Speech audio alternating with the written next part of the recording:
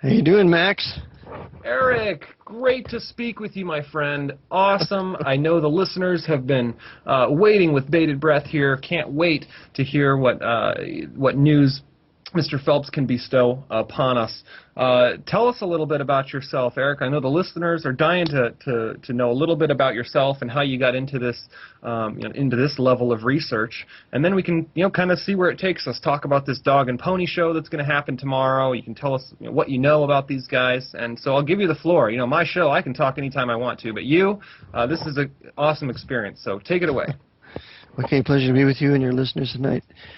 I got interested in this topic while I was in Bible college from 77 to 79, and it started out with studying the Illuminati. And I read a book by Arnold Gaebelein called Conflict of the Ages. And in that, Arnold Gaebelein, who was a very godly Hebrew Christian, he wrote several very good works. He talked about the Illuminati and its connection to the Bolshevik Revolution. He says, and no one will ever really know who was behind the Bolshevik Revolution. But he took it from the mystery of iniquity to the Garden of Eden to the present, and it was a very good work. It's a classic. And from there, I met a historian named Rembert Carter, who was a professor there who had a special class on the Lincoln assassination. And in his bibliography of the works that he recommended a book titled The Suppressed Truth About the Assassination of Abraham Lincoln, written by a lady, Burke McCarty, in 1924. And in that, she showed that the Jesuits were the masters of the Lincoln assassination. And this brought me to the question, well, were the Jesuits the ones behind the Kennedy assassination? Because I was 10 years old when that happened, and happened when I was in class in the 4th grade, and I happened to be in love with my 4th grade teacher, Miss Beals, and when I saw her crying her eyes out, it deeply affected me. And so that made me wonder, what happened. And when I saw the LBJ being sworn in on a Roman Catholic missile there on Air Force One with Knight of Columbus, Knight of Malta, what's his name, Jack Valenti, sitting in the background, LBJ winking at him, I knew that something was very wrong as a young boy then. So the other thing was the conspiracy to supplant the King James Bible with any other Bible that was born out of the Westcott and Hort subversive committee in the mid-1800s with the intent of replacing the AB 1611 with the English Revised Version, which was the Jesuit order's plot to destroy the British Empire. To destroy the British Empire, you had to get rid of the King James Bible. And then they had the Mercersburg movement here, and then the committee here in the U.S. that ultimately gave us the American Standard Version. So it was the English Revised Version in England and the American Standard Version here, with the Jesuits supplanting the King James in both those countries with these heresies to the intent of destroying the Reformation. And so with those things that were on my mind, I thought I need to study on the Jesuit order and show that the Jesuits were behind the Kennedy assassination. But to do that, I had to go back to the beginning of the order in 1534 and trace its history up to the present. So that's how I got started. Wow, absolutely amazing story. You mentioned even a few Easter eggs in there with the Kennedy assassination and the Lincoln assassination are connected, you say, by the Jesuits. Yes. Mm-hmm. Wow. The leading Jesuit in the Lincoln assassination was a man named Bernardin F. Wigot. And Bernardin F. Wigot was a Swiss Jesuit, and when the Jesuits were kicked out of Switzerland in 1847, 1848, right around there, many of them came to the U.S., and Bernardin F. Wigot was one of them. And so he was there at Georgetown. He was a confessor of Mary Surratt. He knew John Surratt, and of course they were the overseers of the assassination. They met in the Surratt house there in Washington to plan the assassination, and John Wilkes Booth was part of that. So you have the leading Jesuit, Bernardin F. Wigot, and I have a picture of him in my book, overseeing the Lincoln assassination, and you have a leading Jesuit, McSorley, out of Georgetown, who was very much involved in the Kennedy assassination. In fact, McSorley became the confessor to Jackie Kennedy after the assassination. So Richard McSorley. So those are the two primary Jesuits openly involved with a hand involved in those assassinations. Wow, wow, and this is the first time I've heard, either of those names. So they must be, sitting behind the guys, behind the guys, behind the guys, it seems like, because we've heard, different names, of course, like Frank Sturgis and, George H.W. Bush and these other Nixon cronies that, were on the ground in Dealey Plaza that day. So it sounds like we got to cut to a break real quick. Eric, thank you so much for coming on today. We'll be right back, and we're going to dive back into the Jesuits. We'll talk a little bit about your book and go from there. Okay.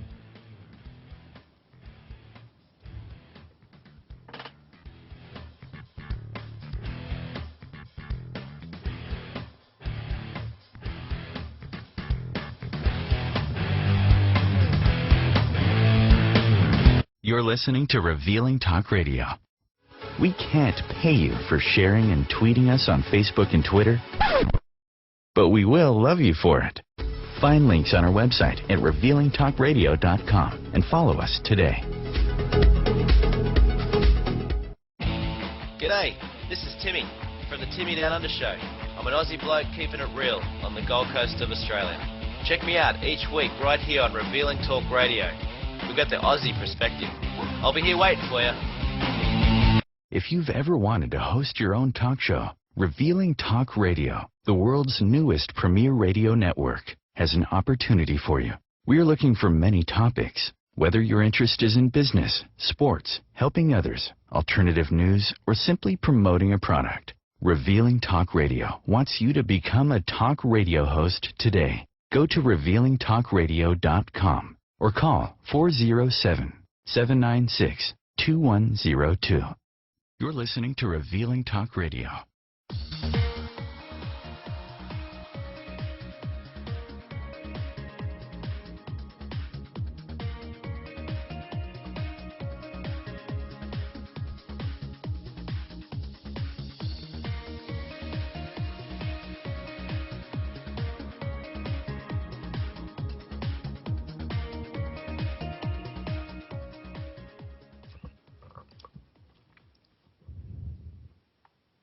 And we're back.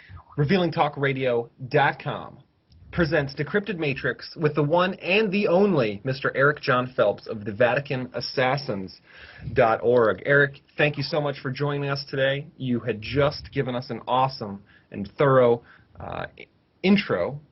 crash course intro to the Jesuits, founding in 1535, and then a couple of the names that you mentioned, Bernardin F. Wiggett and Richard Sorley. McSorley. Richard McSorley. Thank you. A name. They were founded in 1534. 1534. Okay. In Paris. Mm-hmm. Excellent. Excellent. So VaticanAssassins.org is the website. I hear you have a book. I know you mentioned the book. Let's talk about that real quick. Okay. I released my first manuscript in 1999. And then the second manuscript about 2000. And it's about this time F. Tupper Saucy comes out with his Rulers of Evil, who I consider to be a Jesuit coadjutor. Because in his book he defends the Jesuits and their right to rule the world. Even though he does say some things that are correct. But he comes out with his Rulers of Evil about the same time I come out with my manuscript. And then in 2001, I published the first book, which is, 693 pages, 96 pages, something like that. And then I had my book sabotaged on my computer. So I decided that made me mad. So I decided if that's what's going to be done to me, I'm going to triple my sources. So it took me another 4 or 5 years, 6 years, to further improve it. So in 2007, I released my third edition of Vatican Assassins, which was 1,836 pages with 760 pictures and portraits. And I increased my sources of about 1/3 to further validate and verify my conclusions. Wow. Absolutely impressive. Sounds like a work in progress for sure. Well, let's take a quick step back because I think for the listeners, they want to know what this coadjutor word is. I have a feeling that means supporter or like a crony, affiliate. Explain what you mean because I see that as a heavily used keyword on your website, Okay. coadjutor. Actually, it's a coadjutor. Coadjutor, okay. Coadjutor. And it can be either way, coadjutor or coadjutor. When I was talking to this Jesuit coadjutor not far from here in Wilmersdorf with the Jesuit Spiritual Center, I developed a friendship with a Jesuit named Brother Suds, who's now deceased. But he corrected me on the term. It was coadjutor. That's how they pronounce it. So a coadjutor is someone who is a Jesuit operative, but he's not a priest. Oh, okay. So you can find them in all walks of life. Bill Clinton is a Jesuit coadjutor. He was trained by Jesuits at Georgetown. He was their favorite. He was not liked by the senior class of his year because he was too close to the Jesuits. But Bill Clinton was a complete and total Jesuit coadjutor and did everything he was told to do. Wow, I heard the captain of the Titanic was a Jesuit coadjutor. Was that true? That's right. Wow. That's correct. Mr. Smith.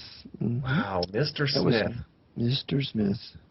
So that I think a lot of my fans are familiar maybe with the conspiracy behind the Titanic, but why don't we dive into that? Because I find that really interesting. What's the short version of why the Jesuits took down the Titanic, and what was the reason they did that for? They took down the Titanic because there were certain wealthy American Jews that were against the Federal Reserve Act. Oh. Guggenheim, of the founder of the Guggenheim Museum in New York City. Then you have the head of Macy's, Isidor Straus. And then you have John Jacob Astor, who was the richest man on board the ship. And all three of these men are against the Federal Reserve Act. So the Jesuits had to get rid of the opposition to their Federal Reserve Act. So they used their key Jesuit coadjutor and head of the American Empire's banking, who was J. Pierpont Morgan. And J. Pierpont Morgan owned the White Star Line, of which Titanic was a part of that line. I also heard that they may have even conveniently switched the Titanic and the Olympic and actually sunk Olympic, and Titanic went to live on as the Olympic, but actually they somehow got the insurance money too, I heard. Yeah, I've heard that rendition, but I really don't believe that. Titanic was built to be sunk. Oh, okay. When it went out on its maiden voyage, it listed to the port side, I believe. So it only was out for 8 hours on its maiden voyage. It couldn't survive any much longer than that. And so when it left the port there in Ireland, when it left Queenstown to cross the Atlantic, there was a fire below the decks. So they were already sabotaging the ship. So by the time it got to the ice field of icebergs, all they had to do was hit one of the icebergs, which they did when they swung the ship to the side and deliberately hit the iceberg. So they definitely built it to sink, and they sunk it. And when they put the flares on the ship, they replaced the emergency flares that were red with white flares, so that if they had to blast off their flares as a cry for help to other ships in the area, the ships would see that why they're having a party. These are white flares and not red flares. So that was that was one of the things they did. Mm-hmm. And then they had some sabotage in the radio room. It was just one thing after another that I document in my book. Wow, of course. Got to check that one out. If you're out there, we'll say it again for the new listeners who just joined, VaticanAssassins.org/store. You can check out Mr. book, constantly revised. What's the most recent copy? As you said, 1,600 pages now? 1,836 pages. With even more sources than before. Mm-hmm. Absolutely awesome. I've got a question coming in. Somebody wants me to ask about the quote, "Get off that ship, provincial." I'm not sure really what that means in the frame of context, but why don't you explain? Yes, Francis M. Brown was a Jesuit novice at the time, and his brother was also a Jesuit, and he was the nephew of the bishop there in Ireland, Well, he was sent to Titanic by the bishop to photograph all the first-class passengers. And when one of the first-class passengers asked him if he would like to have his passage paid to New York, he said, well, I'll have to ask my provincial. Well, he sent a message to his provincial, and the provincial sent out a reply of 4 words: get off that ship. And so he got off. Francis M. Brown went on to be a World War II notable soldier for the English in, I think, the Battle of the Somme. He went on to be a very notable Jesuit in Ireland and England, and of course because he was involved in the sinking of Titanic. Wow. You know, what comes to mind with that is, you know, these FBI agents that got mysterious text messages telling them not to show up for work at the World Trade Centers that morning before it happened. Wow. Wow. Wow. Absolutely. And you have to remember the overseer of the World Trade Center demolition was George J. Tenet. And George J. Tenet is a Knight of Malta. He was the director of Central Intelligence, and he was also on staff of the National Security Council. So that Knight of Malta was a very key figure in facilitating that demolition so that the Muslims could be blamed, so that Rome could ignite their 12th crusade against Islam, and particularly Shia Islam, if they're going to unite the Sunnis against the West. I mean, who else could have that power to allow no photographs at a crime scene, no one can look or touch the crime scene evidence, and we're going to pick it all up and ship it away using controlled demolition to China. And burn it and destroy it. And we're going to use controlled demolition, the same company that was used to demolish the Murrah building in Oklahoma. Oklahoma, yep, absolutely. Tell us about the Knights of Malta. We keep talking about that. I think some of the listeners might be unfamiliar. Give us the crash course on Knights of Malta. Knights of Malta were the first crusading order created by the papacy in 1048 or so. And they were involved in the First Crusade in 1099 to take Jerusalem away from the Muslims, from the Saracens. And so they were a crusading order founded by Blessed Gerard, and this crusading order is a military order, and they were first called the Knights of St. John of Jerusalem, the Hospitallers. Then they were called the Knights of Rhodes when they were driven out of the Latin Kingdom of Jerusalem. They stayed at Rhodes, and then ultimately they moved to Malta, and there they were called the Knights of Malta. And they are a sovereign nation. They have ambassadors to many countries in the world. Their headquarters is in Rome, and the Knights of Malta have their own passports, so they can travel anywhere on their Knights of Malta passports. Oh my! Wow. That's news to me. I did not know that. And some of the most notorious Knights of Malta, and I'm sure your listeners are aware of, are actors like Anthony Hopkins, Sylvester Stallone, Tom Cruise, Bruce Willis, Robert De Niro, Jack Nicholson.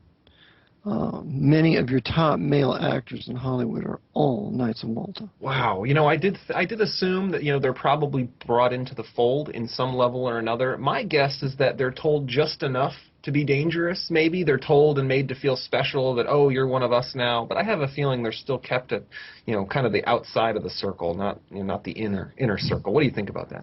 Well, that's probably true to a certain degree. But when they start rubbing shoulders with predominant Knights of Malta,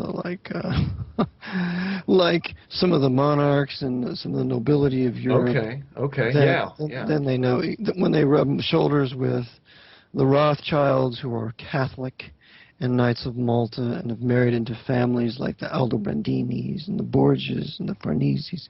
These are the families of power, the 10 Roman families of power. All of them are Knights of Malta, Knights of the Equestrian Order. And they do the ruling of all the banking, all the politics, all the intelligence communities, and goes right down to entertainment. Yep, entertainment. Frank Capra was a Knight of Malta. Wow, didn't know that. Didn't know that. Let's see. Oh, about this election. That's a good entertainment, because that's what we're seeing right now. That's all it is. The illusion of democracy, the illusion of choice. Oh, puppet A or puppet B. They're probably both Knights of Malta. Maybe not. What do you think? What do you know about these two knuckleheads? Well, they're both Masons. Of course. Okay. Barry Davis, Marshall Davis, the communist out of Chicago, who hated white people, very much involved in the uncivil rights movement. And so he was the real father, the real tutor of Obama for 10 years in Hawaii. And this Obama Sr. is nothing more than a CIA cutout to give the illusion that Obama's father was somebody other than the real father. But he is a Prince Hall Right Freemason. And Mitt Romney's a Mormon Freemason. So they're all members of the Masonic Lodge, secretly working together to give the illusion that there are elections when there are no elections. There have been elections in this country since probably no later than JFK. Wow. Wow. So, let's back up real quick to Obama's father. I missed the name that you had said about his father. His father's Frank Marshall Davis. Frank Marshall Davis. Okay. Yep. Frank Marshall Davis. He was affiliated with Saul Alinsky, a Jewish communist in Chicago. And it's very intriguing that the connection of Bill Ayers to Obama is a result of this, because Bill Ayers is quote-unquote off to the left, yet his father is a high-level CIA intelligence operative. I was going to say, I thought there was the CIA connection with Obama, because doesn't he have 2 missing years at Columbia? Insiders are saying that's correct. Yeah, he's a CIA agent. Yep. Absolutely a CIA creation. See, and this is what the Pope's CIA wants. They want a quote-unquote left wing. There's no left-right. It's all top-down, you know. But for the sake of being, familiar with this, they create this left-wing socialist, communist, Jewish, black entity that's left-wing. And Obama's going to represent that, and he's backed by all these quote-unquote Jews, and they're papal court Jews, yep. like Saul Alinsky and others, his campaign manager, and then Rahm Emanuel. These are all left-wing papal court Jews and leading blacks. And then you have the right-wing whites that are the Fox News boys. So you have the left-wing socialist communist CNN and MSNBC, and the right-wing Fox News, John Birch Society, etc. But the Jesuits and the CIA control both factions, so that the synthesis of their Hegelian dialectic will be completely in their hands. Absolutely, both sides. And the synthesis they want here is right-wing fascism. So, and my wife just told me this evening that it's reported that the voting machines are registering for Obama when people are voting for Romney. I said, why, of course. That's exactly what I said. Of course. They're going to put Obama in for another 4 years, and they're going to drive the white people of this country to utter desperation. And then to drive them into right-wing fascism, into the arms of somebody like Jesse Ventura, who just recently announced his candidacy for presidency in 2016. Oh, my. the end game is right-wing socialist fascism here, because they have 6 million Jews to kill in North America. Wow. And you never kill Jews in the name of communism. You always kill Jews in the name of fascism. Interesting. Let's cut back to the missing 2 years. Obama, well, you're saying we might have another 4 years. What about these missing 2 years? Any idea where he was in those 2 years? Or? Well, I'm sure he was traveling around under CIA orders to Indonesia and to Pakistan and to all these places. Likely. So you mentioned some names. Obama's white papal masters. I think you mentioned a few of them in this last explanation. You had an amazing article, the Obama's white papal masters, that just kind of names every single one of them, their connections, and goes right down the chain. What are the most significant ones for the readers who haven't seen that article? That's huge on the internet, but there's still some who haven't seen it yet. What are the big names that you'll find on there for the listeners who are just tuning in? One of the names is Greg Galuzzo. Greg Galuzzo was a Jesuit in Chicago, for whom Obama worked, for whom Barry Davis worked, when Davis was in the Gamaliel Foundation. So Greg Galuzzo founded the Gamaliel Foundation, for which Obama then worked in Chicago. Greg Allouza is, quote-unquote, no more a Jesuit, but you never cease to be a Jesuit when you're a high Jesuit. And then there's other men like Zbigniew Brzezinski. Zbigniew Brzezinski, the creator of bin Laden, is also another creator of Obama. Brzezinski, yep, I remember. He's responsible for genocide and all kinds of things. Oh, he's a Knight of Malta. He's most beloved of the Jesuits. He has honorary degrees from Georgetown and a few Holy Cross, I think, and a few others. I named that. So he is a complete and total foreigner, traitor, Roman Catholic, Knight of Malta, CFR member, Bilderberger, trilateralist. That's a criminal, just like Henry Kissinger. And he is one of the creators of Obama. Another one is Joseph A. O'Hare. Joseph A. O'Hare is a former head of Fordham University. He's a presider at the Council on Foreign Relations in New York. Joseph A. O'Hare is one responsible for putting Michael Bloomberg in office as the mayor of New York City, that papal court Jew. And so he's another master of Obama. And when you saw Obama and Romney at the Al Smith dinner. Hold that thought, Eric. We're going to cut to a break. We'll be right back, and we'll go dive into the Black Pope as well. Can't wait to hear you talk about that. We'll be right back.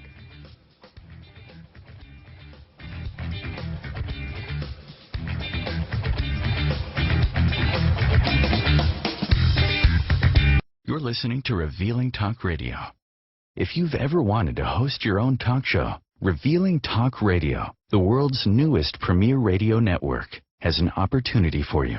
We're looking for many topics. Whether your interest is in business, sports, helping others, alternative news, or simply promoting a product, Revealing Talk Radio wants you to become a talk radio host today. Go to revealingtalkradio.com or call 407-796-2102. Variety is a spice of life, and why not spice up your life with the Joe Show on Revealing Talk Radio? Monday through Thursday, 10 p.m. Eastern, 7 Pacific, the Joe Show goes live and brings you a variety of guests. We have guests such as celebrities, authors, comedians, musicians, and so much more. All this only on the Joe Show, live Monday through Thursday, 10 p.m. Eastern, 7 Pacific, on Revealing Talk Radio. This is Matthew Cooper from the Positive Control Systems Show. All behavior is communication. Tune in and learn how to properly communicate with your family and everyone around you. Join me each Wednesday at 11 p.m. Eastern, 8 Pacific, right here on Revealing Talk Radio. You're listening to Revealing Talk Radio.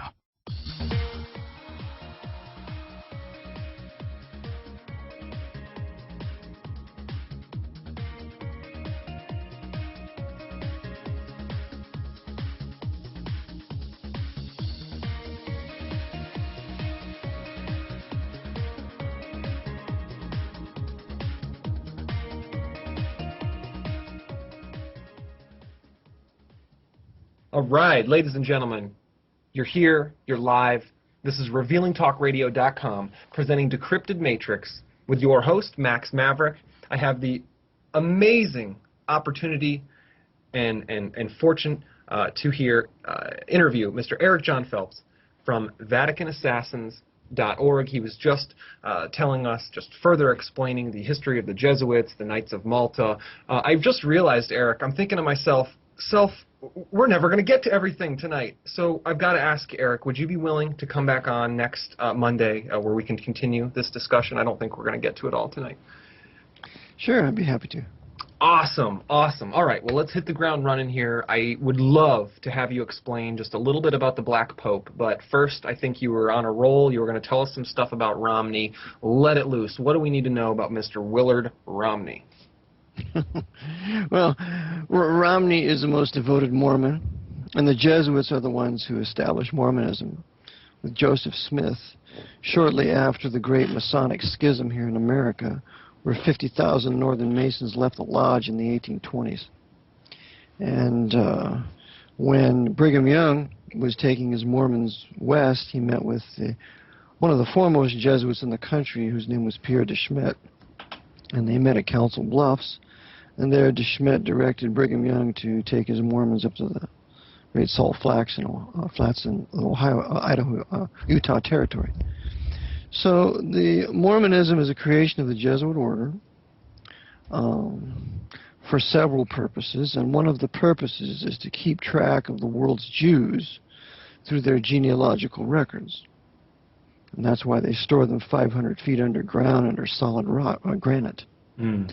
So it's a Masonic organization, and in fact, I just reviewed some of their doctrines in a very good work titled Secrets Mormons Don't Want You to Know by Richard and Cindy Benson. And it's a very good book. I highly recommend it. You can purchase it at Schick Publications. But Romney's a Mason, just like the Mormon Prophet and the 12 Apostles. They're all Freemasons. You have Masonic symbols in the Mormon Temple in Utah. And Scottish Rite Freemasonry, and around now all Freemasonry is subject to the Jesuit General, because they wrote all the high rites. They've infiltrated it all that they didn't create, and they control the craft worldwide now. So that regardless of if they're black Freemasons of Prince Hall Rite, or Scottish Rite, or Grand Orient, or York Rite, whatever it is, the Jesuits control every facet of Freemasonry for the purpose of bringing more and more temporal power to the Pope of Rome. Oh. Romney's part of it. Interesting. So that goes for the magic underwear, too, right? I mean, of course. These Masonic symbols are on the magic underwear. Compass in the square. The compass. It's called the holy underwear. Wow. And some Mormon holy underwear actually has a Baphomet on it. I have that picture, too. Oh, the horned goat. The Baphomet, yeah. Baphomet. Mm-hmm. Wow. And, some of the low-level ones, they probably don't even know, have no idea where these symbols come from, no idea what, No. Now, when you become a member of the Order of Melchizedek after they've anointed your privates in the silver bowl, which nobody talks about, in the Mormon temple, then you get that special holy underwear with a Baphomet. Yeah. Great. Well, enough about the holy underwear and the Mormons. Let's jump back to the election here real quick, because it's so relevant. I mean, what happens tomorrow? What do we need to know, or what should the listeners know as far as, the Jesuit manipulation here, from a high level, as far as what do you see happening after the election? I know some listeners are curious about this, the timeline on the war with Iran. Do you know a specific timeline? It sounds like they're both on that war bandwagon, and Iran seems to be next on the list. That's true. No, well, first of all, they're going to put Barry back in office, and there's going to be evident voter tampering, and this is it's intended to unite all the white people, regardless of their religion, particularly Catholics and Protestants and Baptists. It's an ecumenical movement of Rome to unite them politically. Okay. So it's going to further divide the blacks and the whites. You're going to have the blacks and the Democratic side all backing Obama. 95% of them voted for Obama. And you're going to have the whites, most of them voting for Romney. And when there's this obvious fraud, it's going to infuriate the whites. Okay. You couple this with and remember, the real master of Obama, you remember, Obama's not the president. Right. He's just Toby. The real president is Joe Biden, that Roman Catholic. And he has honorary degrees from Jesuit universities, specifically St. Joseph's University in Philadelphia and the University of Scranton in Scranton. So he's the real president. And when they finish shoving down our throats all the horrible legislation that they have planned, which includes gun confiscation, they are going to drive this white people in this country to utter desperation and rage and anger. And then they'll be in a position to want to go for a militaristic leader who will essentially be fascist, and all of this will be blamed. All of this left-wing, quote-unquote, oppression and legislation will be blamed on the Jews. So that's what's coming for this country, as I see it. What they did in Germany, they're going to do it here. The next thing is to successfully pull off an occupation of the country and to start filling the somewhat 600 concentration camps we have here. You have to engage in a foreign two-front war. And so we're going to have a war in Iran, and we're going to have a war in the Far East with China. That's why the Jesuit General Peter Hans Kolvenbach resigned in, 2008? And this is the first time a Jesuit general, a black pope, has ever resigned. And they then elected Adolfo Nicholas. Well, Adolfo Nicholas was a provincial in Japan. He speaks perfect Japanese. He's a martial artist. He's highly in shape. He is the one that's going to be orchestrating the war in the Far East. Peter Hans Kolbenbach, he'll be orchestrating the war in the Middle East because he was the provincial in Beirut. And the provincial in Beirut was the provincial of Syria, Lebanon, and Egypt, meaning that he ran the cities of Cairo, Damascus, and Beirut. So he will be, and he speaks, 8 languages. So he speaks Arabic, so he will be overseeing what goes on in the Middle East, while Nicholas will be overseeing what goes on in the Far East, and they will be coordinating the war on these 2 fronts, to the end that ultimately the U.S. will be betrayed. Joint Chiefs of Staff will betray our troops in both fronts, as Hitler's German armies east were betrayed. And then we will have our Navy scuttled, and then we will be successfully in Soviet Muslim invasion. Japan will be on the side of the Red Chinese, along with Korea and Taiwan by this time. It will be a huge Mongol invasion of the West Coast. That's why Clinton gave Long Beach to the Chinese. That's why the company that inspects every container that comes into California is a Chinese company. That's why they gave China, Red China, the locks at the Panama Canal. That's why they gave Hong Kong to Red China. So they're building Red China for the purpose of using it militarily for our invasion. By the way, Alexander Haig, the late Alexander Haig, whose brother is a Jesuit and a Knight of Malta. Alexander Haig was a Knight of Malta. Alexander Haig was a senior military advisor of the Chinese Overseas Shipping Company. So the Knights are busy building China for our coming invasion. That's why they gave all of our military secrets to Wen Ho Lee, and Wen Ho Lee then turned around and gave it to his Red Chinese handlers. CIA and Chinese Secret Intelligence Service working together. So this is what they're planning for us here. Martial law, persecution of the Jews, the 2-front war, ultimate defeat, and then a Sino-Soviet Muslim invasion, the partition of the country. My jaw here is on the floor, Eric. Absolutely mind-boggling stuff you've just dropped on me and on the listeners. Thank you so much. This was unreal. If I had to get just a little bit more specific, Eric, if you had to guess, when they will touch down with the war in Iran, are we talking a few months? Are we talking still a year out? What would be your more precise timeline if you had to guess? Well, I would say next year, after the quote-unquote election, when Barry's put back in power. Because remember, Obama hates the Shiites. Obama is a Sunni. And so he hates the Shiites, and so he's very much willing to wage a war against Iran, because in Iran, it's all Shia, and there's not one Sunni mosque in Tehran, as well as there's 20,000 Jews there. It's 20,000 Jews to kill. So they're going to wage war into Iran, and I would say next year would be probably the time to do it, because they have 4 carrier groups there. They got they have 4 carriers with the Enterprise, and I mentioned that they might sink the Enterprise to justify an invasion of Iran. Then France sent the Charles de Gaulle carrier over there, so you have 5 carriers. So they have Iran pretty well surrounded in preparation for this war. They got U.S. troops in Afghanistan, Pakistan. They got U.S. troops still in Iraq. Don't tell me they're out of there. We got 14 bases in Iraq. So it's all surrounded in preparation for this war, because Iran has to go down if the Sunni world is to be united against the West. So I would say sometime next year. Interesting. And I had heard also, I couldn't confirm this myself yet, but I had read somewhere that Iran was also one of the few, maybe 5 countries left that did not want to participate in the overall, Rothschild banking system, the central banking system. They're not really brought into that quite yet. Is that true?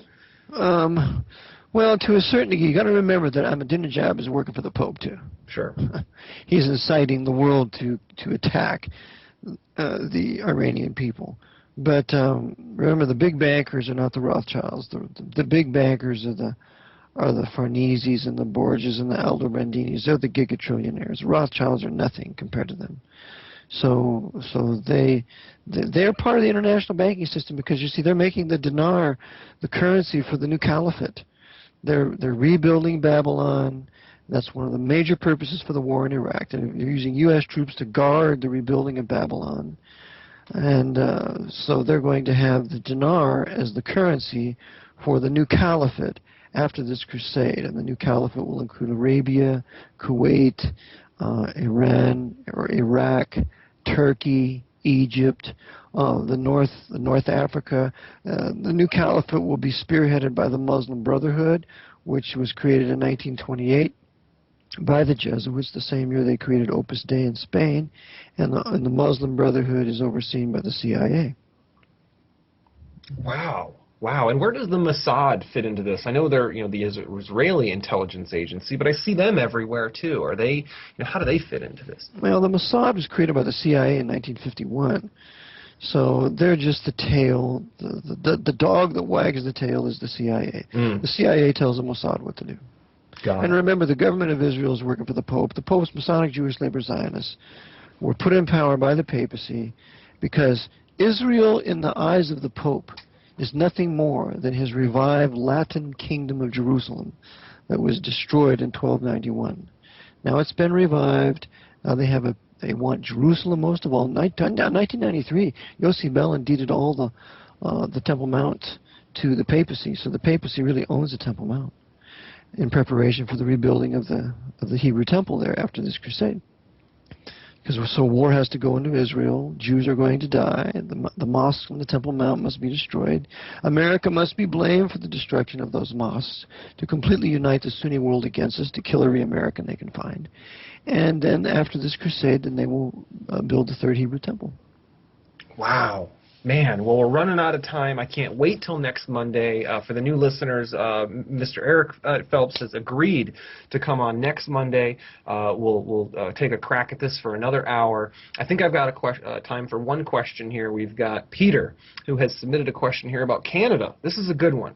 He says, ask Eric, what's in store for Canada in the long run? Will it be a safe place to be in? Will it be martial law in Canada too? What would be maybe a safe country to run off to, if not Canada? Canada will be under martial law, right along with the U.S., right along with Mexico. They're going to have their North American Union, which will be their Axis power. That's why they're bringing all the alien Roman Catholic Mexican invasions in here into the U.S., opening the borders to them. Janet Napolitano is the Dame of Malta. They're facilitating all of this for the coming forced unification of Canada, U.S., and Mexico. And so all of it will be under martial law. I recommend if you're Canadian, the best place to be is in like Nova Scotia, New Brunswick, that general area in the eastern part of Canada, because I believe when the invasion takes place, European forces will get that portion of Canada and the New England area of the U.S. But the historic white Protestant areas of Ontario all the way to the British Columbia is going to be occupied by the Russians and the Chinese. Wow. So I would just stay in the eastern portion of Canada if he's there. Sounds good, Eric. Well, that concludes the show for tonight. Decrypted Matrix with VaticanAssassins.org. Eric John Phelps. Thank you so much, Eric. We can't wait to see you next Monday. For the listeners out there, go to VaticanAssassins.org/store to check out Eric's book. Any final words for the listeners, Eric? No, other than believe in the Lord Jesus Christ and thou shalt be saved. Sounds good, Eric. Appreciate the time. Thanks so much for coming on. We will see you next Monday. All right. Lord bless, Max. Bye-bye. Thanks.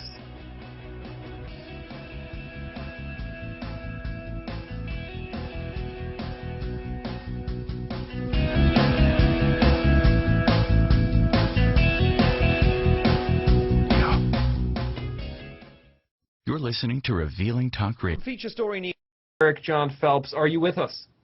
Yes, pleasure to be with you, Max, and your listeners tonight. Awesome. Couldn't be more thrilled about tonight's episode. Man, we covered a lot of topics last time. You even surprised me with a few. And I think it's important that maybe we start off with this election. I think you probably have some information now that the election has concluded, and you were absolutely right. Obama was given another 4 years, and I want to know, what are your thoughts on this? What more can you bring to the table regarding the election 2012? You know, there were several guys that were saying that Obama would be put back in office, but very few of them said why. And really that's the question, why? And I maintain that now that he's a lame duck president, aided and abetted by a Democratic Senate, he can do whatever the Jesuit order tells him to do through their most illustrious Jesuit at his right hand, Joe Biden, as I mentioned, who has 2 honorary Jesuit degrees, one from St. Joseph's University in Philadelphia and the other from the Order's University of Scranton in Scranton, which is, by the way, a big recruiting station for the CIA. So we have another term of Barry Davis Obama, the notorious communist, homosexual, Sunni Muslim, everything that he embodies, everything that the Jesuits want as an enemy when they raise up their fascist, white fascist backlash, probably in 2016. So Obama, Barry Davis and company are going to be involved in passing the most horrible legislation. Every handgun, every rifle, and every shotgun, so that the American people will not be able to defend themselves from a political tyranny. And they're going to do that. They're going to raise the income taxes to further destroy the historic white Protestant and Baptist middle class and those others who have become middle class because of the Reformation. And so with the confiscation of the guns, more loss of personal liberty and private rights, it's just going to spiral into the ionosphere, and all the white people are going to be driven to unite.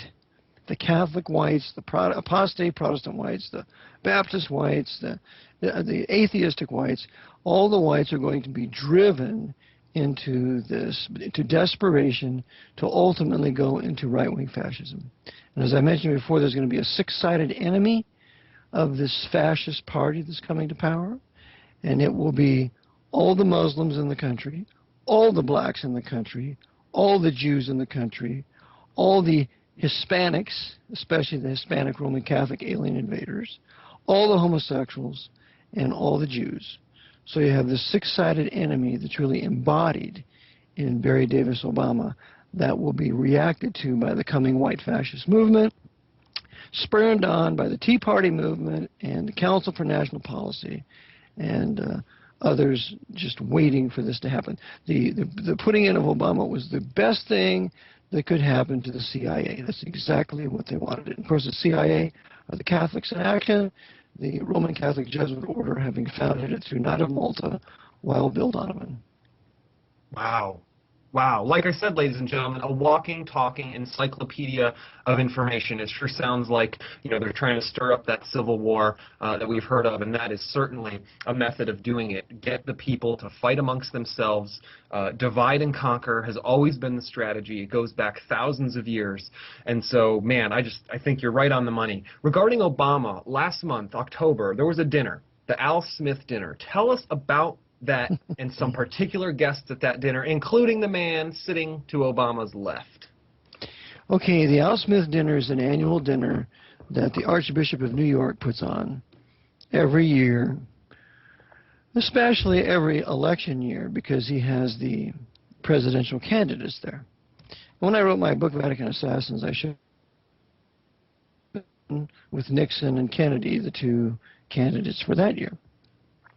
And it's a demonstration of the political, economic, social power of the Archbishop of New York, because therein you see the real people of the Pope's white power structure in this country. And one of the men sitting the man sitting to Obama's left, according to a picture that was sent to me by one of my fellow researchers, Brother Nicholas Rivera, the man sitting next to him was a man named Christopher C. Quick. Now listen to this guy, his accomplishments and who he is. Chris C. Quick is an alumni of Jesuit Fairfield University, an alumnus. He's on its board of trustees, Remember, Jesuit Fairfield University is in Connecticut. He's on its board of trustees, a member of the board of directors of the Alfred E. Smith Foundation. Remember, Al Smith was a prominent Knight of Columbus.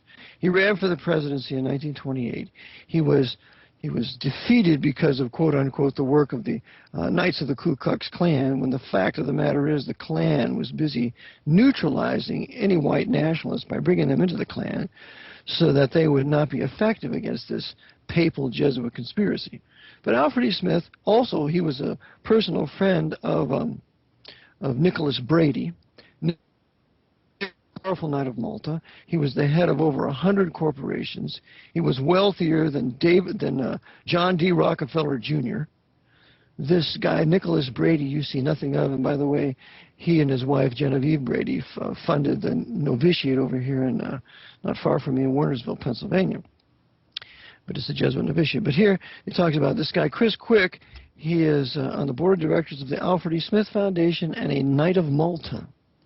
Okay? Wow. Wow. And ladies and gentlemen, the picture that he's referring to is up on the Facebook page for Vatican Assassins, as well as the Facebook page for Decrypted Matrix. This is absolutely mind-blowing stuff. Check out the picture.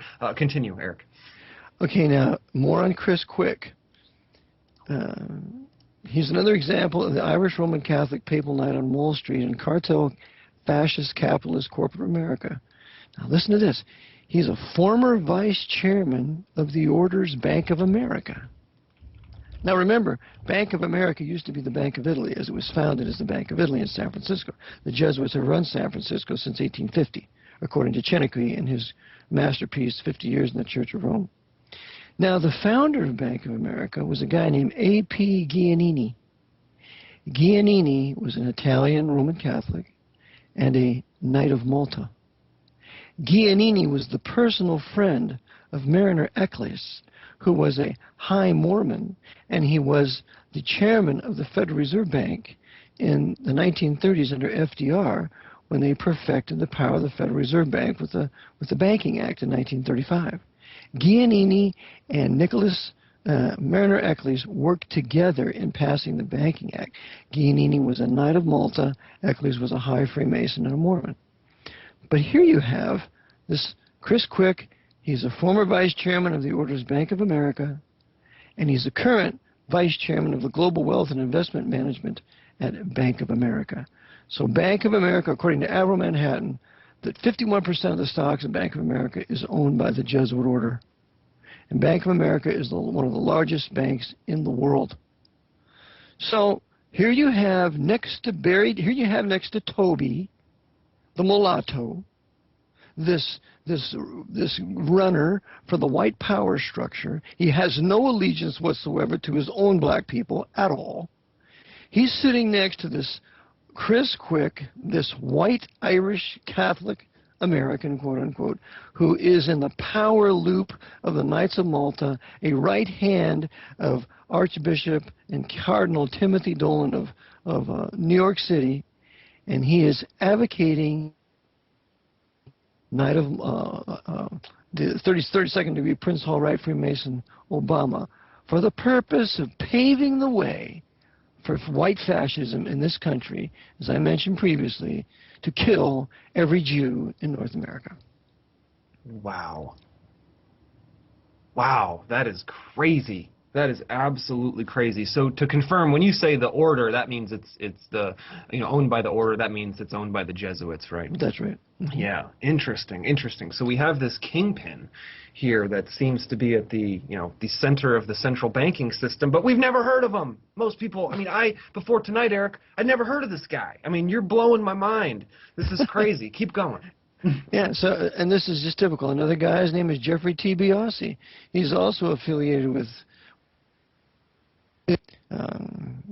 J.P. Morgan Chase. Remember, J.P. Morgan Chase is run by the Knights. He's also affiliated with Goldman Sachs. Goldman Sachs is run by the Knights of Malta, not the Jews. It originally was founded by Jews, but it's completely run by the Knights of Malta. All your major banks in New York are run by the Knights of Malta. So with these men, Jeffrey T. Biasi, Chris Quick, the founders of these other banks, they're all high knights of Malta, busy serving the papacy. And as I mentioned previously, the most powerful financial families in the world are all Romans. They're the Borgias, they're the Farneses, they're the Aldobrandinis, the Colonnas. All these are Italian Roman Catholic families, all high knights of Malta, running the finances, the currencies, and hoarding the gold of the world. There are no Jews involved in this, and the Rothschilds who are involved, they're all Catholics, and they're Knights of Malta. A Rothschild man married an Aldobrandini female just recently or last year. They're all working for the papacy. The Jews run nothing. Wow, and that's so funny because how often do we hear, those other hosts and other websites that think they know what's going on? They're like, oh, the Jews own everything. It's all about the Jews and blah, blah, blah. You must just laugh at that, huh? Yeah, it's ridiculous. And it's ridiculous not only in true history, but it's ridiculous biblically. In Luke chapter 22, Christ warns about what's happening in Jerusalem, and he said that Jerusalem shall be trodden down by the Gentiles until the times of the Gentiles be fulfilled. And when the times of the Gentiles be fulfilled, then the Lord Jesus Christ will return, and he'll establish his millennial kingdom. He'll smash all the enemies of born-again nation of Israel that has survive the Great Tribulation, the time of Jacob's trouble, and then he will institute his millennial kingdom when Israel will be the greatest nation on the face of the earth. It will be the head of all nations, etc., as we read in Deuteronomy 28 and so on. But right now, or since 606, since the first captivity of the Jews by the Babylonians in 606 BC, we are living in the times of the Gentiles, and it's going to continue. Therefore, the Gentiles, the nations, are the ones who run Jerusalem, not the Jews. The Jews running Jerusalem are running Jerusalem for the benefit of the papacy, not for the benefit of the Jews living in Israel. Wow, that's a really good point. I'm glad you put it that way because that makes it a lot more, much more clear, not only for myself, but I bet for many of the listeners out there that this is such, there's such a thin line sometimes with the information we can find about, the Jews and the Zionists and the Knights of Malta. And I think everybody, and I'm even guilty of it myself, is just putting them all into the same big basket. Oh, they're the ones that control the world. Well, you're really more complicated than that, and thanks to you, it helps us decrypt this very messy situation. Mm-hmm. And remember, too, that the Jesuits are the true authors of the protocols of the Elders of Zion. And I discovered this years ago, but then I also read it in Leo Lehman's great work, Behind the Dictators, written in 1942. That Leo Lehman was an ex-Irish Roman Catholic priest, and the man was saved, came to know Christ, and became a missionary to the Catholics in New York City. And he wrote his work Behind the Dictators in 1942, and therein said that the Jesuits were the authors of the protocols. So the protocols of the Elders of Zion, the high Jesuits consider themselves the real Zionists. They are the labor Zionists. Oh, wow. And this whole Zionist movement really began not with the Rothschilds or not in England with the Fabian Socialists. It began with Napoleon Bonaparte. Oh, my. Napoleon Bonaparte called for making Palestine a homeland of the Jews. And why? Because Napoleon's advisor, his director, was Abbe Sieyès, who was the second person on the consulate, because there were three, Ducos, Sieyès, and Napoleon. And Sieyès was the one who directed Napoleon in all of his military battles and what to do and so on. And so Sieyès told Napoleon, you want to have Palestine a homeland for the Jews. And another guy who advocated this, even before that, was Christopher Columbus. Yep. Christopher Columbus wanted to see the rebuilding of the Hebrew temple and Palestine as a homeland of the Jews, because Christopher Columbus was a Spanish Jew working for the papacy. Wow. Yep. Now, some would say Palestine, some would say Jerusalem. Speaking of Jerusalem, doesn't the Bin Laden family have some kind of ties to Jerusalem? I've heard this. Please elaborate. Well, the Bin Laden family is Masonic, and it's connected with Masonry in the Middle East through the Grand Orient Lodge of Cairo, and there's another big lodge in Istanbul, Turkey. Those are the two big Muslim lodges where the vast majority of your Muslim leaders come from. And the Bin Ladens are part of that. And so the Bin Ladens have been doing business with the Bushes for 25 years. And and the Bushes, because are absolutely connected to the papacy. We know that George Herbert Walker Bush is a Bonesman, so is George W. Bonesman, but George's brother is a Knight of Columbus, and George Herbert Walker Bush's brother, Prescott Bush Jr., is a Knight of Malta. I maintain George Herbert Walker is a Knight of Malta too, because he entertained the former Grand Master of the Knights, Andrew Bertie, in the White House in the 1990s, I believe. So what we have is just the Bush family, totally connected to the Vatican, totally connected to bin Laden, and of course they all want Jerusalem to be directed by the Pope, overseen by the Jesuit order. This is why in 1993, Yossi Beilin, under the direction of Perez, at the time of the Oslo Accord, which was a distraction, he gave all the holy places in Jerusalem to the papacy, and especially the Temple Mount. So the Temple Mount is the property of the Pope. And when I was in Israel the last time, I'd say it was 8 years ago, one of the leading guys there in the city that I was talking to says the Vatican owns 60% of all the land in Jerusalem. Oh, 60%. man, I absolutely believe that. Absolutely believe that. Hold that thought for just a second. We got to cut to a break real quick. As soon as we get back, we're going to hit the ground running with Mr. Eric John Phelps. We're going to continue with the Jesuits and then, whatever else we can squeeze in. So hang tight. We'll be right back. You're listening to Revealing Talk Radio, Decrypted Matrix with Eric John Phelps of Vatican Assassins.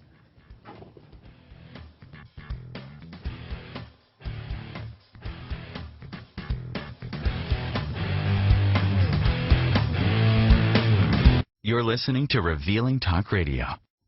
We can't pay you for sharing and tweeting us on Facebook and Twitter, but we will love you for it.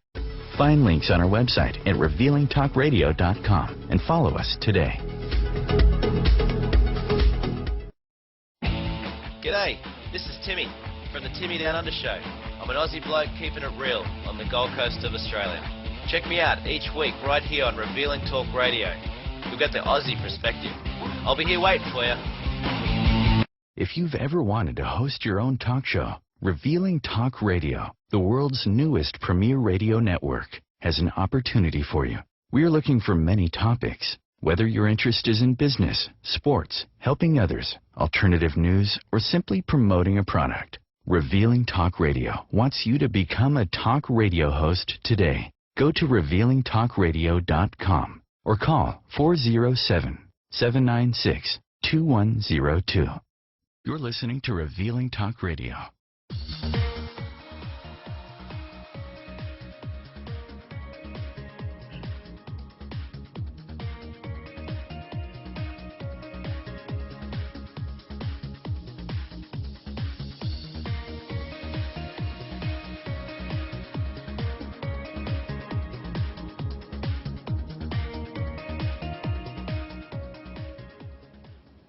Oh, yeah, we're back, and we're going to hit the ground running. We've got Eric John Phelps from Vatican Assassins, author of Wounded in the House of My Friends. If you're interested in that, you can hop over to vaticanassassins.org/ 1,836 pages, almost 2,000 pages of information about the Jesuits, 700 photos. There's a bonus CD.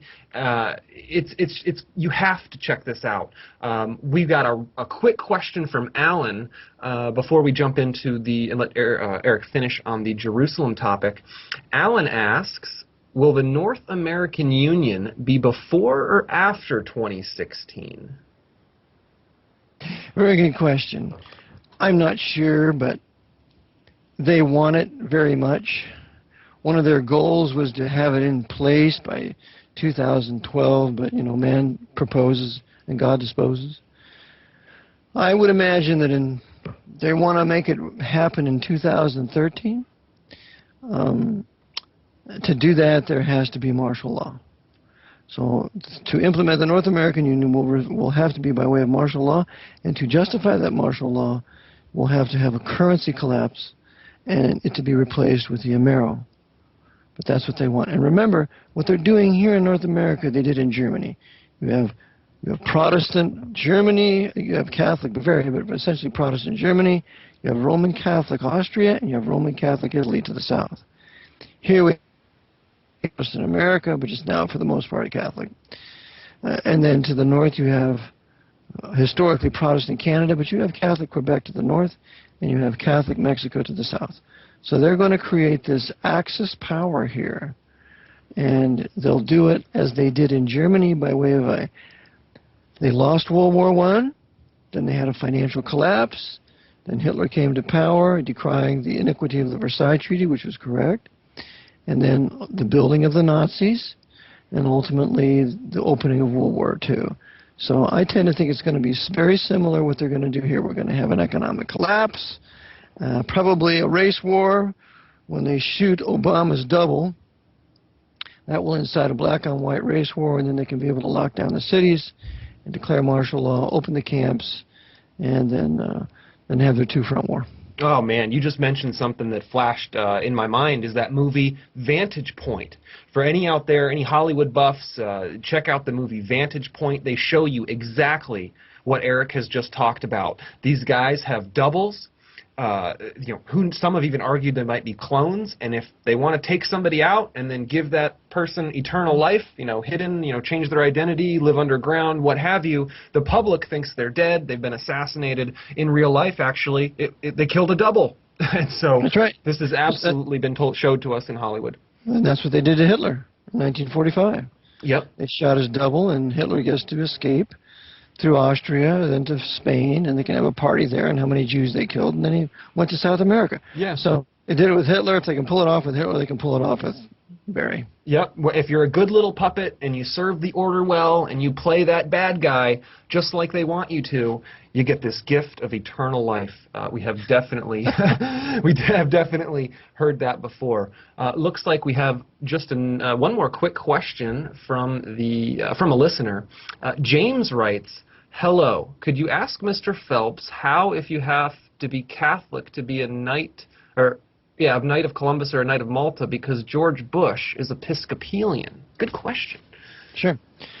There are Protestant Knights of Malta, there are Jewish Knights of Malta, there are Catholic Knights of Malta. Now, the original order is Catholic, but you also have a Protestant branch of the order in England.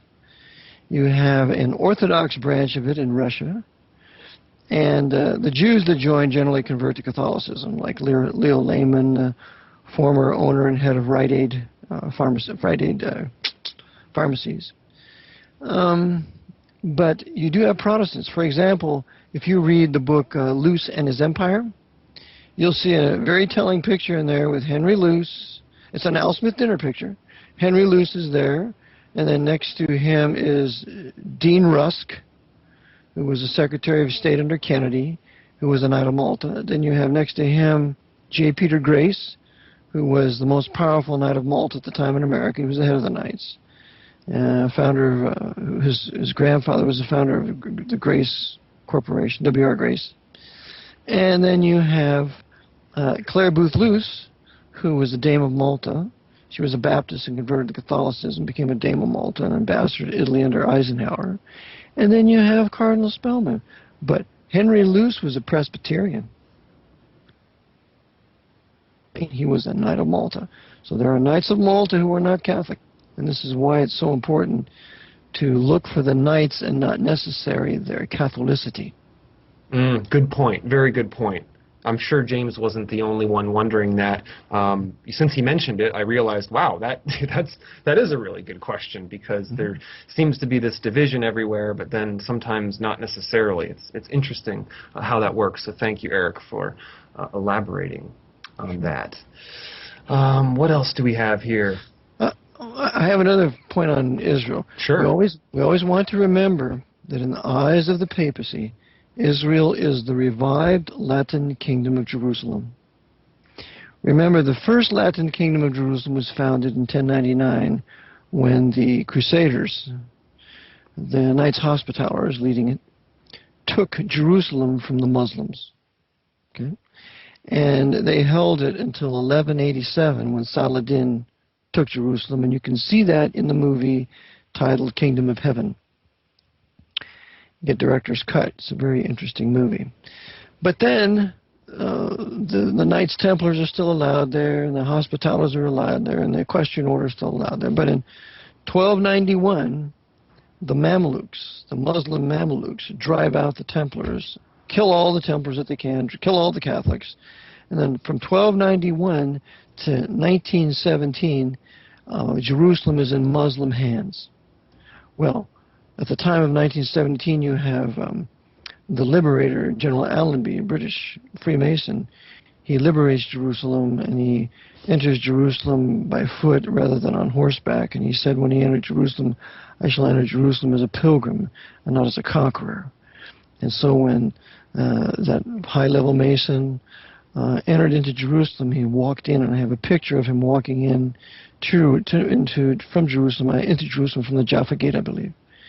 And so, because the Jesuits are in control of the British Crown since no later than King George III, the Jesuits, using Great Britain, took Jerusalem from the Muslims.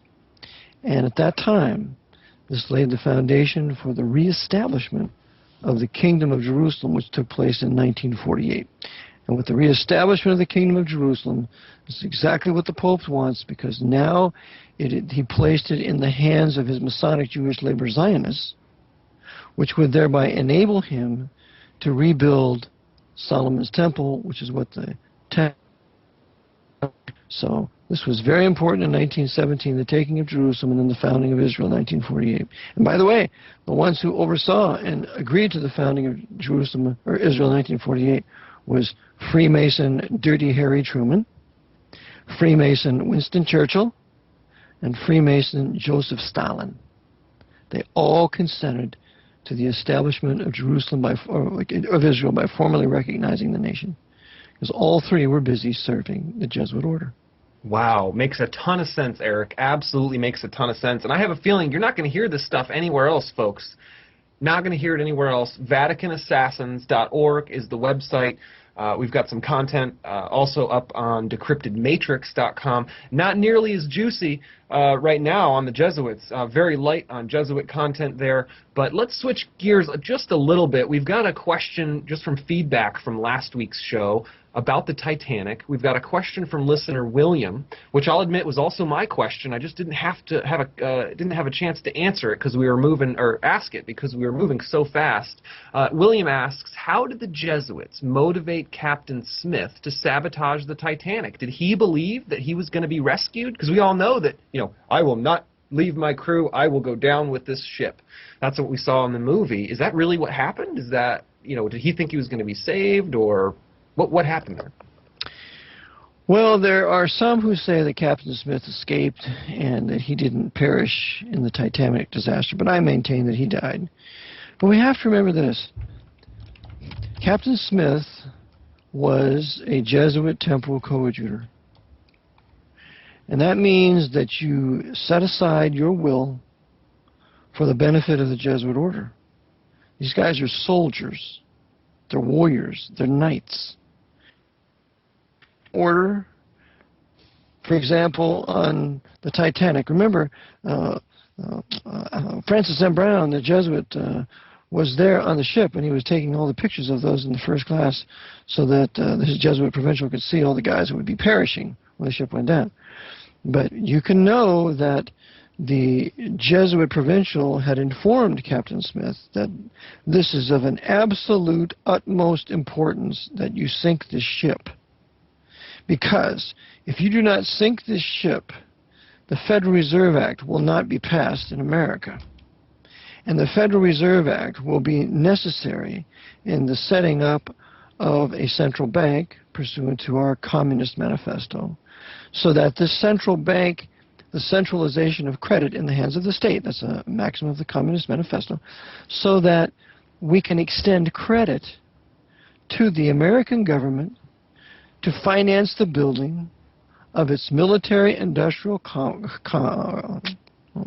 complex, which includes the steel industry, set up by J.P. Morgan, and his first head of it was a Knight of Malta. So we're going to build this huge steel industry. We're going to build a huge shipbuilding industry. We're going to build a huge war industry in America. And to do this, we have to have the Federal Reserve Bank in place to extend its bogus credit out of nothing to the American Congress so that it can pass bills and then finance the building of this complex to conduct the Pope's crusades to restore his temporal power. So I'm sure Captain Smith knew this. And by the way, the Jesuits had fomented a strike in London just about a week or so before Titanic was to set sail, and they replaced all the normal hands of the ship that were in a union with other hands. These were different men that were not generally on the Titanic. Interesting. So back to Smith, he must have taken an oath, right? A Jesuit oath of some kind? Absolutely. And remember that Francis M. Brown had spent time with the captain and the entire officer crew before he left the ship. And you can know that he was giving them the orders, this is what must be done. Wow, and it must be done because of the people on the ship who opposed the Federal Reserve, correct. Right? And they were going to be like John Jacob Astor. Wasn't he the most wealthy American at the time? And he had the power to stop it. He had the power. He was the wealthiest man on the ship. Yeah, and he was very wealthy. And then you had the head of Macy's, Isidor Straus, who was a Jew. He was very influential in New York. He was a personal friend of Louis Brandeis, who at the time was against the Federal Reserve Act. Louis Brandeis later becomes a traitor because he's the one who delivers the wicked Erie Railroad decision in 1938, which destroys all common law procedure on a federal level so that we can all be all under Roman civil law and in privilege. But at the time, Louis Brandeis was against the Federal Reserve Act, and he and Isidor Straus and Benjamin Guggenheim were in agreement on that. So Guggenheim had to go, Straus had to go, and Astor had to go, and they all went down. Wow, I usually don't delineate, between good guys and bad guys, but if I had to here, it sounds like there were some good guys on that ship that knew how bad the Federal Reserve would be for humanity and for America in the long run, and the bad guys knew it. They knew how dangerous they were, and right. Man, that is it's so great that we have you to help shine some light on this. Yeah, and remember this, J. Pierpont Morgan, that white Gentile Episcopalian, he was no Jew. He was the Pope's banker for North America. He was the all-powerful banker in North America, managing the Pope's banking affairs here. He was the one responsible for the economic crash and the gold rush in 1907, which then was used to justify the creation of the Federal Reserve Bank in 1913. Oh, the timing. You're right. That was interesting timing. The gold rush and the Federal Reserve makes total sense. Yeah. So we're going to create a crisis on the gold issue so that we can justify having an expanding and collapsing currency, so we can prevent anything like this from ever happening again when they have facilitated more booms and busts than when we were having gold and silver coins in circulation. Yeah, problem, reaction, solution. It's that Hegelian dialect. We see it all the time. Ooh, we want to bring in this new solution, but how are we going to do it? Oh, we got to create a problem first. We'll make the people react, and they'll even want it. They'll ask for it. They will beg for it practically. That's correct. That's exactly what they're doing with the second term of Obama. Interesting. Switch gears just a little bit. We've got a new question from a listener. Hi, can you ask Eric Phelps if he knows, as it's increasingly in the news now, if pedophilia and polygamy will eventually become legalized? And if so, will this be before the 2016 black versus white race or after? Well, they're legalizing marijuana. We're in Washington State, and what's the other state? Colorado. And just as an aside, it'll be interesting if they legalize only cannabis. Now, I'm for the legalization of it, but not to answer, and you want to increase your appetite, because I have a good friend who was in the hospital in Israel, and he smoked marijuana and increased his appetite, and today he's alive. And also you can make this wonderful oil out of cannabis, and if you take a few drops a day, according to this one gentleman, it completely reverses prostate cancer. So it has a wonderful medicinal use, but just to smoke it at random, I never met anybody that was smoking marijuana didn't have a mind problem, didn't have a memory problem. And I was in the 60s, 70s generation when everybody was blowing dope, except me, because I was deathly afraid of my father. But it wouldn't surprise me that they would do something like this. And by the way, the point I wanted to make was it's interesting if they legalized cannabis but not hemp. Yeah. Because you see, you can make anything out of hemp. You can make clothing out of hemp. You can make car bodies out of hemp. You can make food out of hemp. You can make anything out of hemp. Jefferson said American would be great because America's rich in hemp.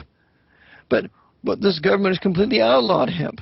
Yeah. So I'm very interested to see if they're going to legalize cannabis, but they're going to keep hemp outlawed. That would be I would bet they will, and because I did a whole episode on this a few months ago, and what I found was that you're right. The hemp is extremely strong, fibrous biomaterial, and you can make better paper, better rope, better alternatives to plastic that are even eco-friendly now. Yes, so, of course, it's a threat to all the chemical companies. It's a threat to all the it's a threat to the chemical companies and the oil monsters, because the Pope runs all the oil industry. Yeah. Well, let's cut to a break. We'll be right back, and thanks for tuning in. Revealing Talk Radio. Eric John Phelps, Vatican Assassin.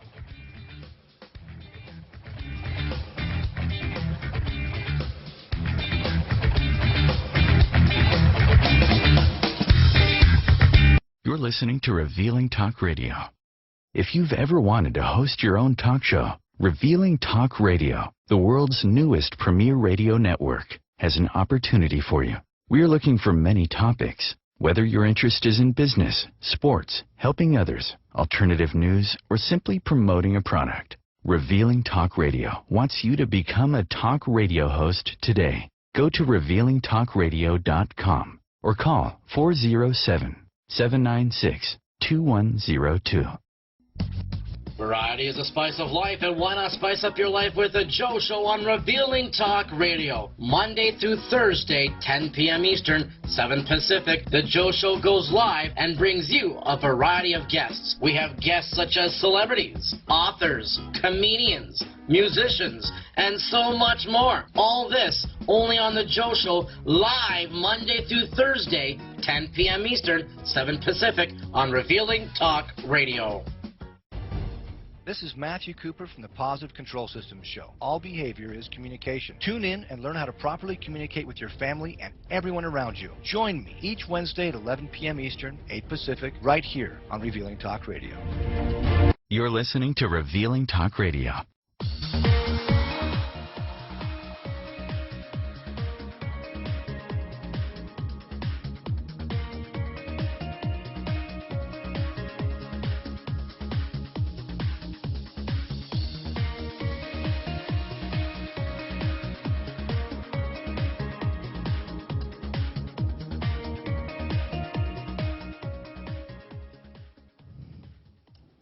All right, we're back, ladies and gentlemen.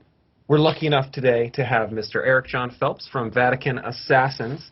This is a follow-up from last week. We didn't get it all in last week, but we're going to do our best to keep going here tonight. Let's see, back to Lincoln. But was one more thing, Max. Sure. I wasn't able to address the gentleman's question. I don't think they'll ever legalize pedophilia or polygamy, because that would cut in on the Pope's mafia. It's a huge business in child slavery and white slavery. Oh yeah, I've generally figured that out. That if something is illegal, it's probably that way because it is the most profitable to be illegal. It's not illegal because it's bad for people and they care about you so much that they don't want you to get in trouble. No, it's that way because the status quo is profitable, and to reverse it, we're going to lose too much money for one reason or another. Might be hard for some to understand, but absolutely right. I totally agree with you there, Eric. I did have a question back to Lincoln. Surratt, how did he get away, and how was he? Where and how was he eventually caught? John Surratt escaped through Canada, according to Chiniquy in his masterpiece, 50 Years in the Church of Rome, that was written in 1886. He escaped through Canada, through Quebec, to Liverpool. Then from Liverpool, he went to Rome and was congratulated on overseeing the Lincoln assassination. And there, he was brought into the Pope's Zouave army, and then he was stationed in Alexandria, Egypt. And I have a picture of him in my book. Oh, wow. Quote there. It's a very fascinating picture. In fact, the picture was first published, to my knowledge, by Burke McCarty in her magnificent work, The Suppressed Truth About the Assassination of Abraham Lincoln, published in 1924. But there he is in Alexandria, Egypt, and one man, it was one man who told the truth about where he was that enabled him to be arrested in 1867 and brought back to the U.S. for trial. And by the way, President Johnson, lifted the bounty on John Surratt, which then disabled all these private eyes from finding him. So Andrew Johnson was also involved in the plot to assassinate Lincoln.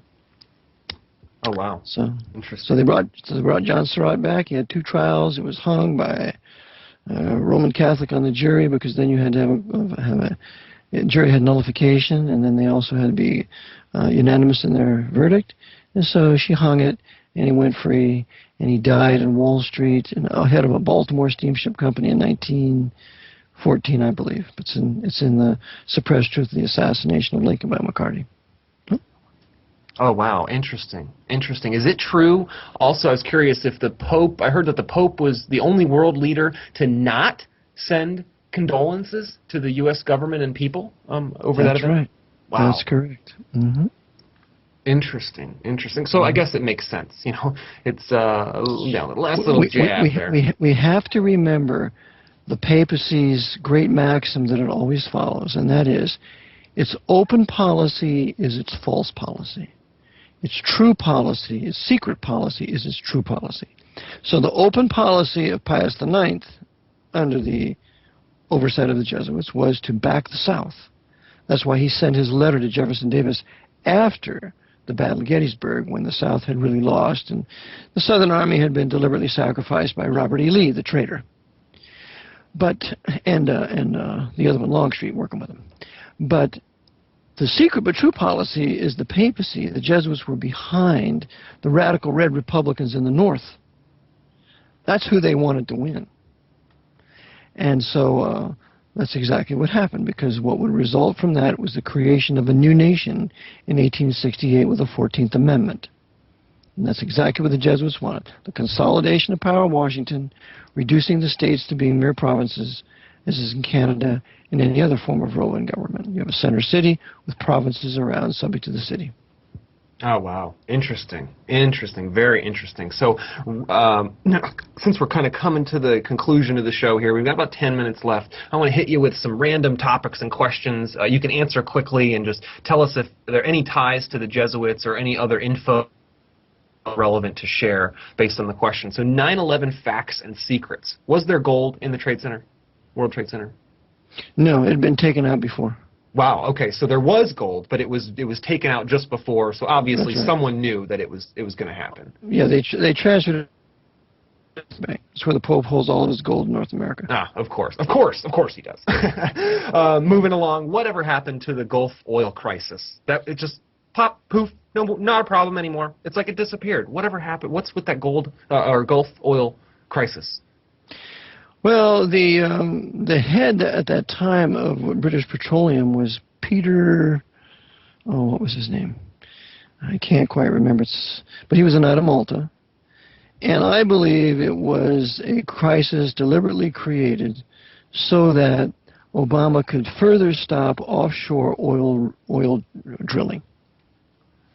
That's what it was really used for. And I also believe that a missile hit that platform. I have a picture of it going down. There's a huge hole in the landing platform of that oil rig as it goes down. I have a post on my website. So I believe it was deliberately sabotaged to then justify no more oil drilling offshore. Wow. Okay. Very interesting. What about the CIA asset, Tim Osmond, also known as Osama bin Laden? When did he really die, and how? Any idea? According to Benazir Bhutto, and I believe she told the truth on the David Susskind, or on the, what was it, David Susskind show? Or David Frost show. Yep, she admitted it right on She admitted it, right. Within 3 weeks, she was dead. So the CIA finished her off there. But according to Benazir Bhutto, She said that he was killed on December 13th, 2001. He was poisoned. So he has been dead in the very year that they started the whole crusade in 2001. Yep, that makes sense, because the best public enemy number one is a dead and unprovable, uncatchable public enemy number one. Right. So. And this whole nonsense that the Navy SEALs got him and they killed him, and that's utter nonsense. Absolutely. To make Obama look good and to give a reason why he would be reelected when in fact he was appointed. There are no elections. He was appointed. They drone strike, one militant for every 50 civilians, yet they care so much about respecting Muslim nation that they had to bury him at sea right away. Right. Absolutely hilarious. Tell us more about bin Laden's start, and where did he get his start? Well, he got to start with his connection to the Bush family, because the family of the bin Ladens have been doing business with the Bushes for years. Bin Laden was really a creation of the Knights of Malta through Zbigniew Brzezinski, one of the same creators of Osama bin Obama, Harry Davis Obama. You have Obama being tutored by Brzezinski. You have bin Laden being tutored by Brzezinski. And this further proves that the whole Al-Qaeda setup is CIA Al-Qaeda. It's nothing but a branch of the Central Intelligence Agency, just like the Muslim Brotherhood, which is run by another Knight of Malta, Pallavicini, an Italian Knight of Malta. So they are all overseen by the Jesuits by way of the papacy through the Knights of Malta, controlling all these different factions, be it Hamas, be it Al-Qaeda, be it Hezbollah, be it a Muslim Brotherhood. They're all controlled by the Vatican through the Knights of Malta. Wow, interesting. Speaking of the drones, we're always hearing about Obama's drones and Obama's kill list. Is he really controlling those drones, or is there, there's got to be some Jesuit influence on how these drones are used, right? No, of course. The whole military-industrial complex is run by the Knights of Malta. And Freemasons and certain Knights of Columbus, all the secret societies are running the intelligence community. You have the Jesuits absolutely running NSA, which has a larger budget than CIA. So with their military-industrial complex, Lockheed, McDonnell Douglas, you name it, whatever they make is for the benefit of the papacy. So they just say Obama did it, but it was really the Jesuits running the CIA and the NSA that did it. Yeah, makes sense. I mean, somebody's got to take the blame for all these decisions that are being made that are not in humanity's best interest. They don't want the real guys to have the spotlight on them. So, let's just blame it on them. Look at Petraeus. He resigns. Don't tell me he's resigning over committing adultery with some woman. That's nonsense. Because the FBI monitors the director of the CIA, and Central Intelligence Agency has his emails monitored by the FBI. Right. I mean, obviously it's a cover-up for Benghazi. We know that the CIA requested help, and now he doesn't have to testify. Oh, weird. That's correct. What do you know? He doesn't have to testify. That's exactly the reason why. And so hook, line, and sinker, public buys it. Oh, wow, he had an affair. And what do you know? The story continues to change. The story evolves. Just like any good conspiracy, it sticks out like a red thumb because the version of events, the official version, changes 10 times. Yeah. We remember about that white homosexual that came out and said he had a homosexual relationship with Obama. Yeah, I forget what his public. name I forget was. his name. They silenced him. They silenced him, and guess what? Obama doesn't even address it, and he continues to be president. Now, something 10 times worse than committing adultery was done here, and yet he doesn't resign. Yeah. Petraeus would have never had to resign over committing. Larry Sinclair even took a lie detector test, passed a lie detector test with flying colors. And I saw his interview, and there was just something genuine about this guy. He wasn't in it for the attention. He wasn't doing it to try to get people riled up. He was just like, hey, I'm a guy, and this is my experience. Take it or leave it. This is what happened, and this is what kind of person he really is. We were blowing coke in the limo, and we did gay stuff. And Larry Sinclair. Right. So that incident right there tells you that this is not why Petraeus resigned, because that could easily be covered up or denied, and he would still be the head of the CIA. Yep, and somehow they even they covered up this. There were high-resolution photos that leaked about Obama's gold ring that says there is no God but Allah in Arabic on this ring, and the photos go all the way back to his days in Colombia. There's a picture of him as a youngster reaching up in the library, and you see it's that same ring that Michelle ended up giving him, who I suspect might. Is she involved in this somehow, or is she just? Of course, she's a member of the Chicago CFR.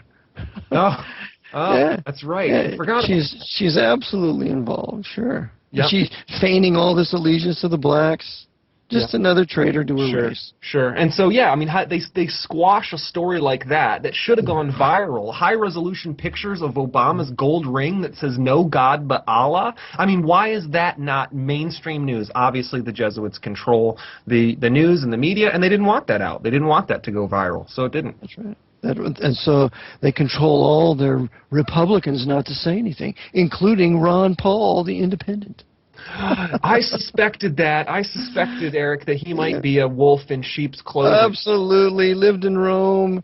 He's been to Rome 50 times. He's absolutely involved with the papacy. Wow. Man, we have about maybe 2.5, 3 minutes left.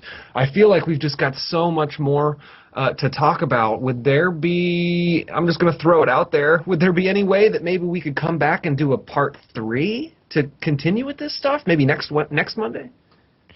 If you wish, if you have an interest. Yes! Woohoo! All right. I think the listeners are going to be thrilled. I know there's more that I have that I'm just dying to ask. But man, every time we've gotten on the phone now, we just drinking from a fire hose, Eric. You forced me to drink your information from a fire hose. I can't even, I got to go listen to the recording again a couple times because you throw out so many names that I've just never even heard of. I mean, I got a couple of them here, Chris Quick, obviously, and you mentioned Francis M. Brown again. And then the real power, the real controlling families like the Borges, the Farneses, the Colonnas. Who are a couple other of those names that people should know but just don't? The Aldobrandinis, the Contis, C-O-N-T-I. Most of these families have all produced popes in the past. The Farnese Pope, Paul III, was the pope who brought the Jesuits into the papacy in 1540. So all of these families are regarded as royal bloodlines, the true nobility of Rome. They keep within their families, and they are the giga-trillionaires. Giga-trillionaires absolutely makes sense. We see these guys like Warren Buffett and Bill Gates, and they're the most wealthy in the world. Yeah, right. Yeah, right. Yeah. Man, so next week, there's the music. We're going to have to go. It's been an awesome hour. I know the listeners loved it. We're getting a ton of great feedback already. Next week, we're going to discuss assassinations. I'd love to talk about some of the assassinations through history, have Eric elaborate on that. Absolutely can't wait. Thank you so much again, Eric. Anything you want to tell the listeners before we cut? Okay, believe on the Lord Jesus Christ and thou shalt be saved. I love it. Absolutely. Thank you so much, Eric. Okay. Again, we'll have him back next Monday. Ladies and gentlemen, thank you for tuning in. VaticanAssassins.org is the website. Check out his book, Vatican Assassins, Wounded in the House of My Friends. 1,800 pages, plus a bonus CD. Check it out. We'll see you next week.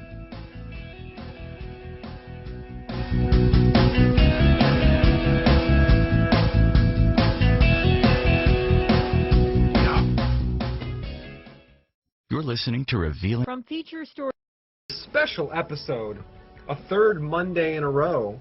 For those who've been following right along with us tonight, we have a very special guest again, founder of VaticanAssassins.org, Mr. Eric John Phelps. He will be joining us very soon. If you've had the chance to tune into parts 1 and parts 2, wow, absolutely mind-blowing episodes. We've covered all kinds of topics. Jesuit coadjutors. We've covered the Black Pope. We've covered the White Pope. We've covered the history of the popes, a few assassinations, a few revolutions, the sinking of the Titanic, the deliberate sinking of the Titanic, mind you. You're listening to Revealing. Deliberate sinking of the Titanic to squash the opponents, what is left of the opponents to the Federal Reserve. John Jacob Astor went down in that Titanic. The owner of Macy's went down in the Titanic. Mr. Phelps could talk at great length on these subjects. The man is a walking encyclopedia. So tonight we're going to have another mind-blowing episode, a remarkable 1-hour interview, part 3 of Jesuit control over whatever you want to call it, the New World Order, the Illuminati, the global elites. It doesn't really matter. What we know is that there are puppet masters plucking these strings at the very top. Tonight we're going to find out just a little bit more about what is going on behind the curtain. So without further ado, I think we're very fortunate enough to have Mr. Eric John Phelps with us. Eric, are you here? Yes, I am. Pleasure to be with you, Max, and your listeners tonight. Awesome. I cannot wait. We've got some great questions lined up. You know, we teased at the end of the part 2, we teased part 3 that we'd talk about some assassinations throughout history, many of the known and unknown assassinations that were just passed off as death. Time to jump into that by the end of this part 3, but we've had so many questions and so much positive feedback from the listeners that we have a whole lineup of content tonight that should be talked about, I think, before we dive into those assassinations. So if that's okay with you, Eric, I've got a few things we can just start spitballing. The listeners wanted to talk about maybe set a foundation with the Jesuit coadjutors that are sure, key. That would be fine. Sure. Alex Jones, Jesse Ventura, George Norrie, and Ron Paul. So why don't we start with Alex Jones? What do you know, Eric, about Mr. Jones and his connections to the Jesuits? Well, we have to first remember that Alex Jones, his father-in-law, Edmund Lowe Nichols, is a Knight of Malta. And he was an ambassador to Rome under the Reagan administration. Okay. Jones was made by the Knights of Malta. And his purpose is to instill fear in the listeners, and also to instill the idea that there's no remedy for what's happening in the face of true history, which I try to specialize in, show there is a remedy. And then he also is in the in crowd with all the Jesuit coadjutors of Fox News, Sean Hannity and Bill O'Reilly and Geraldo Rivera, all of them. And he is also interviewed by Jesse Ventura in his conspiracy theory. So Alex Jones is a Jesuit coadjutor par excellence. He'll talk about the Bilderbergers, but he'll never talk about the Knights of Malta in the Bilderbergers, like the Queen and Queen Beatrix of the Netherlands and a host of others. Very interesting. Very interesting. I think many in the alternative crowd just smell something going on, that maybe something isn't right there. Do you think that his wife and her dad are the ones that made it possible for him to get into Bohemian Grove? Absolutely. I'm sure her father had a hand in it. You just don't go into Bohemian Grove. Right. You have to be. And so he never snuck in. He never did this little dance that he has, that he managed to get in there and take all these pictures. Because if you watch the interview between him and David Gergen, you can see that it's canned. Gergen is openly castigating him for going to Bohemian Grove. But you look at the facial expressions, they're working together. So it was all a con to make it look like he was truly a patriot. Which indeed he is not. In fact, he was married by Tex Mars. Tex Mars is one of the big anti-Jew baiters right now. Oh, wow. Tex Mars. Yep, definitely familiar with him. Remember his work. We know Bohemian Grove has, the world-class security system, sensors in the ground, motion sensors in the woods. So, for him to sneak through, it's just preposterous. It's nonsense. You see, the Jesuits established Bohemian Grove. Bohemian Grove is only, 60, 70 miles north of the University of San Francisco, which is founded and run by the Jesuit order. The Jesuits run the Archbishop of San Francisco from the University of San Francisco. So Bohemian Grove is their creation. And in my PowerPoint, I show them the Jesuits and priests at Bohemian Grove in about 1927-28 having a black mass there. So it's absolutely papal, absolutely Jesuitical, and the owl has been the symbol of the Jesuits for years.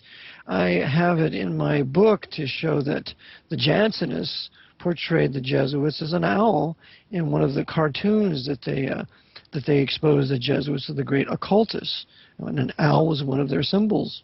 Yeah, you nailed it. You were reading my mind, because that was my next question, is did they steal the owl? You know, because everyone sees the owl and thinks that, you know, associates that with Bohemian Club. It's also on the dollar, for those who might know. It's hidden in one of the little curves up on the, I think, the top right of the dollar. Yeah, that's interesting. And remember that the dollar bill, as we know it today, was designed or redesigned by Nicholas Roerich and by Henry Wallace. And they put that all-seeing eye and then the new layout for the dollar bill on the dollar bill in 1935. With our enterprise has been crowned with success because in 1935 they have the Federal Reserve Banking Act completed. By this time you have the Social Security in place. You have the national bankruptcy where they take the gold out of circulation and all the land and the labor of the nation is now collateral for the bankruptcy. So by 1935 they're in complete and total control, and they're going to have a new de facto empire that's in place as a result of the 30s under FDR. So Nicholas Roerich, who was a Russian Jesuit, and Henry Wallace, who was FDR's vice president, they met together in New York. They put together this seal. So by 1935, they put it on the dollar bill. Wow, interesting. It's always funny to hear you say the Jesuits from different countries. So it seems like they really have no allegiance to any one country, right? Oh, no. Oh, not at all. Part of the Jesuit formation, that's what they call it, is you completely lose any nationality. You have no allegiance to your nation anymore. You have no allegiance to your family. You have no allegiance to your mother and father. The order is everything. And if you have any inheritance, you will it to the order. So the society is everything. You are nothing. And to show that, to have that illustrated, just go to any Jesuit cemetery. There's one not far from here in Warresville. And all the tombstones are the exact same size. They have the same thing written on it. The day you were born, the day you entered the order, the day you died. It's really communism. It's really communism in its ultimate perfection. And so the Jesuits tout universal equality, and of course there's no allegiance to anybody or anything other than their superior and the Black Pope. Interesting. I'm trying to think here how a Jesuit would spend money, but I have a feeling they probably don't even spend money. Somebody else just gets them what they need, I have a feeling. No, some of the high Jesuits do have money. In fact, I have a friend that's working on a Texas oil well who brought up the issue of the Jesuits to one of his co-workers, and his co-worker said, I have a cousin who's a Jesuit in New York, and he always has money. Always has money. Mm-hmm. That would be nice, wouldn't it? Yeah. So they're the big masters of finance, as you know. In fact, the 43 trillion that's just come out, that's been lost, quote unquote, they're all Jesuit banks that were behind that. All 6 banks were run by the Jesuits. Sounds about right. I guess that makes sense. Mm-hmm. You had mentioned a name that crosses paths often with Alex Jones, and that's Jesse Ventura. Jesse the Body Ventura, he was the governor of, Minnesota for a while, and then now he's made a name for himself as this ex-Navy SEAL turned conspiracy theorist. And what supports the idea that he's connected to the Jesuits? Well, first of all, when you're a SEAL, you're a CIA agent for life. You're never done with the agency. And so, remember, the CIA was patterned after the Jesuit order. The CIA is called the company. The Jesuit order is called the company.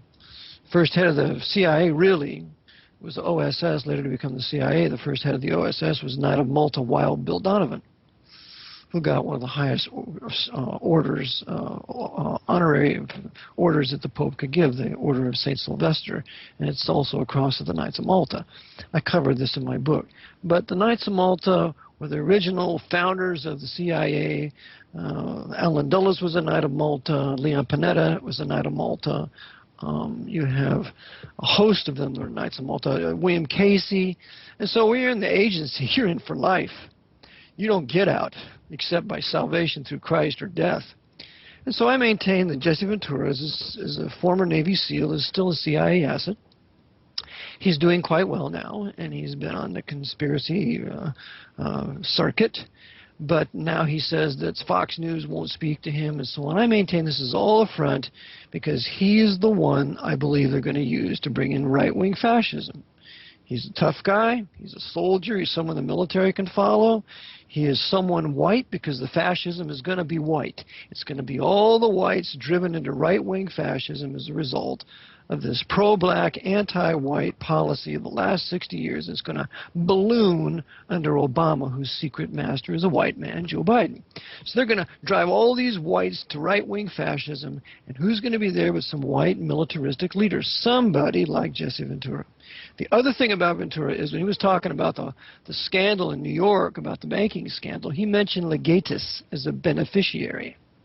Well, he didn't mention that Legatus was financed and created by Knight of Malta Tom Monahan, who is the founder of that pizza monopoly across the country. What is it? I can't remember the name. In fact, they have a special contract with the Pentagon. But he also wants to found his own Roman Catholic city down there in Florida. So he doesn't mention Legatus being founded by Tom Monahan. So he is deliberately avoiding the Jesuit, papal, Knight of Malta connection and this conspiracy and the banking fiasco and everything he touches. And I maintain because he's one of them. Yeah, you're right. I think he has quite similar Domino's approach. Pizza. Thank you. Domino's. That's it. Domino's. Excuse that makes me.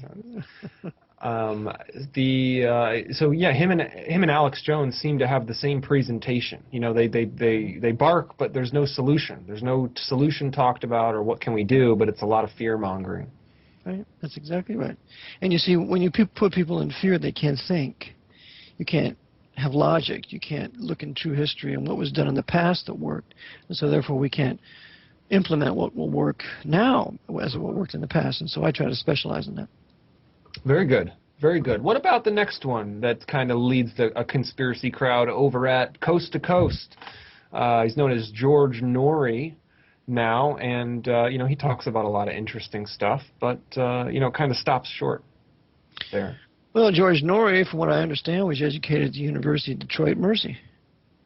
And University of Detroit Mercy is a Jesuit institution overseeing Detroit. Nothing goes down in Detroit but what the Jesuits there at the University of Detroit Mercy don't permit. Wow. Interesting. Interesting. So the destruction, really of Detroit, I've heard it's one of the most dangerous cities now in the United States. There's police who've, quit going to work. They don't even patrol some areas now because it's just completely lawless. Yeah. I distinguish between the majority savage blacks and the minority civil blacks. I have them on my website. I talk about it regularly. And therefore, I have certain black men who support me, and I have 2 black advisors right now because I make that distinction. Well, the Jesuits are intending to turn Detroit into a huge black crime area to justify martial law. And that's why they fomented the civil rights movement. That's why they burned Detroit to drive the whites out. And so ultimately it would be a black city that is majority savage black with savage leaders, like one of my advisors gets in because my advisor is not far from Detroit. And so their purpose is just to drive them to desperation, to cut off transportation out of Detroit, ultimately to cut off trucking and food into Detroit, so they'll have to declare martial law. And I maintain Detroit will be one of the cities they're going to unleash one of their mini nukes. And so some of the Shia population in Detroit have contacted me and asked me what they should do. I said, you need to get out of there. Because that's exactly what and it was right on the Detroit-Windsor line, so if they put out a mini nuke there, it would go into Canada, and then they could unite Canada and the U.S. under the Department of Homeland Security. Then they can have their huge fascist state that will include both countries. I love it. Homeland Security. I know that wasn't an accident, was it? That wasn't a slip-up. You really meant to say Homeland Security. That's right, because that's what it is. The Department of Homeland Security was really created by John C. Gannon. John C. Gannon was a member of the Jesuit Volunteer Corps when he was a youth. He went on to be a leader leader in the CIA. He used to give the CIA daily brief to the president. He was in the CIA for 23 years.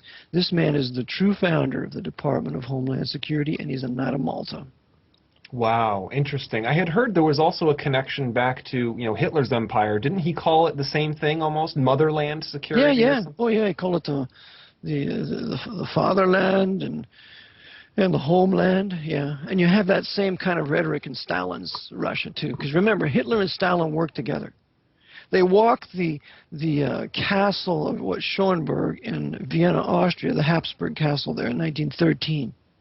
They knew each other. That's why they worked together. And if you read a book called Hitler's Traitor, it's about Martin Bormann, it shows the connection between Martin Bormann and Joseph Stalin. As soon as an order came out of Berlin, the Red Orchestra, Stalin knew about it within 24 hours. Why? Because Hitler and Stalin worked together through Martin Bormann, and that's why they helped Martin Bormann escape at the end of the war, and he goes down to South America and builds 750 corporations for the rise of future fascism.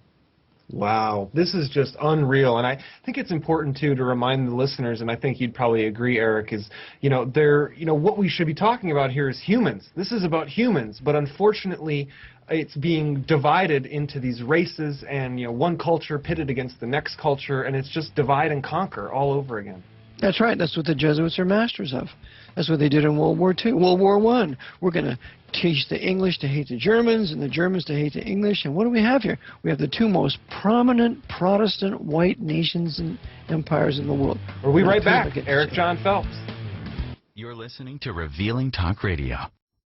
We can't pay you for sharing and tweeting us on Facebook and Twitter, but we will love you for it. Find links on our website at revealingtalkradio.com and follow us today. This is Matthew Cooper from the Positive Control Systems Show. All behavior is communication. Tune in and learn how to properly communicate with your family and everyone around you. Join me each Wednesday at 11 p.m. Eastern, 8 Pacific, right here on Revealing Talk Radio. G'day, this is Timmy from the Timmy Down Under Show. I'm an Aussie bloke keeping it real on the Gold Coast of Australia. Check me out each week right here on Revealing Talk Radio. We've got the Aussie perspective. I'll be here waiting for you. If you've ever wanted to host your own talk show, Revealing Talk Radio, the world's newest premier radio network, has an opportunity for you.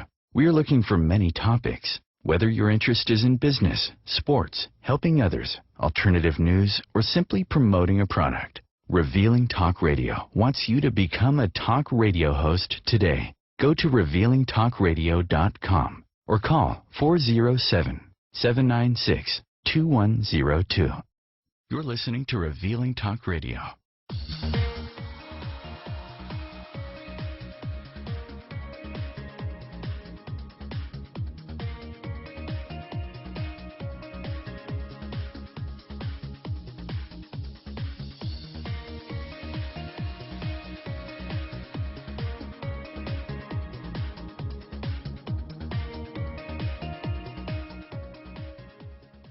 All right, we're back. Eric John Phelps from Vatican Assassins. You're listening to RevealingTalkRadio.com. Thank you for joining us. We're going to go into some questions from the listeners, but first we've got one more Jesuit coadjutor to talk about. I know that we touched on this just briefly last time, but Eric, could you tell us a little bit more about Ron Paul and his Jesuit empire? Well, Ron Paul, according to my advisor in Italy, has been to Rome 50 times. He has a property in Italy. He is a dear friend of several of the priests, and hence he's in the pocket of the Pope. And so, if you'll notice, he never has anything negative to say about the papacy. In fact, he calls the Pope a great moral leader, and he continues with that. So he is a Jesuit coadjutor on quote unquote the right. And one of the things he's doing is he is very cleverly building the new right fascist movement. You know, he just recently resigned from Congress. And he says the government's going into fascism. Well, it's the very fascism that he helped create. Yeah, it sounds like he might be teaming up with Jesse Ventura. That sure does. Sure does. And remember, there's a whole bunch of fascists at Fox News, too. So don't be surprised if we have some sort of ecumenical movement among the new white fascist leaders. Wow, interesting, interesting. Well, all these white fascist leaders seem to be right now talking about this Gaza is attacking Israel right now. Look out, rockets are coming from Gaza. Little do people know, Israel started it. They're always starting it. They bombed a Hamas leader out of nowhere, which, by the way, people should know Hamas is the democratically elected government of Palestine. So first of all, they refuse to acknowledge that Hamas is... And then they bomb their leaders out of nowhere and take out kids and civilians with them. And then Palestine responds with rockets. Of course, they're allowed to defend themselves, right? And so all we hear about is this conflict in Palestine where Gazans are sending rockets into Tel Aviv. Can you tell us anything about what's going on right now over there, Eric? Yeah, well, first of all, we have to realize that the Hebrew Jewish Israelitish people have a natural right, a God-given right to their land. And this is called the Abrahamic Covenant. It's still in effect.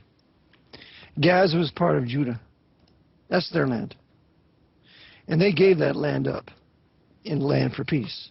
So there should be no Arabs in that land in the first place. The second thing is that indeed, Hamas is a tool of the Vatican because the Knights run it, just like they run Hezbollah, just like they also run the Masonic Jewish Labor Zionists, run the government of Israel. All these factions work together, and they work together for the continuation of the Arab-Israeli agitation, because that cannot be allowed to end until the final Pope of Rome ends it with an international peace treaty that will bring a temporary peace to Jerusalem and Israel, pursuant to the prophecy of the 70 weeks of Daniel in chapter 9, verse 27. So all these governmental factions work together. I mean, Perez, when he went to Oslo, what did he do? The PLO was dead. He gave everything back to them that they wanted, and he revived Yasser Arafat. Because Perez is a tool of the Pope. Perez couldn't care less about the Hebrew Jewish Israelitish people. He's a traitor to them. And Yossi Bellin, who was his right-hand man in September of 1993, he deeds the Temple Mount to the Pope, to the papacy. That's treason. According to the Bible, Jerusalem belongs to the Jews. The land is theirs. It doesn't belong to anybody else.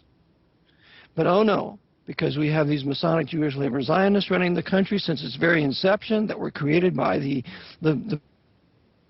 party, that were controlled by the Jesuit order through the Fabian Socialists. They controlled the Masonic Jewish Labor Zionists and the Labor Zionism from the get-go, and they would not allow any other Zionism to have a part in it, like the revisionist Zionists led by Vladimir Jabotinsky. We got to kill him in Hunter, New York. We have to kill any true Jew who wants to have truly a nation for Jews. We can't allow that. We have to have a continual agitation, because this is part of the establishment of the Pope's revived Latin Kingdom of Jerusalem, which included Roman Catholics, Muslims, Jews, and Jerusalem would be an international city. Wow. See, that's what's really happening. And so, therefore, I defend the Jews' right to their land. I call for the removal of all the Arabs, all the white people, all the black people, everybody but the Jews themselves. And I also maintain that there ought to be Masonic, Messianic Jews allowed to live in their land, because the Messianic Jews who believe on Christ are treated despicably by the Orthodox Jews. So they have a right to their own land. They should have a government that's not beholden to the Pope. But as long as Washington has a say over the government in Israel, they will always be beholden to the Pope, because Washington's beholden to the Pope, just like London's beholden to the Pope.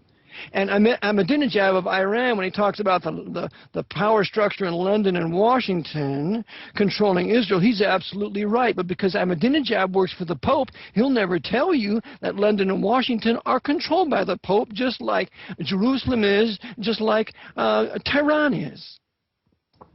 Wow, that is too bad, because what it amounts to is just humans losing life, and it's just horrible. It needs to stop. Doesn't matter to me what your creed is, what your race, your color, what you believe. It doesn't matter. People are dying. I say we just replace all the weapons with Nerf bow and arrows and Nerf guns, and we can shoot each other with foam darts. How's that sound? Yeah, but you see, as long as you have 300 million fanatical Muslims there who want to do away with Israel, you're going to have the 1968 Palestinian Covenant. And that calls for the destruction of Israel, to driving them in the sea. That's still to be followed. All these agreements of peace with the Arabs is for one end, to the end that the Arab Muslims will destroy Israel. That's their great dream.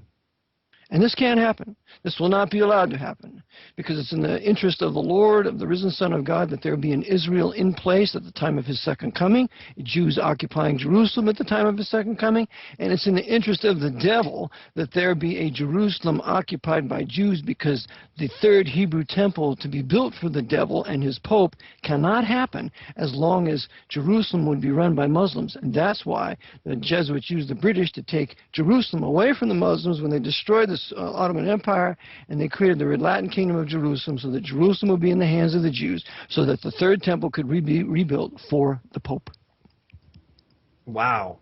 Man, like I said, ladies and gentlemen, a walking encyclopedia right here of historical, forgotten historical information. Let's get to some questions from the listeners. We've got one here from, let's see, he says, hi Max, could you ask Eric if the war against Iran will be during, before, or after the 2016 North American wars? And is that war with Iran, is that going to spiral into World War III? Well, I'm of the opinion that during this second Obama administration, or I should say Barry Davis administration, we're going to have war in Iran. You have 4 carrier groups that are there in the Persian Gulf area. You have a 5th carrier group of France that's there on the Charles de Gaulle. You have U.S. troops in Afghanistan. You have U.S. troops in Iraq. They're not out of Iraq. And so you have Iran completely surrounded. And you have a government of Iran that is inciting the people to war with Israel. And then now Genesis 13 comes into play. I will bless those that bless thee and curse those who curse thee. So therefore, and remembering that when the Arabs attacked Israel after they declared their independence in 1948, the 5 Arab nations, not in less than 4 years, all the Arab leaders of those nations had either been assassinated or removed from power. Wow. And anybody who seeks to enter, any Arab who seeks to enter into a peace agreement with Jerusalem, with Israel, just happens to die. Like Sadat, and like the leader of Lebanon. He was assassinated. So the papacy is very careful that anybody who wants to, any Arabs who want to have some sort of a peace with Israel, that they're not allowed to stay in power, because we've got to keep the agitation going. So meanwhile, the war with Iran, what's the purpose for the war of Iran? The war in Iran is to kill the Shia Muslims. Remember, the Sunnis hate the Shia. The Shia are regarded as infidels by the Sunnis. And the Sunnis control all the money. That's Kuwait, that's Qatar, that is Saudi Arabia, or I should say Arabia under the Sauds. And you have the United Arab Emirates, which has Abu Dhabi and Dubai. All the huge mega trillions that are controlled by the Muslims in the Middle East there are controlled by the Sunnis.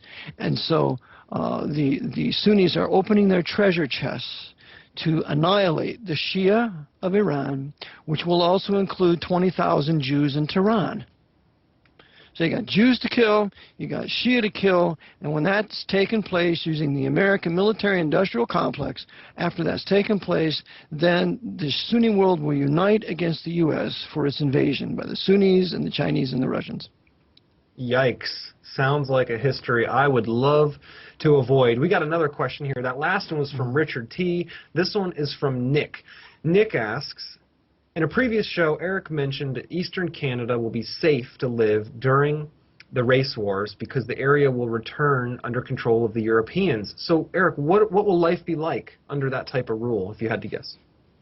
Well, Eastern Canada will be the best place to be. I won't say that it will be absolutely safe, but it will be better, because you're not going to have, I do not believe you're going to have invading Chinese and Muslims and Russia into Eastern Canada. I believe the EU will take Eastern Canada. The EU, because it's Catholic, the Reformation's been killed out of Europe, it's going to take Catholic Quebec and the Maritimes and Nova Scotia, and that general vicinity where you have these super ports like Halifax and others, in Boston as it comes down into the Northeast. So I maintain they're going to get that vicinity there, but the rest will be divided up among the other conquerors. Interesting. Okay. A couple more questions. We'll try to run through them, and we'll answer them quickly here. This is from Susan. It says, "Hi, Max and Eric. Great show." Thank you, Susan. Eric, after all this war and martial law, does the Roman Catholic Church wish to rule the world exactly like it did back in the Dark Ages? And will the Roman Catholic priests become once again the most powerful people in society, more powerful than governors, mayors, and will everyone else be their slaves during this feudalism, like a global version of the Jesuit Paraguay reductions? I believe the Jesuits have changed their tactics. Because if it's outwardly Roman Catholic, then everybody say, look, the Catholic Church rules us.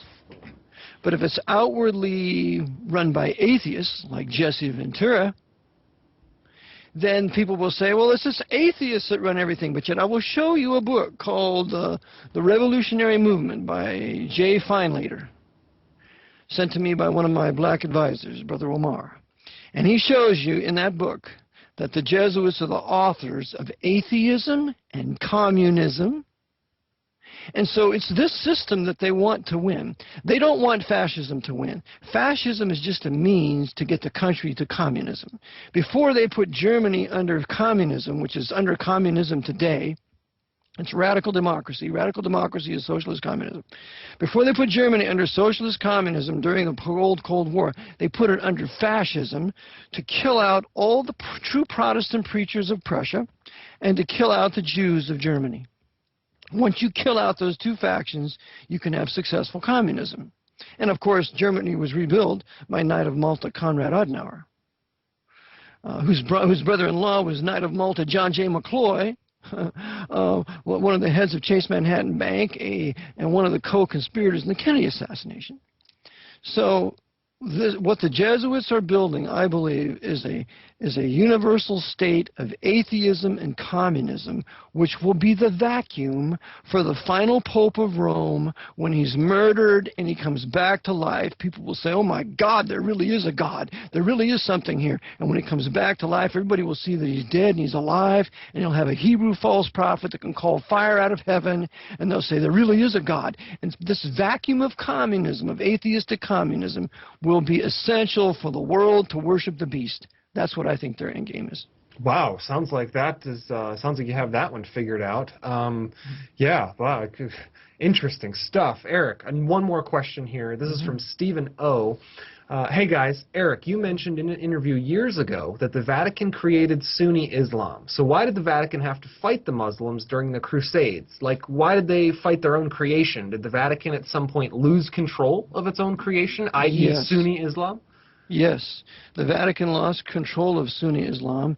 Two things happened. After the death of Muhammad, you have a division in Islam. You have those that follow the successor of Muhammad, and you have those who follow Ali. Well, the ones who follow Ali are the Shia. The ones who follow this other successor of Muhammad are the Sunnis. So the Shia were not a creation of Rome.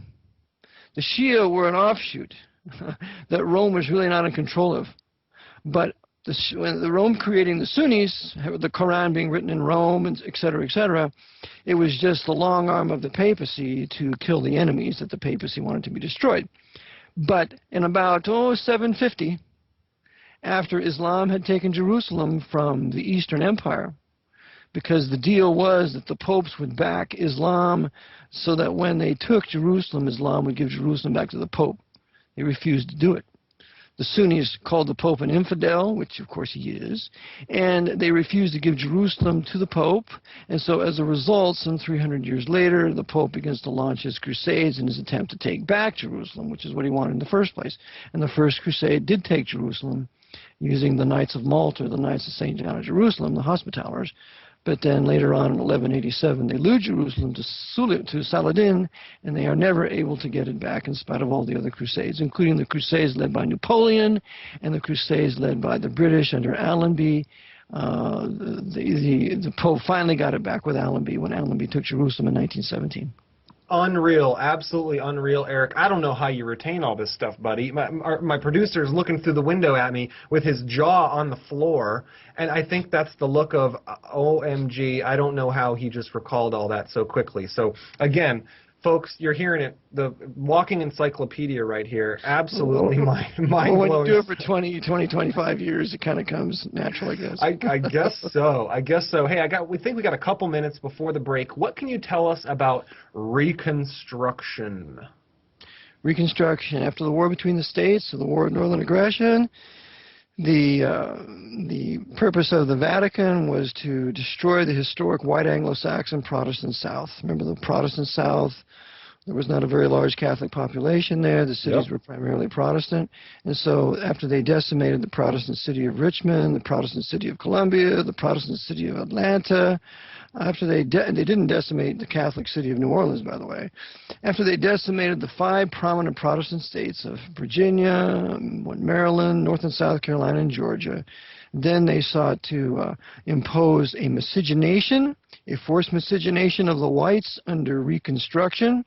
This is where they came out with the Civil Rights Act, and they put the South under 5 military dictators for the purpose of forcing the 14th Amendment down the throats of the southern states. And because they refused, they put the southern states under martial law for 2 years, from 1867 to 1865 to 67 or so, until the southern states began to ratify the 14th Amendment. So by 1870, Texas is the last state, I believe, to ratify, and hence we have a new nation. The old nation founded by George Washington ends, and the new America is now the creation as of July 28, 1868, with the 14th Amendment.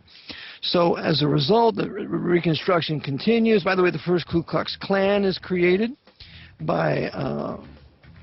Interesting. Eric, well, hang on that thought. We will be right back with Revealing Talk Radio. Eric John Phelps, Vatican Assassins.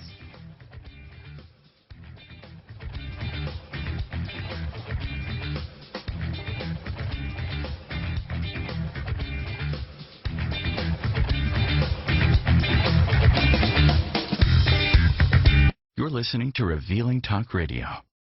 If you've ever wanted to host your own talk show, Revealing Talk Radio, the world's newest premier radio network, has an opportunity for you. We're looking for many topics. Whether your interest is in business, sports, helping others, alternative news, or simply promoting a product, Revealing Talk Radio wants you to become a talk radio host today. Go to revealingtalkradio.com or call 407-796-2102. Variety is a spice of life, and why not spice up your life with the Joe Show on Revealing Talk Radio? Monday through Thursday, 10 p.m. Eastern, 7 Pacific, the Joe Show goes live and brings you a variety of guests. We have guests such as celebrities, authors, comedians, musicians, and so much more. All this only on the Joe Show, live Monday through Thursday, 10 p.m. Eastern, 7 Pacific, on Revealing Talk Radio. This is Matthew Cooper from the Positive Control Systems Show. All behavior is communication. Tune in and learn how to properly communicate with your family and everyone around you. Join me each Wednesday at 11 p.m. Eastern, 8 Pacific, right here on Revealing Talk Radio. You're listening to Revealing Talk Radio.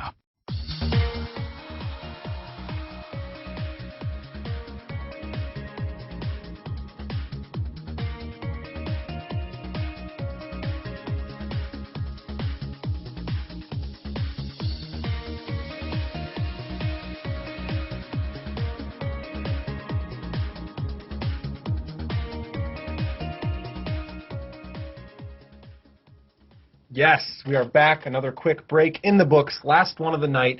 It's the home stretch now. You're listening to Revealing Talk Radio. Yours truly, Max Maverick, fortunate enough to interview the amazing Eric John Phelps, founder of VaticanAssassins.org, also the author of Vatican Assassins, Wounded in the House of My Friends.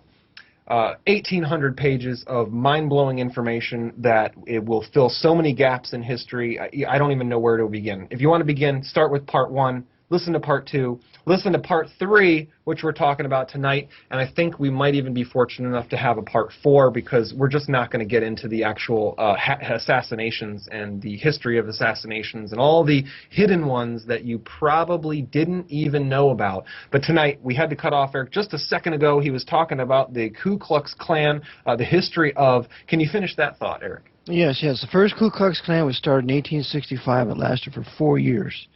Nathan Bedford Forrest ended it in 1869. Remember, the Klan started because the radical red Republicans in the North were inciting the blacks to rape, pillage, and murder in the South, to stealing the southern plantations, to inciting them to crime. And so the first Ku Klux Klan not only stopped that, but they also stopped the northern carpetbaggers from stealing them blind. And as a result, the Jesuits had to take over this first Ku Klux Klan, so they did so. And one of the people they used to take it over with was a priest by the name of Father Jacob Ryan, who became the chaplain of the first Ku Klux Klan. And it begins to morph into some violent, radical organization, for which reason Nathan Bedford Forrest, the greatest cavalry commander of the Confederacy, a great Southern general, he abolished it in 1869. So as a result, the Jesuits said, well, we got control of this organization, so we're going to secretly continue it with that wicked Albert Pike. The Albert Pike who incited the Sioux to kill several hundred American civilians up in Minnesota during the war around 1862. So we're going to use Albert Pike to continue the Klan underground, and it's going to reemerge in 1915 as really the second Ku Klux Klan, and this will be the Klan totally controlled by the Jesuits, even though it has many things to say that are correct against the papacy and Jesuits. It's going to hate the Jews, and it's going to neutralize any white movement to unite against the Pope's white power structure. I had no idea. That's right. I had so no remember, idea. there's two clans. Never forget it.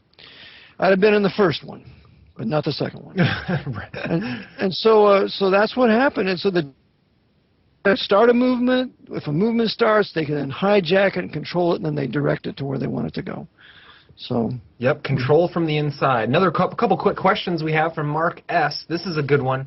Hi, Max and Eric. In what year will the third Hebrew temple be rebuilt, and in what year will the final pope die and come back to life? Are we talking like 2020, 2025? When, Eric? We must know.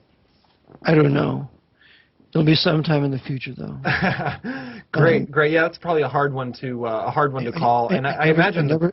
I never set dates. It's just those events will happen. Yeah, I hear they're always changing their plans. They're not not necessarily stuck on a time and date of anything. They're patient. They seem to be awfully patient in these world events that they help unfold.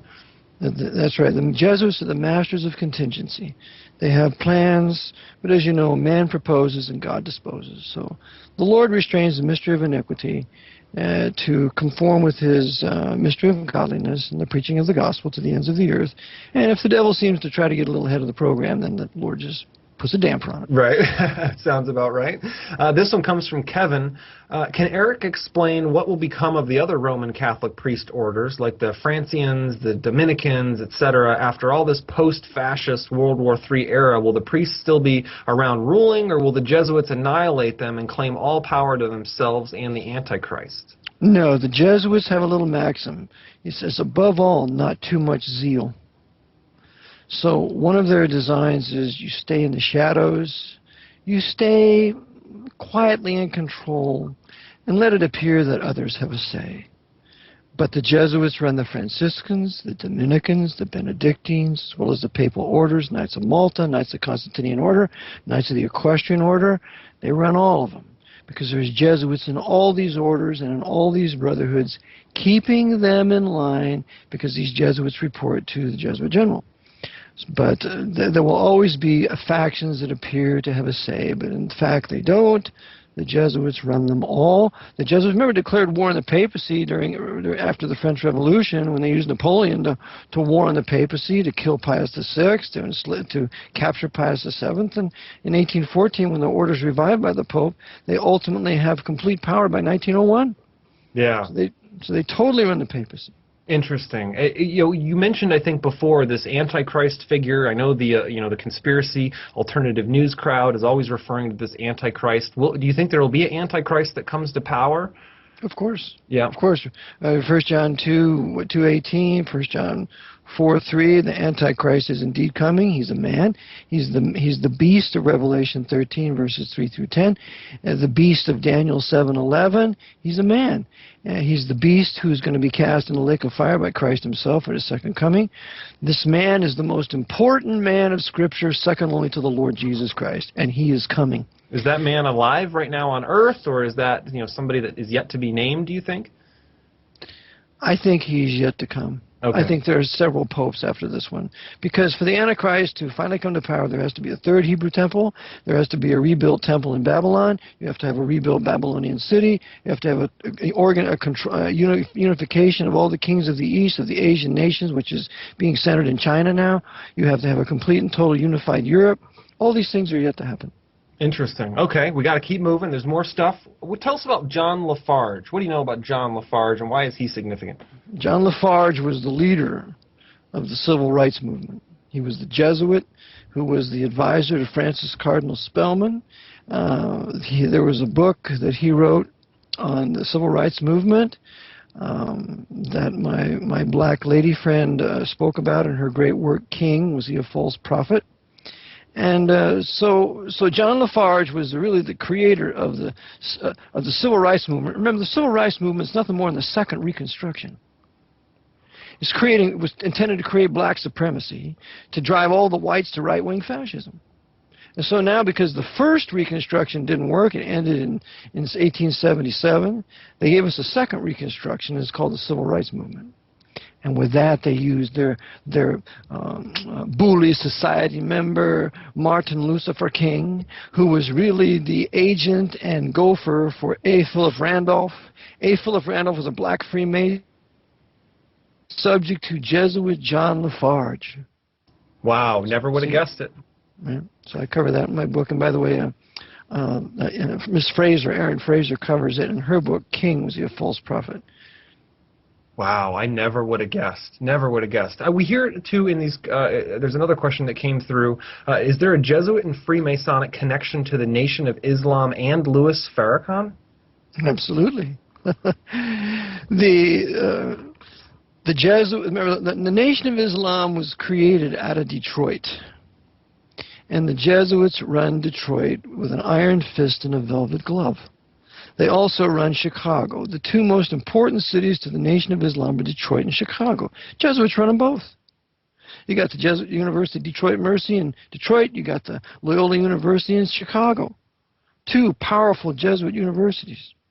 So they control it. And if you read in a book called The Man to See, Edward Bennett Williams was a powerful Knight of Malta in the days of LBJ. LBJ wanted to make him the mayor of Washington, D.C. Edward Bennett Williams was the owner of the Washington Redskins and the Cardinals.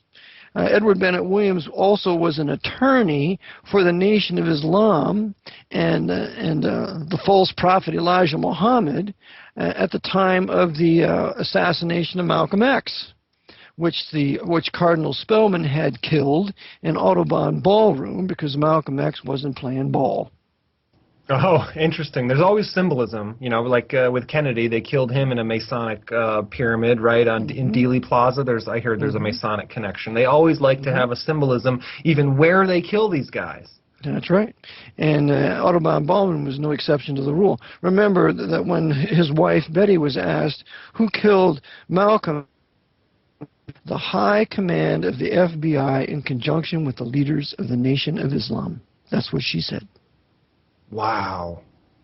Wow. Man, your book the title of your book makes more and more sense every time I speak with you, and that's Vatican Assassins, Wounded in the House of My Friends. So it seems like you've even tied a little bit of symbolism there into the title of your book. Just absolutely mind-blowing stuff. On with the Muslims here, I had a really good question emailed to me directly. I wanted to ask this one. What is the reason behind this substantial Muslim immigration into Western Europe? Is it, he says he's from England and he's noticed this big time. Will it ever stop? Is there a reason behind it? What can you say about that? Now remember, the nobles of Europe, controlled by the Pope, have facilitated all this Muslim invasion of Europe. And the question is why? Is Europe to become Muslim? Absolutely not.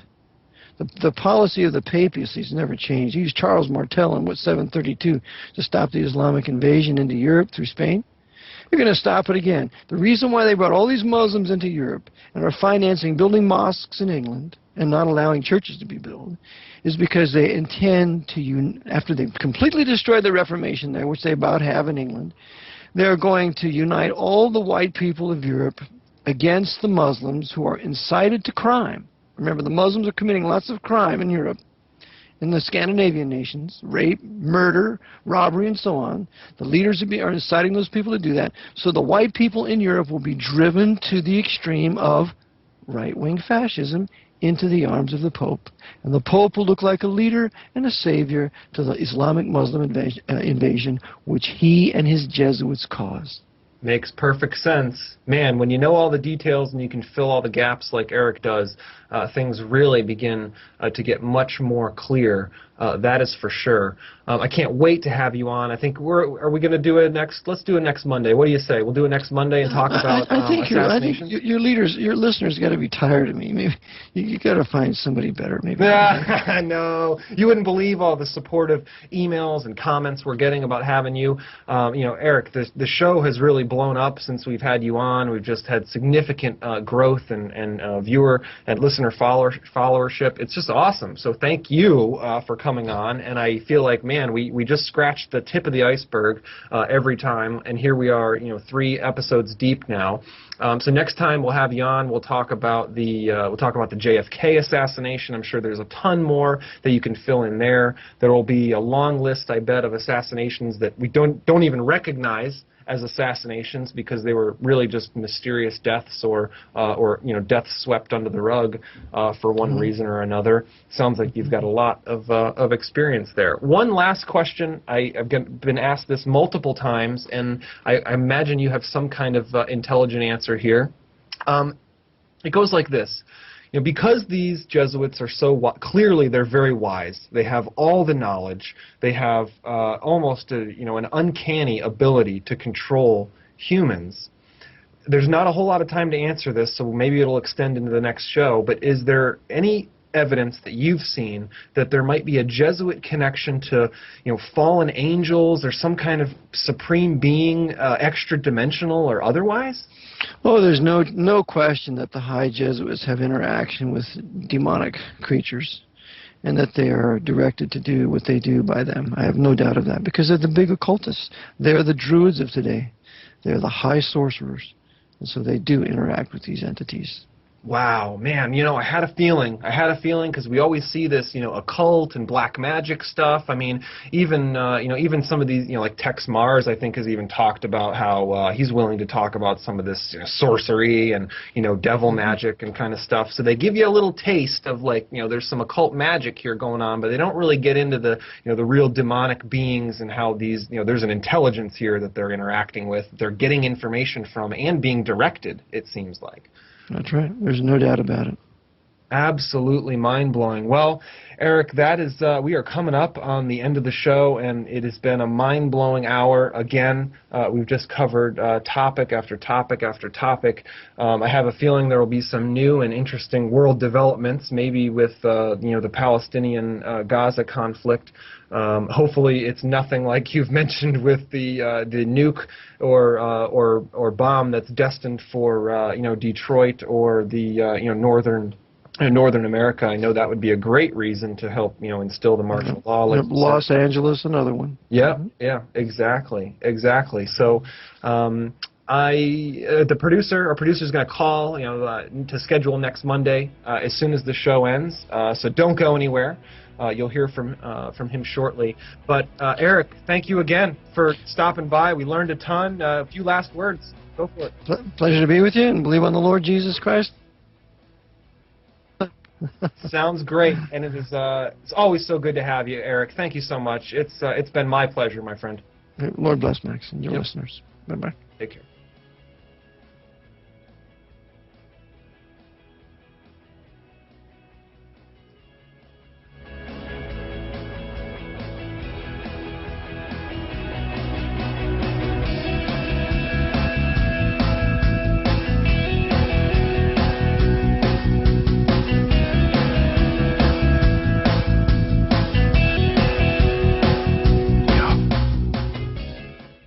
You're listening to Revealing Talk Radio.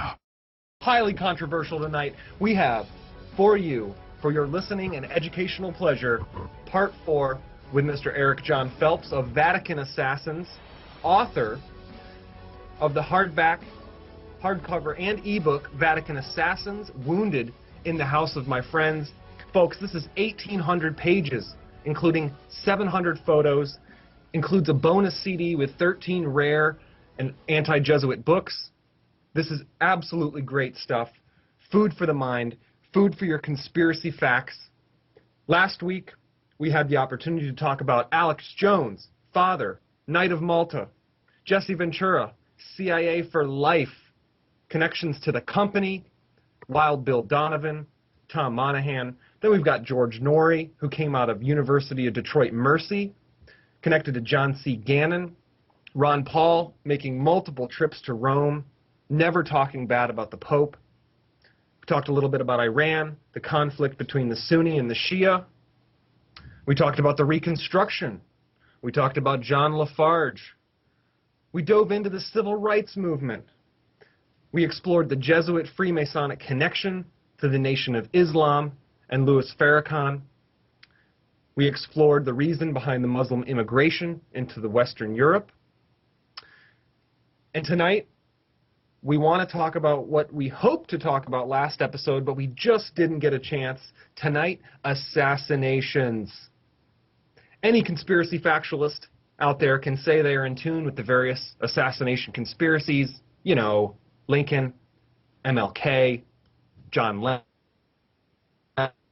Yitzhak Rabin, Benazir Bhutto,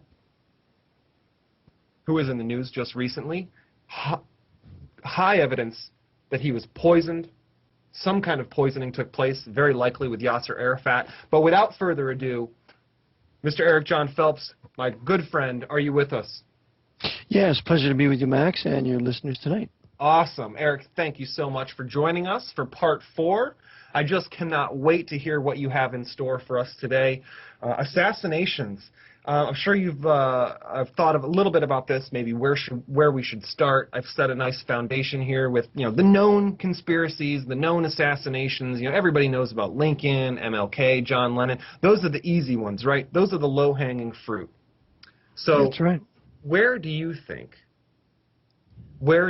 we should start tonight? We need to probably begin with the doctrine that defends and vindicates the doctrine of what the Jesuits call regicide. Regicide, as you know, is the doctrine of the killing of kings. And so we would go to the writings of Francisco Sarez and Des Regis, and in that he describes and defends the right of the order to kill heretic and liberal and usurping kings. And remember, in the mind of the Jesuit, a usurper is one who rules without submitting to the temporal power of the Pope. And that's why they killed Kennedy, because he was regarded as a usurper. Any true nationalists were regarded as a usurper, and so that doctrine of Des Regis, these writings of the Jesuits, of Francisco Sarez and others, Molina, they were all publicly burned on the courthouse steps and the parliament steps in France in around 1763. And shortly thereafter, France openly expelled the Jesuits in 1764. So this doctrine of justifying the killing of kings is a foundation of the order, and it's with this foundation that they kill anybody in their way that stands against them, submitting all nations, all governments, to the temporal power of the Pope of their control. Wow, that is interesting. And because of we have so much information to cover, we will not have time to address any of the listeners' questions. We appreciate your questions. We are getting them. We have saved them for the right time. But tonight, we've got a lot of information to cover. We're going to move fast. And I'm sorry again, we're going to be... Eric, you've set a great foundation here. Regicide, the killing of kings. You know, they did it with JFK. You know, he was biting the hands that feed him. It sounds like he was not doing what he was supposed to do, and he was clipped. That's right. That's right. JFK was put in office by the order, and he supposedly just won the election by 114,000 votes, but they put him in the office of president for the purpose of having him do what they wanted him to do. And when he turned, then that's when they decided to kill him. And in fact, there was just a very interesting interview on Coast to Coast last night. The gentleman's name was Cohen. He's out of New York City. And he talked about Madame New, who was known as the Dragon Lady. She had some 25,000 women bodyguards. And in Vietnam, and she was the one whose husband, Diem, was murdered, not by Kennedy, but by Henry Cabot Lodge and the CIA. And so she believed it was Kennedy, so she called for his death, and she's, remember, a billionaire, a Roman Catholic. She can of Vietnam. And so she apparently had some sort of influence in the Kennedy assassination, but the connection of Cardinal Spellman was brought out by this Mr. Cohen, and which further vindicates my position that Spellman was the mastermind behind the entire murder. So the Jesuits will kill without question their enemy. Fletcher Prouty writes about it in his great work, The Secret Team, and also in his other great work, JFK. He says the secret team uses assassination, and they use it regularly. Well, the secret team is the Jesuit order in control of all the intelligence communities in the world. Interesting. Yeah, that makes sense that they would, of course, use all of the, they would actually have insight into all of the compartmentalized, intelligence agencies that don't necessarily talk or interact with each other. But at the very top of the pyramid, is there a control mechanism? Mm-hmm. And the Knights of Malta have always controlled the CIA. And the Knights then get their orders directly from Rome, or their Grand Master. Interesting. Yep, somebody has to pull the strings at the top of the food chain. It would make sense that that it would come from the Vatican. You had expressed that there were even some killings. They've taken out the Pope even hundreds of years ago. Can you tell us about that? Yeah, they took out several popes. In fact, the most recent one was Pope John Paul I. They allowed him to be in office for 33 days, and then on his 33rd day, on the Masonic 33rd degree day, they poisoned him. And there's a book titled The Murder in the Vatican by Avril Manhattan, and he explains it thoroughly how he was poisoned. Wow. Interesting. I'll have to pick that one up. And also the other book, In God's Name, about the killing of the Pope, and he also talks about all these high cardinals were all these Freemasons, and he gives the name of all these Masonic.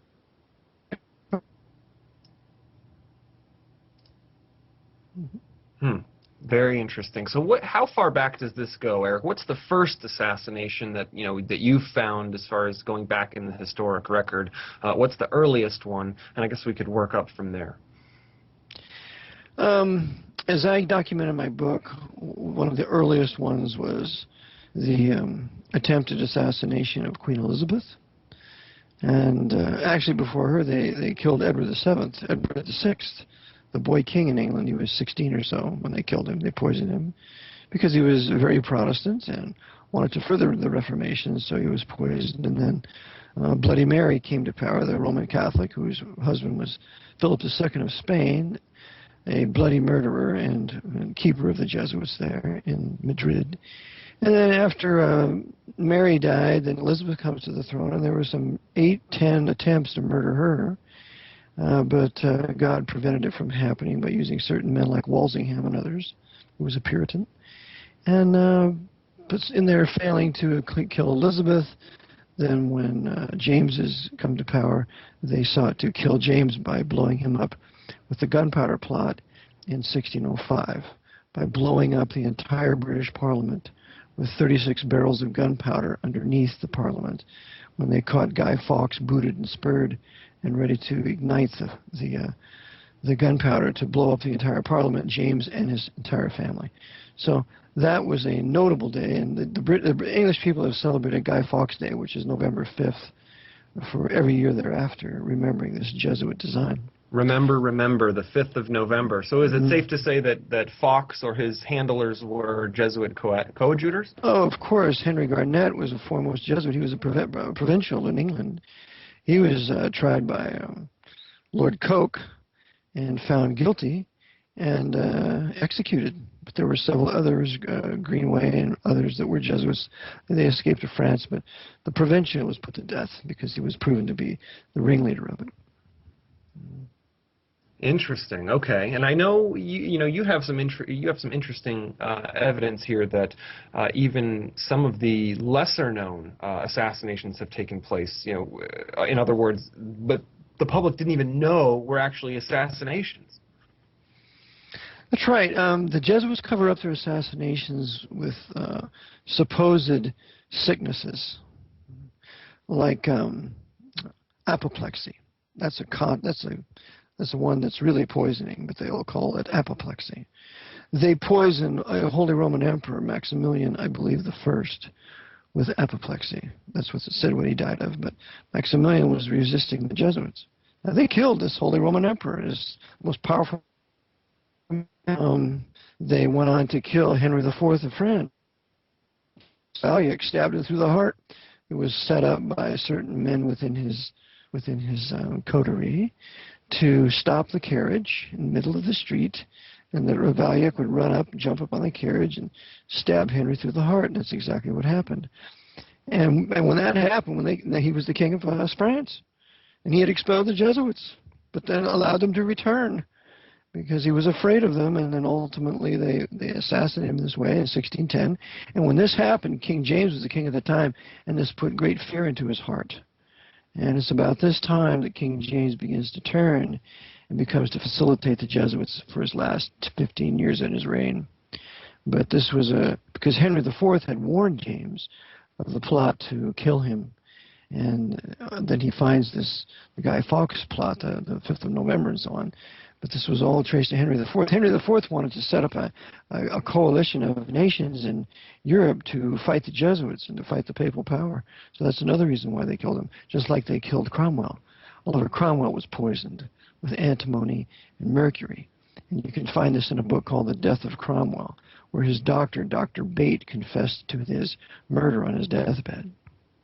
Oh, wow. Okay. Indeed, I didn't know that.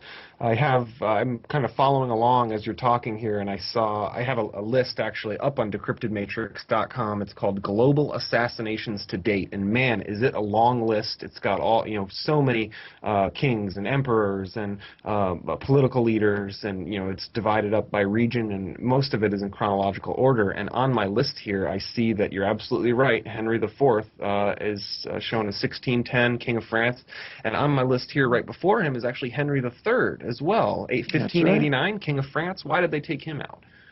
They killed him too because he was resisting the order. They used a Dominican to do it, but the Jesuits were behind it.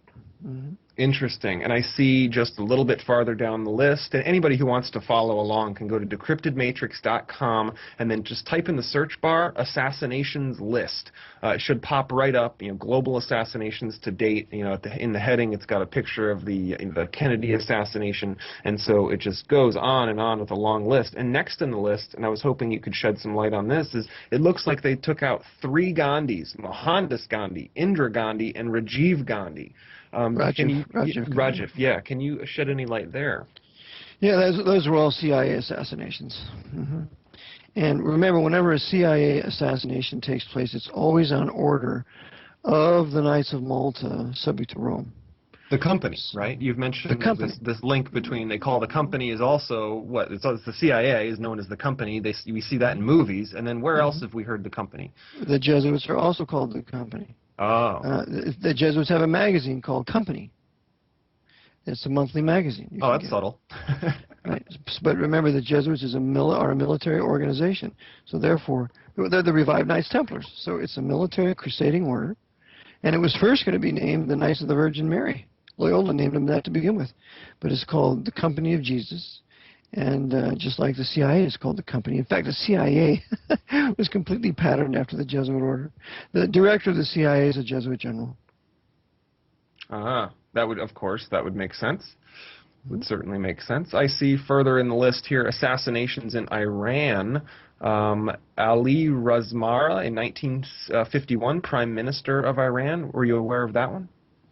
Yes, and also they killed the succeeding Prime Minister after that. Hassan Ali Mansour, I believe. I believe it's the one that was resisting the British, and because remember the Jesuits are controlling the British Empire since no later than King George III. Even Jesuit coadjutor Tupper Saucy says that in his book Rulers of Evil. But they killed him too. So anybody that's resisting their commercial capitalistic, cartel capitalistic power, they kill. Anybody that's resisting their political power, they kill. Oftentimes their academic power. They get some significant academics that are frustrating them, like the great author of Confessions of a Medical Heretic. What was his name? He wrote Confessions of a Medical Heretic, a very brilliant Jew. He was so brilliant that he completely refuted all the medical doctors' defense of vaccinations. And when he would go to debate, there would be no one with a chair to resist him. So ultimately, since they couldn't silence him, they poisoned him. Mendelssohn. Robert Mendelssohn. He was poisoned. Interesting.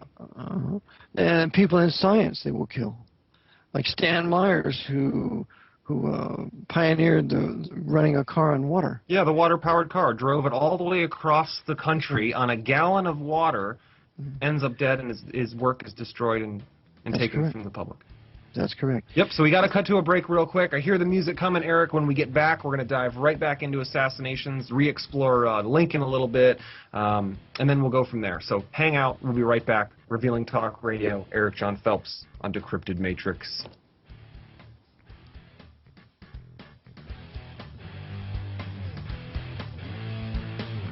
You're listening to Revealing Talk Radio. We can't pay you for sharing and tweeting us on Facebook and Twitter, but we will love you for it. Find links on our website at revealingtalkradio.com and follow us today. This is Matthew Cooper from the Positive Control Systems Show. All behavior is communication. Tune in and learn how to properly communicate with your family and everyone around you. Join me each Wednesday at 11 p.m. Eastern, 8 Pacific, right here on Revealing Talk Radio. G'day, this is Timmy from the Timmy Down Under Show. I'm an Aussie bloke keeping it real on the Gold Coast of Australia. Check me out each week right here on Revealing Talk Radio. We've got the Aussie perspective. I'll be here waiting for you. If you've ever wanted to host your own talk show, Revealing Talk Radio, the world's newest premier radio network, has an opportunity for you. We're looking for many topics. Whether your interest is in business, sports, helping others, alternative news, or simply promoting a product, Revealing Talk Radio wants you to become a talk radio host today. Go to revealingtalkradio.com or call 407-796-2102. You're listening to Revealing Talk Radio.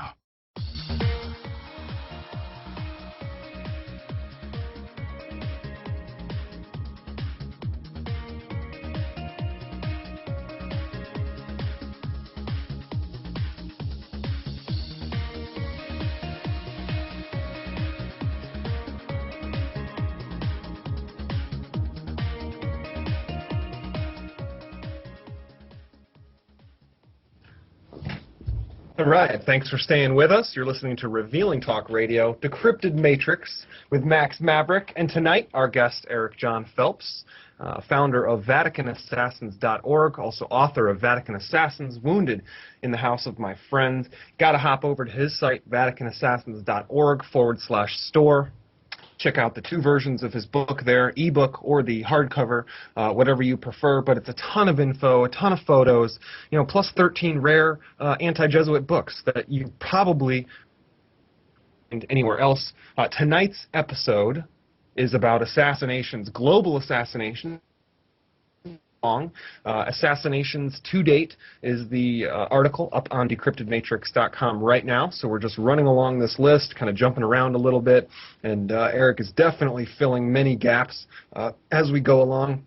Eric, so I think you were finishing a thought there in the right before the break. I'll let you finish that out, and then we'll jump over maybe to explore the Lincoln assassination again, maybe in a little more depth this time.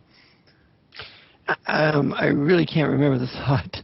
It was the Confessions of a Medical Heretic. We were talking about. Yes, Robert Mendelssohn. That is the classic work for everybody that's interested in beginning their study of Jesuit medica. The Jesuits run the entire oil industry, and medicine as we know it today is based upon oil, because all your drugs are oil-based. Yeah. So when men like Mendelssohn come along and others that utterly disprove the theory that this is legitimate medicine, why then they can't shut them up and they can't pay them off, and so the only option they have is to remove them, and so that's what they do. Yeah, makes sense. I remember reading about how the Rockefellers and the Morgans came together. They figured out, hey, we want to control the medical industry. How are we going to do it? They sent a guy out to research, and he came back and said, you know what, guys, we need a gatekeeper. That gatekeeper will be the American Medical Association, and they will decide what is profitable and what is not. I mean, what is effective and what is not. And really, it leads to what's profitable, and that's synthetics.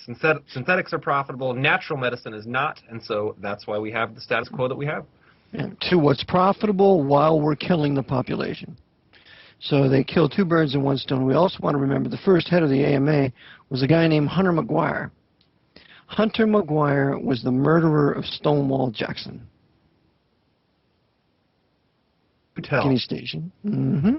He was a major in the Confederacy, in the Confederate Army, and he was 24 at the time. And he was under orders from Lee, Robert E. Lee, the traitor, to poison Jackson if Jackson did not die from his wounds. So this is what happened. Lee never visited Jackson at Guinea Station. If Jackson was such his right arm, why didn't he go to see him? So Hunter McGuire poisoned him, and then he goes on to be the head of the American Medical Association. He's the first man ever to tie off an aorta, and on his deathbed, he was intricately poisoned so that he couldn't speak. He couldn't make any deathbed confession. But this is the beginning of the AMA, started by a murderer of our greatest military hero, Stonewall Jackson. Stonewall Jackson. Man, there's a little history that I bet the listeners didn't know. I certainly didn't know that one. Cover that in my book. Yep. Definitely have to pick that one up. I have not had time to read your book yet, but there seems to be so much information in there that it's required reading. Should be required reading for all of my listeners as well, and definitely get a copy of that one whenever you can, and I think things will start to make a bit more sense. Let's explore the Lincoln assassination a little bit more. Was he really just taken out because of the slavery and the central banks issue, or was there more than that? There was more than that. Lincoln was taken out first and foremost for the reason that he was refusing to centralize power in Washington that would ultimately lead to the 14th Amendment.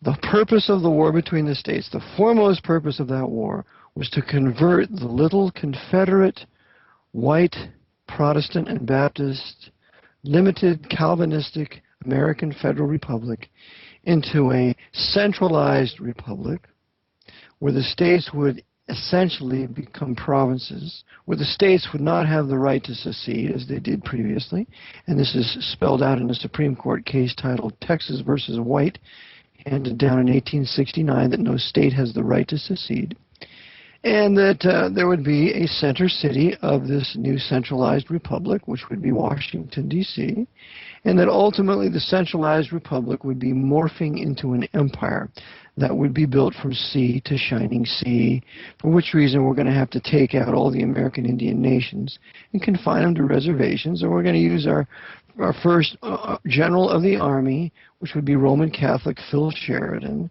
overseen by his Jesuit master, Pierre de Smet. And it's these two that are the ones that enter into the betraying the Indians, called the Treaty of Fort Laramie in 1868. So this is why they did it. And Lincoln was not going to go along with it. Lincoln was a friend of the South. If you see that silent film that describes the birth of the Ku Klux Klan, the first Ku Klux Klan, by the way, It's called Birth of a Nation. It's a silent film. It came out in 1915.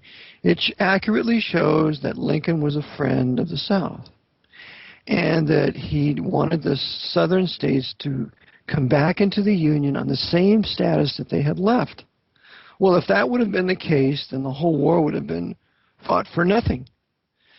So, because Lincoln was reelected, and he surely, in the next 4 years, would have made sure that the southern states would have come in on the same footing, he had to be eliminated.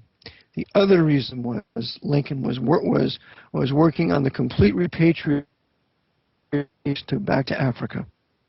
And this, the Jesuits utterly refused. They wanted to use the blacks to be able to ultimately someday justify martial law. So they would build huge major black communities in every major city through welfare and Social Security and SSI, and weaken them and make sure there's plenty of drugs for them to take, so they get plenty of crime, all running into their cities with the Roman Catholic Mafia and the Roman Catholic CIA working together.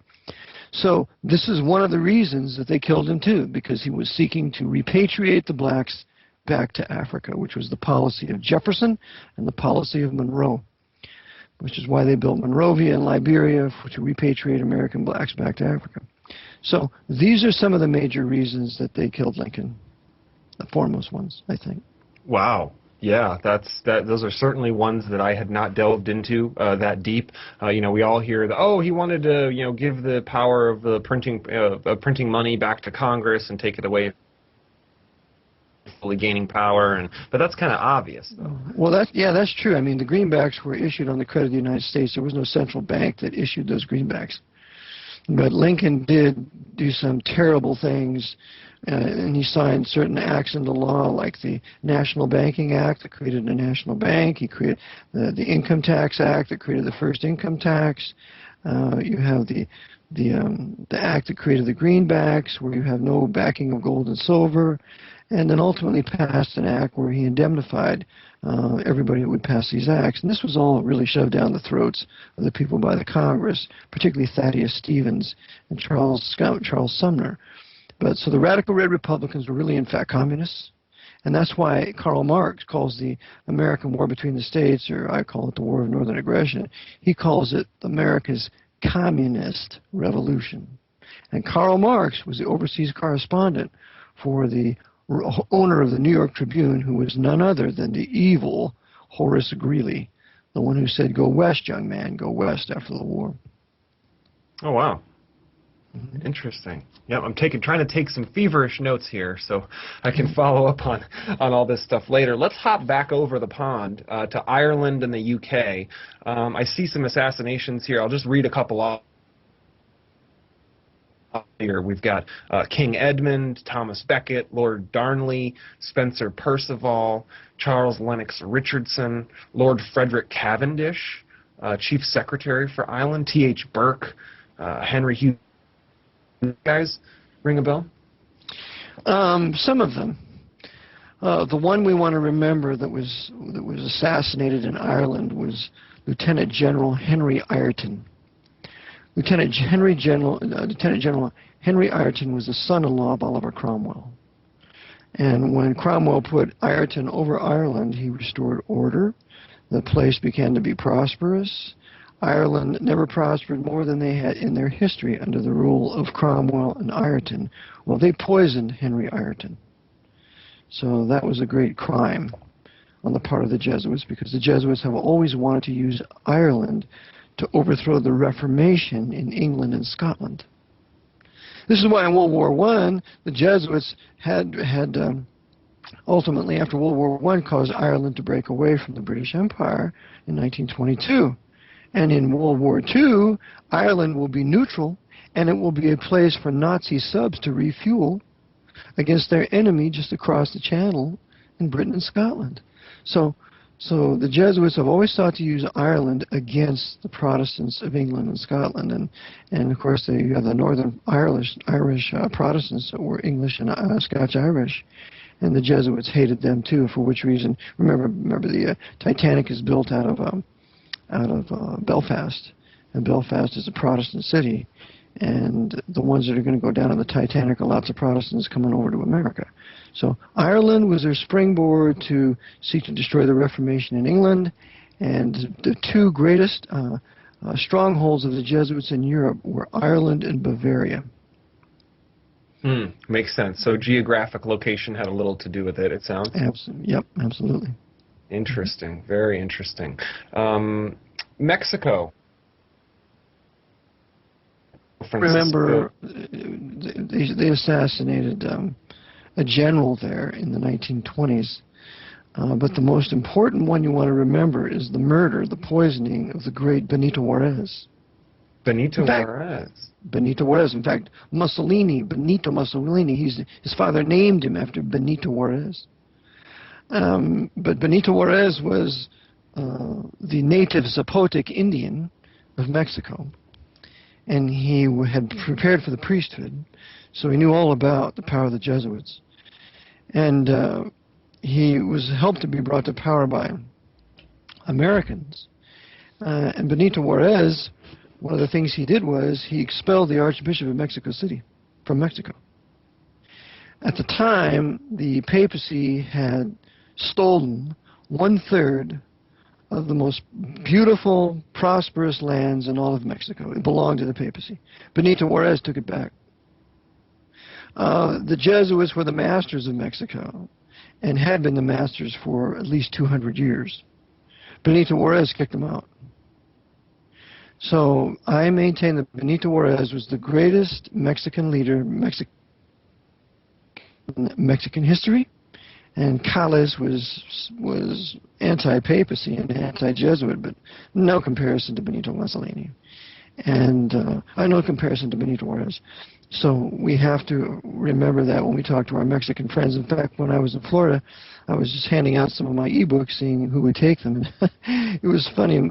White people would not take my ebook, but the ones who received my ebook were blacks and Hispanics. So I happily handed it out to them. Wow. Yeah, and this one Hispanic gentleman, I could tell he was a gangbanger. He had a bunch of tattoos over his eyes and stuff, and I walked up to him and I said, I think you would like a copy of this. He said, what's this for?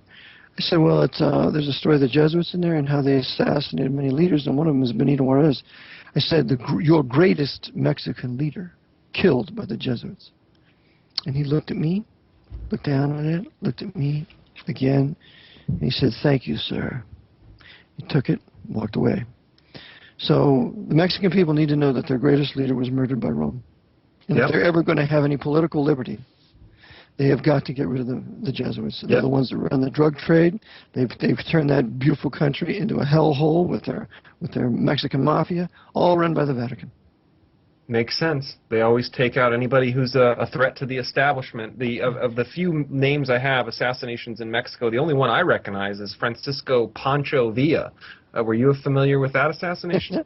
Yeah, Pancho Villa was resisting the American cartel capitalists. Remember, capitalism is good. Laissez-faire capitalism is good. It's a competition between businessmen to make the best product for the cheapest price, and the customer is king. That's the true biblical form of economics that builds the country. We have domestic manufacturers. When you have cartel capitalism, that means business is consolidated in the hands of a few men, and there is no competition. And that's all we have in America today, monopolies. Right. People say, oh, capitalism, it's the greatest economy in the world. Yeah, if everyone played fair. But no one plays fair. You have to define it. You have to say laissez-faire. Right. Laissez-faire capitalism is the greatest, but we don't have it anymore.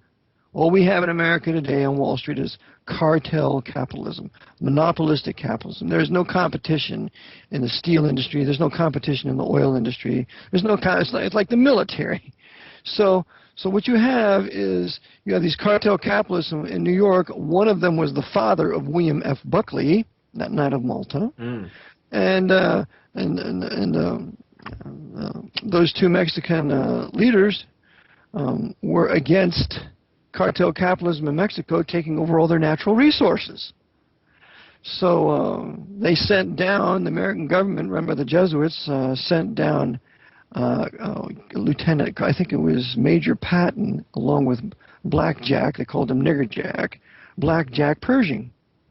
And General Pershing, with with the young officer Patton, put an end to Zapata and to Pancho Villa. And that was all done by the cartel capitalists on Wall Street and Washington, controlled by the Jesuits, to further their power over Mexico. I maintain Pancho Villa and the other ones, Zapata, were Mexican heroes. Yep, he's on my list here too. Zapata. I didn't. Emiliano Zapata, 1919. That's right. They killed him. And so they still control things. You know, we hear about now how the CIA is working closely with the Zetas, and how Fast and Furious program goes much deeper than these two guys that just took the fall. The whole Fast and Furious was an absolutely by design gun running into Mexico, the USA funding specific gangs in Mexico so they can take out all the rival gangs and only leave just one, and basically control the whole situation. That's correct, and also use the Mexican gangs up here to further justify martial law, because the FBI and MS-13 have a secret agreement. And their secret agreement is that when the time is right, they can rob, rape, and pillage, whatever they want to do, but any guns that they take from the American citizens, they got to give them up. Yep.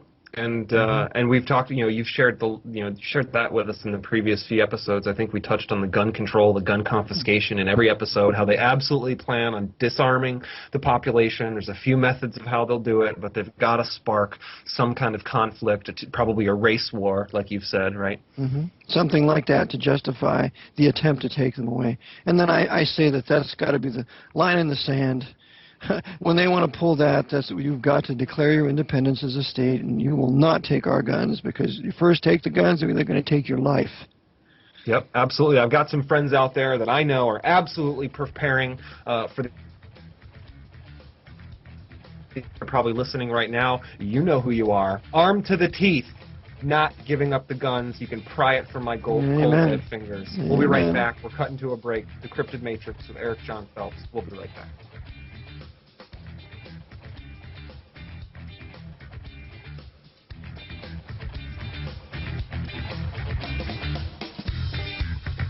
You're listening to Revealing Talk Radio.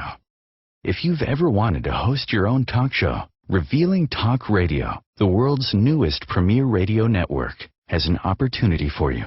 We are looking for many topics. Whether your interest is in business, sports, helping others, alternative news, or simply promoting a product, Revealing Talk Radio wants you to become a talk radio host today. Go to revealingtalkradio.com or call 407-796-2102.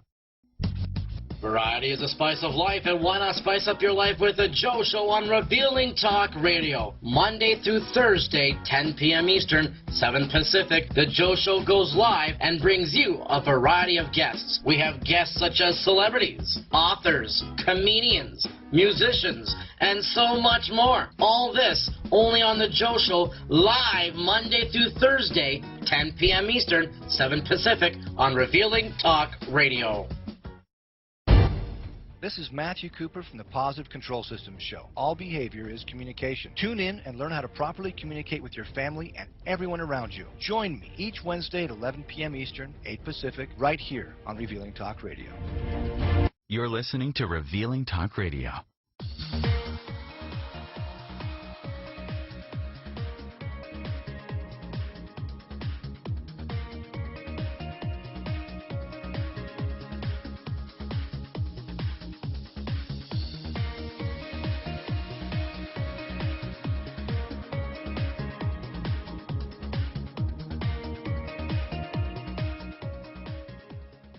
Yeehaw! And we are back. Decrypted Matrix on Revealing Talk Radio. We have a very special guest tonight, Eric John Phelps. For those of us who just joined, founder of VaticanAssassins.org. We were just combing through some history, assassinations, manipulation, control of corporations, capitalism.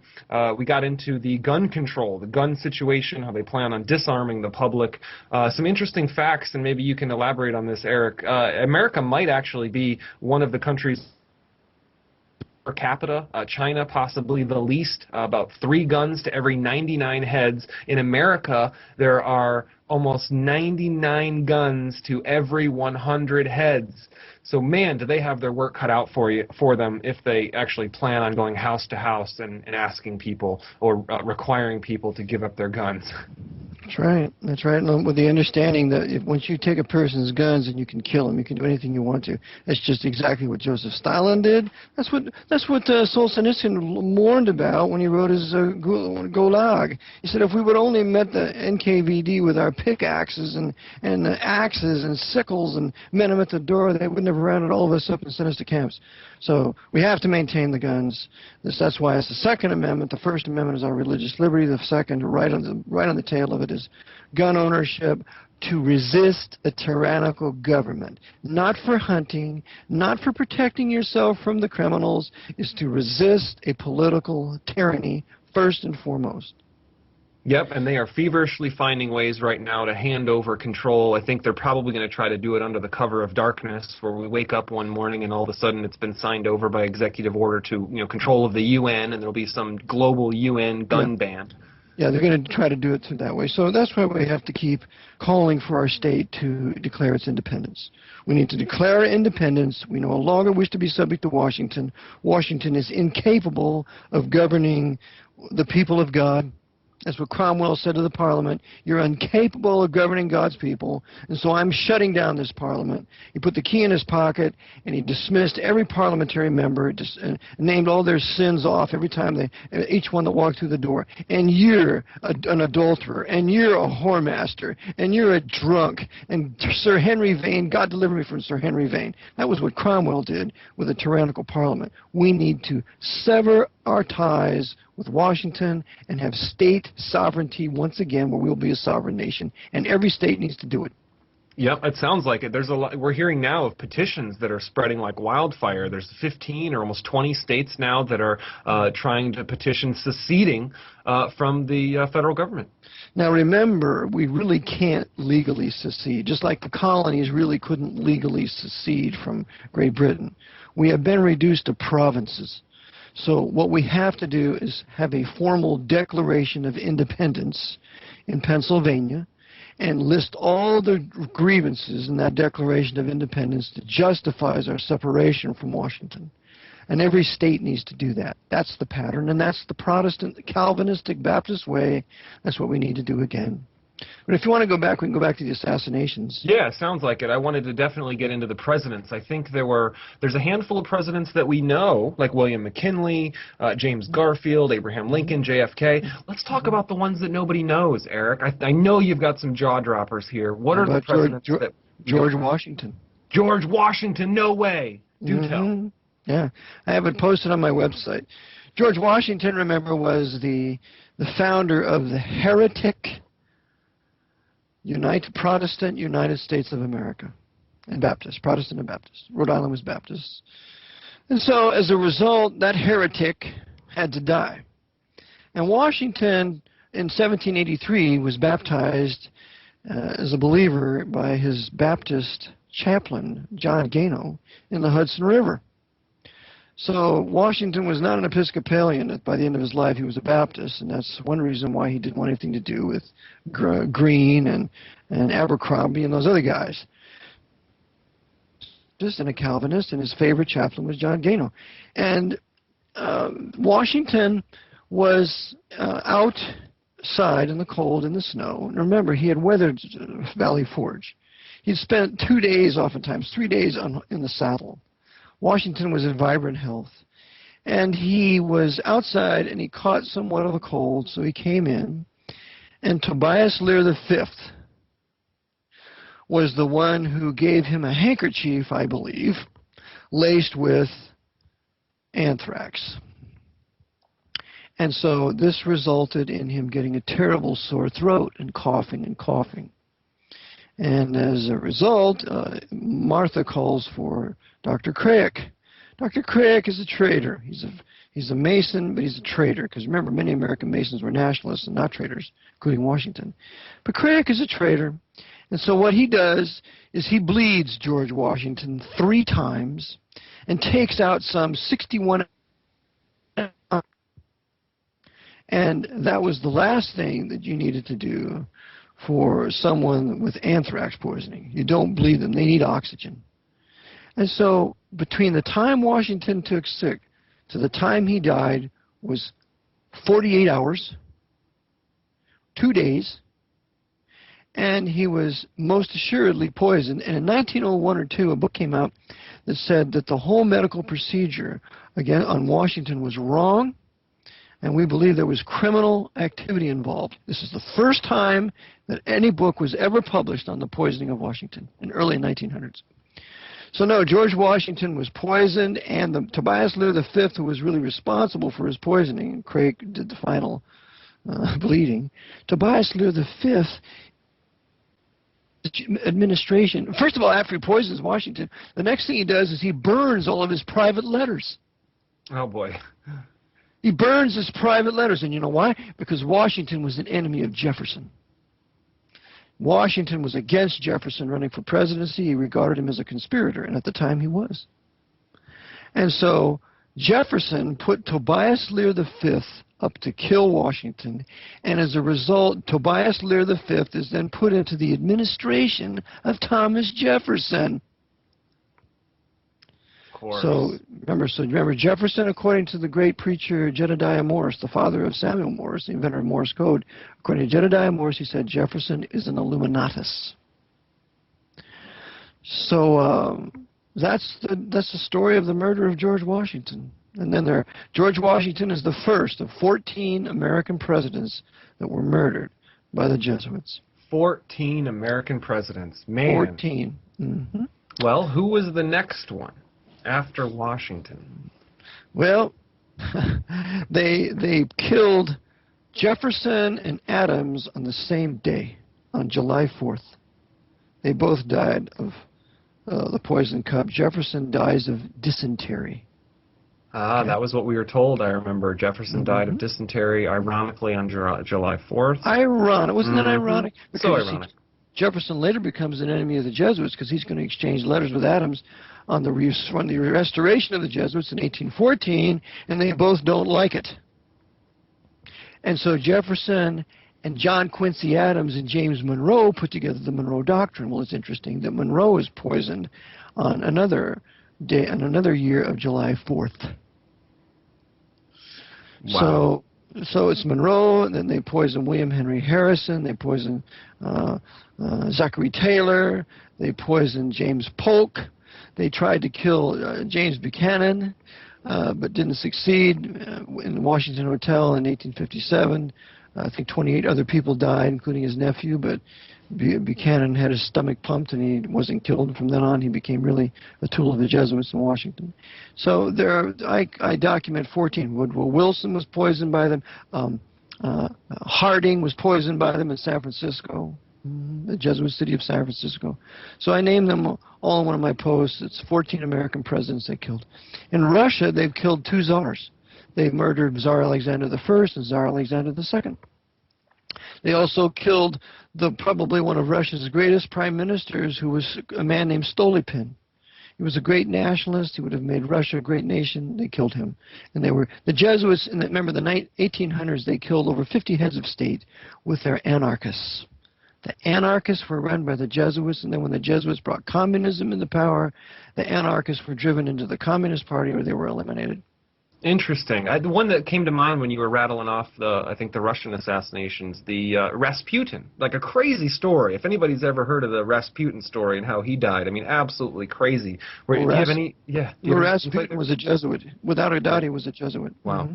And he was sent to overthrow the throne, the Romanov throne, by seducing the wife of the Tsar and all the other women in the court, because apparently, according to history, he was quite a graciously endowed individual. And by the way, they cut off his penis and they stored it some 9 inches long, something like that. Oh my! So anyway, he overthrew the throne of the Romanovs, but you see, Nicholas II was a party to that because he was a Knight of Malta, working with his cousin George V in England as another Knight of Malta to be removed so that the Bolsheviks, the Jesuit-controlled Bolsheviks, could then eliminate all the top leaders in the Orthodox Church that were against the Vatican. So that's why the Bolsheviks killed over 5,000 priests and nuns, arrested the Patriarch, Tikhon. So that's what they pulled off in Russia. They murdered Lenin. They used him, and then they murdered him in 1924 using Joseph Stalin. And then Joseph Stalin came to power, and ultimately they poisoned Stalin, Jesuit masters, by arresting Paskevitchev and Nicholas Vlasak, who Vlasak was the commander of the bodyguard of the NKVD for Joseph Stalin, or KGB, and within a couple of months Stalin was poisoned for that. Of course, Stalin also wanted to kill every Jew in Russia, which was not the plan of the Jesuit order. They were going to use Russian Jews to begin to repopulate the revived Latin Kingdom of Jerusalem, so that's another reason they got rid of Stalin. Oh, interesting. So then there's, you got the puppets that don't behave and they're killed. And then you got the puppets that do behave and they're killed publicly, but little do people know they actually get to go live a secret life. They're killed publicly, like Hitler, for example. Were there any others, Eric, like that you know of, like Hitler, that got to have life after death? Oh, Himmler. Heinrich Himmler. Heinrich Himmler, okay. There's a very good book called SS-1, The Unlikely Death of Heinrich Himmler. And it documents very, very good that Himmler was never poisoned. It was Heinrich Hittinger that was poisoned. And the British faked his death so that they then brought him into British intelligence after the war. Remember, the Jesuits saved all the major mass-murdering SS officers. Not any of them were killed. That includes Himmler, that includes Bormann, that includes Karl Wolff. What about Mengele?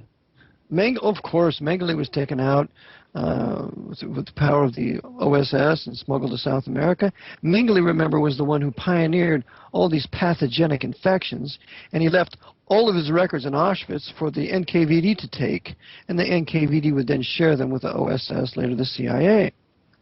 So, yes, this is some of the beginnings of the creation of diseases. Because according to one of my books, Mengele had a top-notch pathogenic laboratory in Auschwitz. And apparently he used, also those pathogens, I think, crisscrossed with his ability to manipulate the mind and control the mind, and what helped spawn the MK Ultra, mind control program. That's correct. That was all spawned out of. Yep. Wow. Absolutely mind-blowing. Yep. So anyway, the Jesuits are the great assassins, and what else? Oh, they assassinated Heydrich. I show this in my book. Heydrich wanted to win.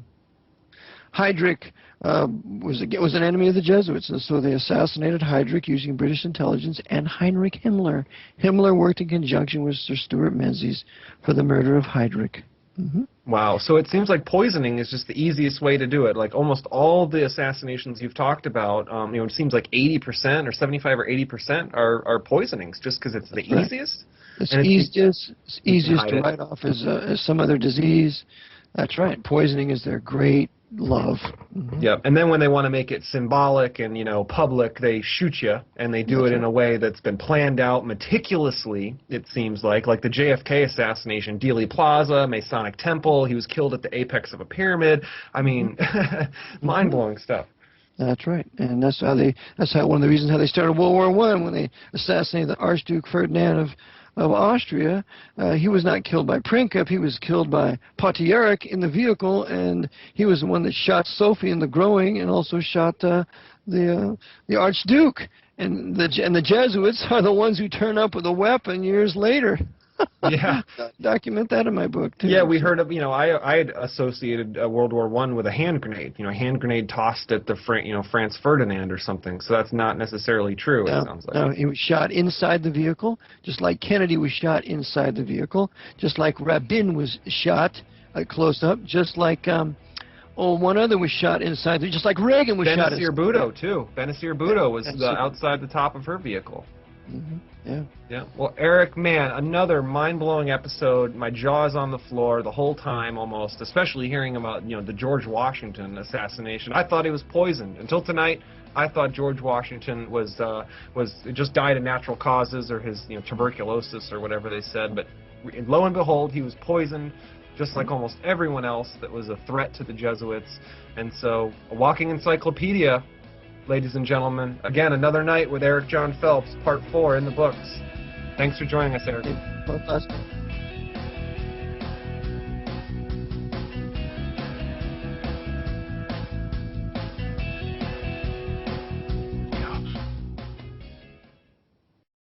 Been heard before. This is a new rabbit hole. This is a new rabbit hole for Decrypted Matrix. Perhaps a new rabbit hole for Vatican assassins as well. Eric, thank you so much for joining us. Tell us a little bit about what you have uncovered and kind of where the conversation will go tonight. Happy to. This has been known for some time by other people, but it's really only had an effect on me just recently. But I've been involved in the income tax issue for probably the last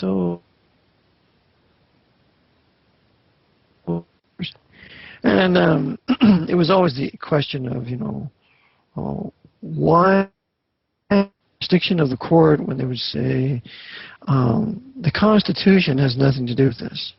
That's what the judge would say. And so, many people have said, well, it's a maritime jurisdiction, or it's an admiralty jurisdiction, or something like that. But the fact of the matter is, and I was made first aware of this with Randy Lee in his Jural Society, in his book of the Hundreds. What we have in America today, since March 6, 1933, is a state of declared national emergency, and the government is under what's called military government. It's not martial law, it's military government. And this is when it has been declared that the people of a district are enemy combatants, and military government is fitting for it. And the book that's the masterpiece of this, and I recommend all your listeners to get it, it's not too expensive, it's entitled Military Government and Martial Law by Berkheimer. His name was William E. Berkheimer. He was a major in the General Staff of the U.S. Army. And he first wrote this in 1892, but then the third edition that he wrote was 1914. And I maintain this is the greatest treatise on military government and martial law that's ever been written. It's 600 pages. It is 600, almost 700 pages with index. And it tells you the difference between the military jurisdictions of military government. Eric, hang on to that thought. We're going to get cut off to a break here. We're going to finish that as soon as we get back. Decrypted Matrix. Eric John Phelps. You're listening to Revealing Talk Radio. We can't pay you for sharing and tweeting us on Facebook and Twitter, but we will love you for it. Find links on our website at revealingtalkradio.com and follow us today. This is Matthew Cooper from the Positive Control Systems Show. All behavior is communication. Tune in and learn how to properly communicate with your family and everyone around you. Join me each Wednesday at 11 p.m. Eastern, 8 Pacific, right here on Revealing Talk Radio. G'day, this is Timmy from the Timmy Down Under Show. I'm an Aussie bloke keeping it real on the Gold Coast of Australia. Check me out each week right here on Revealing Talk Radio. We've got the Aussie perspective. I'll be here waiting for you.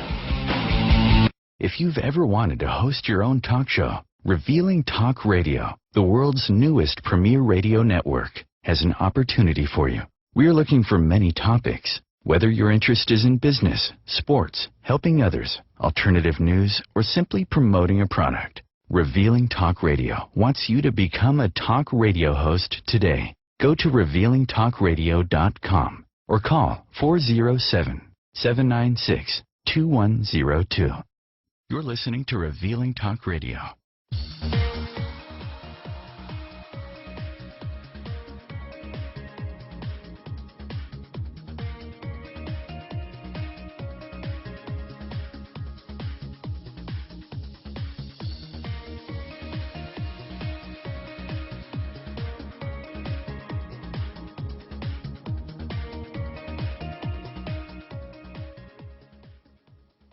All right, we're back. We're back with Eric John Phelps, author of Vatican Assassins, Wounded in the House of My Friends, also the senior editor of VaticanAssassins.org. Tonight, Eric is back for part 5. We're blowing the lid off the Jesuits together, and he is filling us in on military, government, and martial law. This is a book by William E. Berkheimer. He was just getting started explaining William's work here.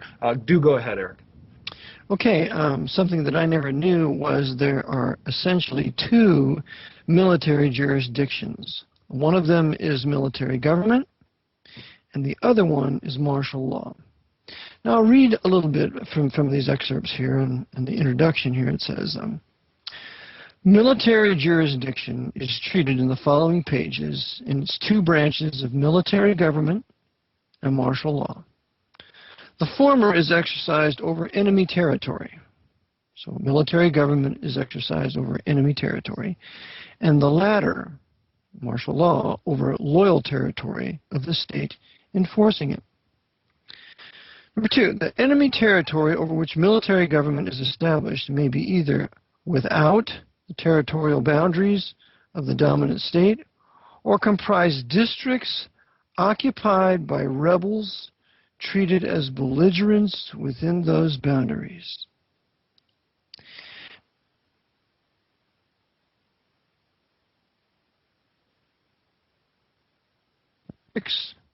Occupied by rebels treated as belligerents within those boundaries.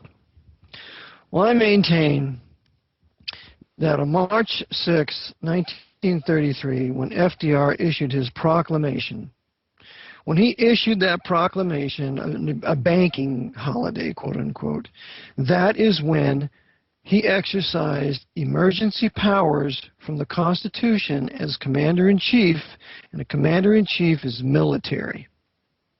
So therefore, what he did was, at that moment, in this proclamation, he set up military government.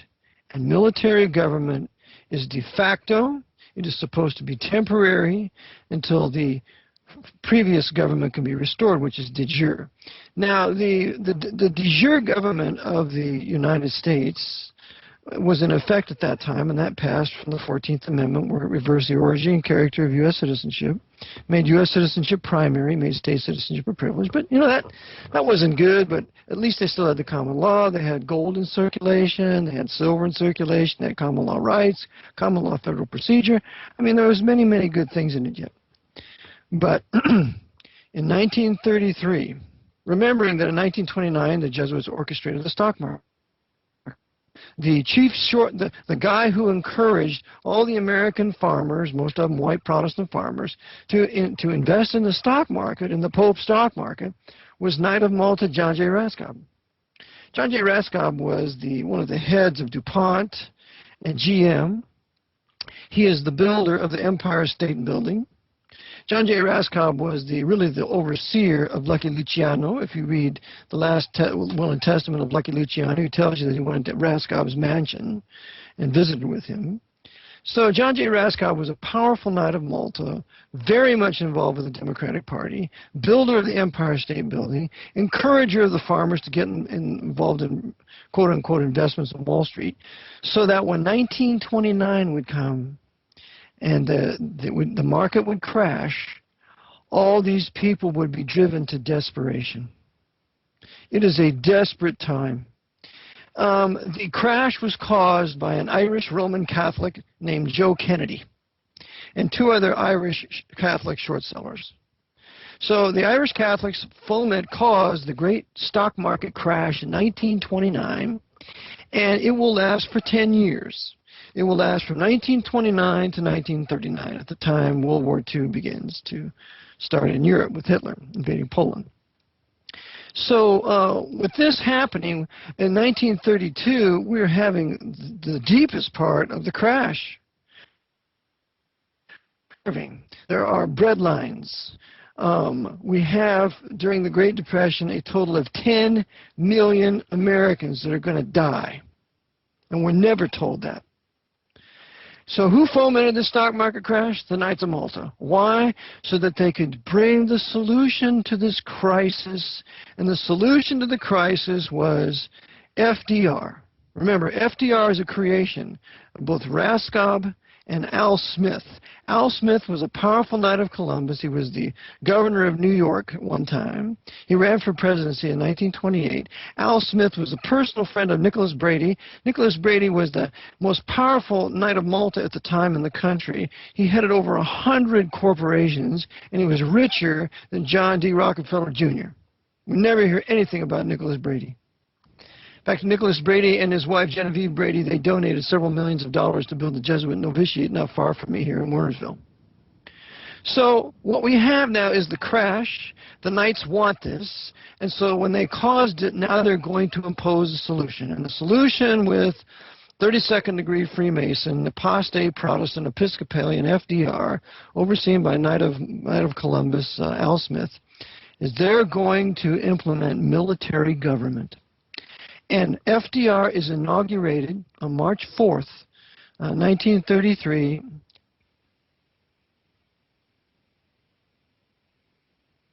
Emergency Powers Proclamation. Proclamation is issued from his war powers that the Constitution has for the President as Commander-in-Chief. This proclamation has never been rescinded. And I have a document here from the Congressional Research Institute that says Congress cannot terminate this proclamation. In 1950, Dirty Harry Truman, the one who caused the detonations in Japan, the on-ground detonations when Japan had already offered to surrender some 6 weeks before it happened to the Russians, he passes in December 16th, 1950, an emergency war powers declaration that's a result of the Korean conflict. And so now with this emergency powers declaration, war powers, we now have complete emergency war powers under this military government, and from now on, from Korea on, the Congress will never declare war. And the reason why I'll never declare war is because there's no need to. We're at war. We're in a continual state of war. That emergency war powers proclamation of Truman carried through the Korean conflict to the end of 1953. In 1954, it starts to begin in Nam with the Saigon military mission, with Lansdale and those other criminals working for Spellman. And so they're going to prosecute the Vietnam War under this war powers declaration of Truman in 1950. And it's never been rescinded. And it's renewed by the president every time they're inaugurated. So we are under emergency war powers and a military government in this country. We have no civilian government. We haven't had constitutional civilian government in this country since March 6, 1933. Nobody that I know were born after 1933. We've never known what it means to live under constitutional government. Yeah. So that's where we are. And when I was at this recent court trial for some of my friends that were found guilty, husband and wife, in Kansas City, I watched the entire procedure. And it was very interesting. The flag that was being flown in the federal district court in Kansas City, in courtroom B with Judge Whipple, and the prosecuting attorney, the prosecuting attorney for the government was a guy named Daniel Nelson. What they were doing is in this court, the flag that was displayed was the typical American flag with no gold fringe on it, the Title IV flag. But it was draped with a gold cord on each end having gold tassels. That is a military color. That's telling you that the Republic of the United States is under military government. That's what the flag is saying. Yep, I've heard that. The gold tassels are they're not there by accident, and they are Of course, they're not there for pretty. Yep. They're not there for pretty. This is the court of law, and the flag is telling you what law is enforced here. And the law that's enforced is a military jurisdiction. It is a civilian court. It's an Article III court. They have Article III engraved in the granite walls as you're going in the courthouse, as you're going upstairs, as you're entering in. And it's, the courts are created by the Constitution and all inferior courts, but it's Article 3 court. So it's an Article 3 court, there's no doubt about it. It's a civilian Article 3 court, but it's under a military jurisdiction because of the war powers proclamations that are in place. And that's why they fly the damnable military colors in a civilian court. Wow. When I was in court with my IRS issues a couple of years ago, I was in the Middle District for Pennsylvania in Harrisburg. And when I went in there with some of my issues that I had, there was a federal judge, and he's got a U.S. flag on each side of him, both of them trimmed in gold fringe. Always find the gold fringe. Military colors, trimmed on three sides with gold fringe. When I was in a court in Allentown, because I initiated an action against the IRS in Allentown, didn't want them to get my books and records, that court there had two flags trimmed in gold fringe. And I wrote the judge a letter, and I said, Judge, I'm going to be asking you in court, is this an emergency war powers court? And when I went before him, and I kind of liked the guy, the little guy, but very firm and stern, and I said, Judge, I said, is this an emergency war powers court? And he said, Mr. Phelps, you indicated that you would be asking me this question when you came to the court in a letter that you wrote to me. And he said, I will tell you this. He said, I will ask the questions in this court, not you. No, he didn't. That's what he said. No. He said, I will ask the questions in this court, not you, and I will ask the questions, and the government attorney, his name is Ben Weir, I kind of like the guy, he will not be asking me any questions either. Is that clear?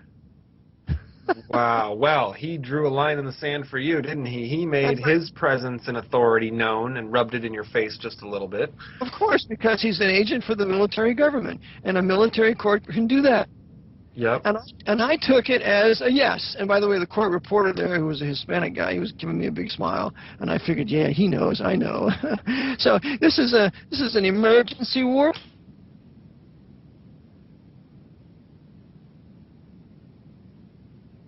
The names that are always there in an action, be it civil or criminal, are always in all capital letters.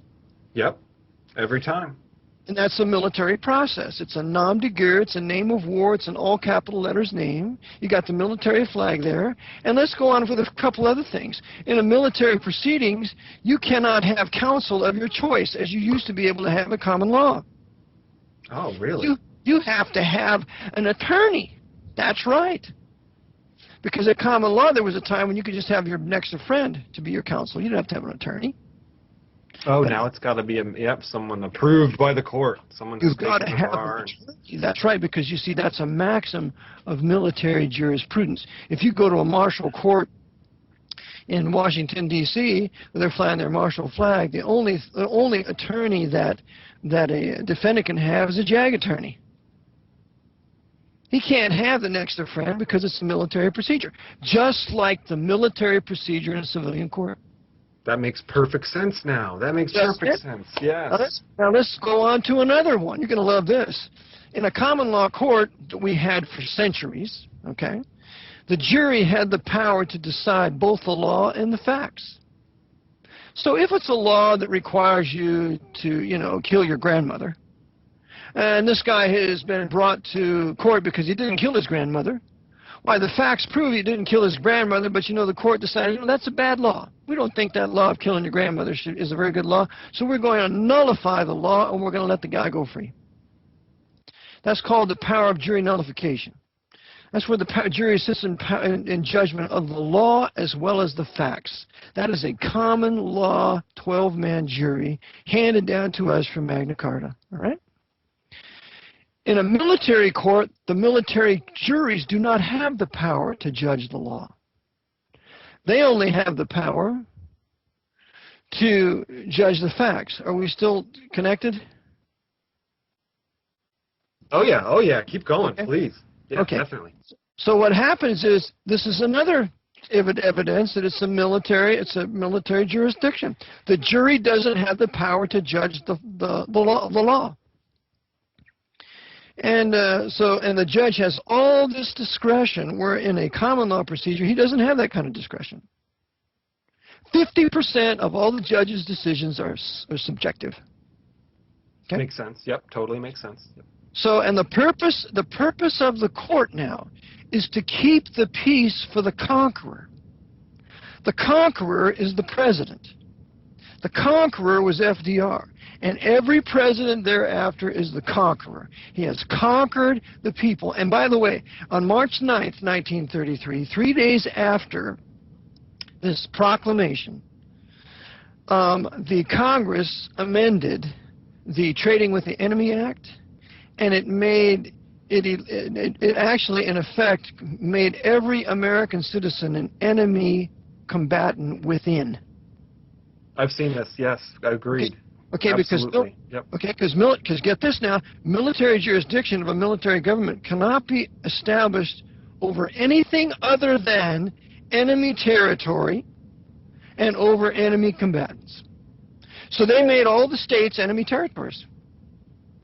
And does this not make sense? Because has this government not been waging war on us ever since? Because that's what you do when you're afraid of your people and you're afraid of the power that the people have if they knew what you were up to. That's correct. So. And you see, this is the whole bit behind gun confiscation. They want to take the guns from the enemy combatants, the belligerents, that they made them such in March of 1933. Yep. Because shortly after that, they took our gold. They made it illegal for us to hold gold, of which the Constitution says no state shall make anything but gold and silver a tender in payment of debt. Yep. The Republic. And then they refinanced it with paper securities, some of them being your birth certificates. All the birth certificates are securities. There's a monetary value attached to every stinking one of them. Yep. About $1 million. I've heard it's about $1 million traded on the stock exchange, and it connects back to the idea that the judges really only exist to settle a financial debt. It always works back into settling a financial debt, and they look at both parties and make sure that both parties have fulfilled their agreements, which ultimately end up being a financial debt. Well, that's part of it. That's not all of it. That's part of it, because it does have criminal jurisdiction, and a court of admiralty or equity, they don't have criminal jurisdiction. Military jurisdiction under military government has both criminal and civil jurisdiction. So it's the only thing that makes sense. The other thing is then they implemented an income tax, which is a war tax. And the war tax is to finance all the crusades of the Pope that this American military government's engaging in. And by the way, when the military government conquers the combatants, they can cause the people, the combatants, to join its military. It's absolutely crazy, Eric. They get us to pay for the war. Well, they could afford these crazy... tax us to death, make us pay for it. We'll be right back. Last break of the show. Vatican Assassins, Eric John Phelps. We'll be right back to Cryptid Matrix on Revealing Talk Radio.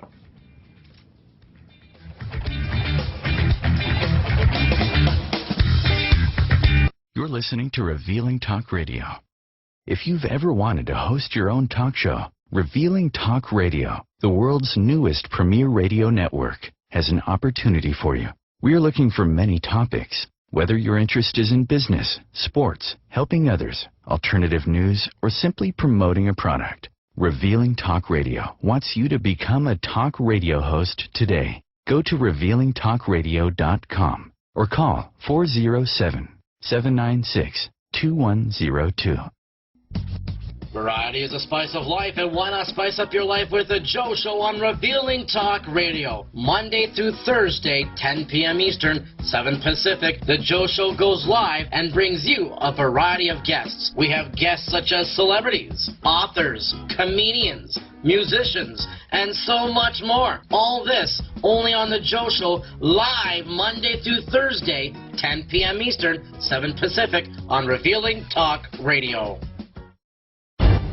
This is Matthew Cooper from the Positive Control Systems Show. All behavior is communication. Tune in and learn how to properly communicate with your family and everyone around you. Join me each Wednesday at 11 p.m. Eastern, 8 Pacific, right here on Revealing Talk Radio. You're listening to Revealing Talk Radio.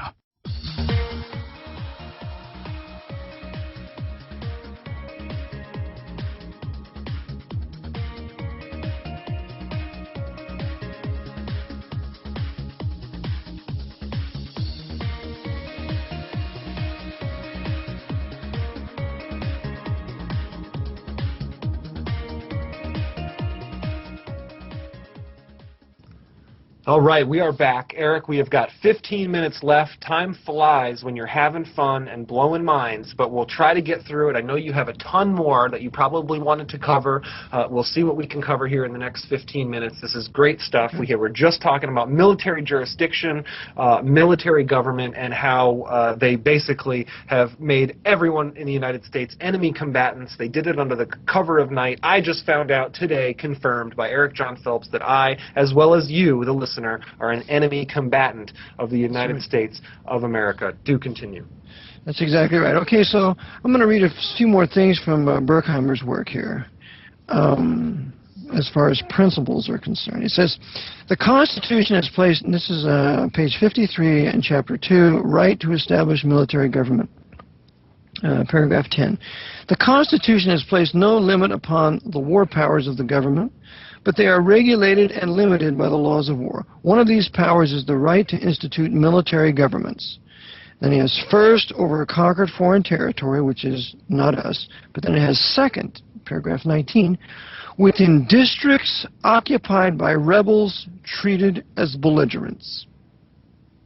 The constitutional power to establish such governments within states or districts occupied by rebels treated as belligerents is as clear as the right to so govern foreign territory. So therefore, they instituted military government with that proclamation of FDR and then made us enemy combatants or belligerents 3 days later. Yeah, citizens. Now, enemy combatants. Wow. Yeah. So now you want to get the flow of this. Remember, the Jesuits have always wanted to implement martial law here. Right. Because when you implement martial law, then the commander's the law. Yep. And so it's just like the Antichrist. He's the man without law. He is the law. And what this is this is an interim period between having a de jure constitutional government and martial law. The in-between period is this time of military government. So that when the Jesuits finally implement their martial law, after they start causing a black-on-white race war, probably, and then implement martial law in the cities, right, all the tribunals have already been proceeding under military jurisdiction since no later than about 1950. How convenient. How convenient. It's Yep. all in place. It's all there, ready to go, ready for martial law. And remember, in 1934, there was a plot to seize the White House. There's a book titled by that name, Plot to Seize the White House by Jules Archer. And in it, he shows that there was a design to make Smedley Butler, the great Quaker Marine Corps general, two-time Medal of Honor winner, to make him a military dictator.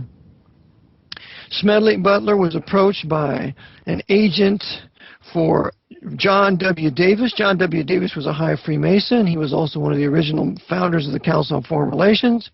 He was another guy involved was Al Smith, the Knight of Columbus.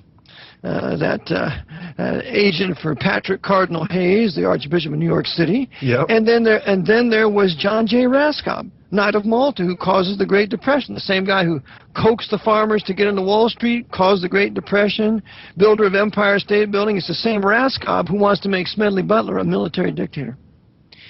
And it's discovered at this time by a book written by John Roy Carlson called Undercover on page 360. He says that the purpose of the fascists was to implement fascist military rule and move the capital from Washington to Denver. And this is written down in his book in 1942. Now we understand the creation of the Denver airport. Wow. And moving everything to Denver. The formal headquarters of CIA is Denver. They've already moved it. Denver, Colorado Springs. Yep. It's just a matter of needing to move the rest. A formal move. Yep, largest known military base, underground military base in the world, supposedly connects to every other underground military base in the world, Denver International Airport. Absolutely crazy. That's right. That's exactly right. So that's why they built it. That's why they... And by the way, the one who helped in the design of the airport, I had my PowerPoint, and the airport is set out, the runways are set out like a swastika, was Knight of Malta Leon Panetta. Yeah. The good old Secretary of Defense now. Panetta. Oh, man. Panetta. So there's a Knight of Malta there, and a darling of the Jesuits at Santa Clara University. He used to teach there. Makes sense. What we have. Yep, you were always bringing up the universities, the schools that these guys come out of, and the dots are all connected. Right. The schools are the military fortresses, the Jesuits, and they just teach their students to go out and man their empire so they can run it for their benefit. That's why they have their schools. They got 28 of them. So what we have here is this interim period between the Republic and martial law called military government. And I maintain that the average American knows nothing about the fact that they're in the military government. They're flying the flag of the military government all the time. In fact, I was watching some old movie. It was called Cry Baby, with what's his name? I can't remember that actor's name. He played in Pirates of the Caribbean. But anyway, that's an earlier movie. It's not a very nice movie. I asked to watch it for a little bit. But in that, where they're sentencing this kid to jail, the judge is sitting up there, and the flag is trimmed in gold fringe on all three sides. Yeah, that's a Johnny Depp movie. Johnny Depp movie, yeah. Yep. And I said, look at that. Because my wife, look at that. The flag's trimmed in gold fringe. They're putting it right there on the TV for you. Amazing. So it's... And what are you going to do about it? So here's what I advocate doing about it. I advocate getting on a jury. Okay? Just do what you can to get on a jury. If you got to lie to get on a jury, because you're not really lying. Remember, lying to the enemy is not lying. Hey, Rahab. That's right. That's right. Hey, Rahab, where are the spies? Where are the spies, Rahab? And they went that way. She lied. Right. And the book of Hebrews commends her for it. All right? How about World War II? You got any Jews in your house?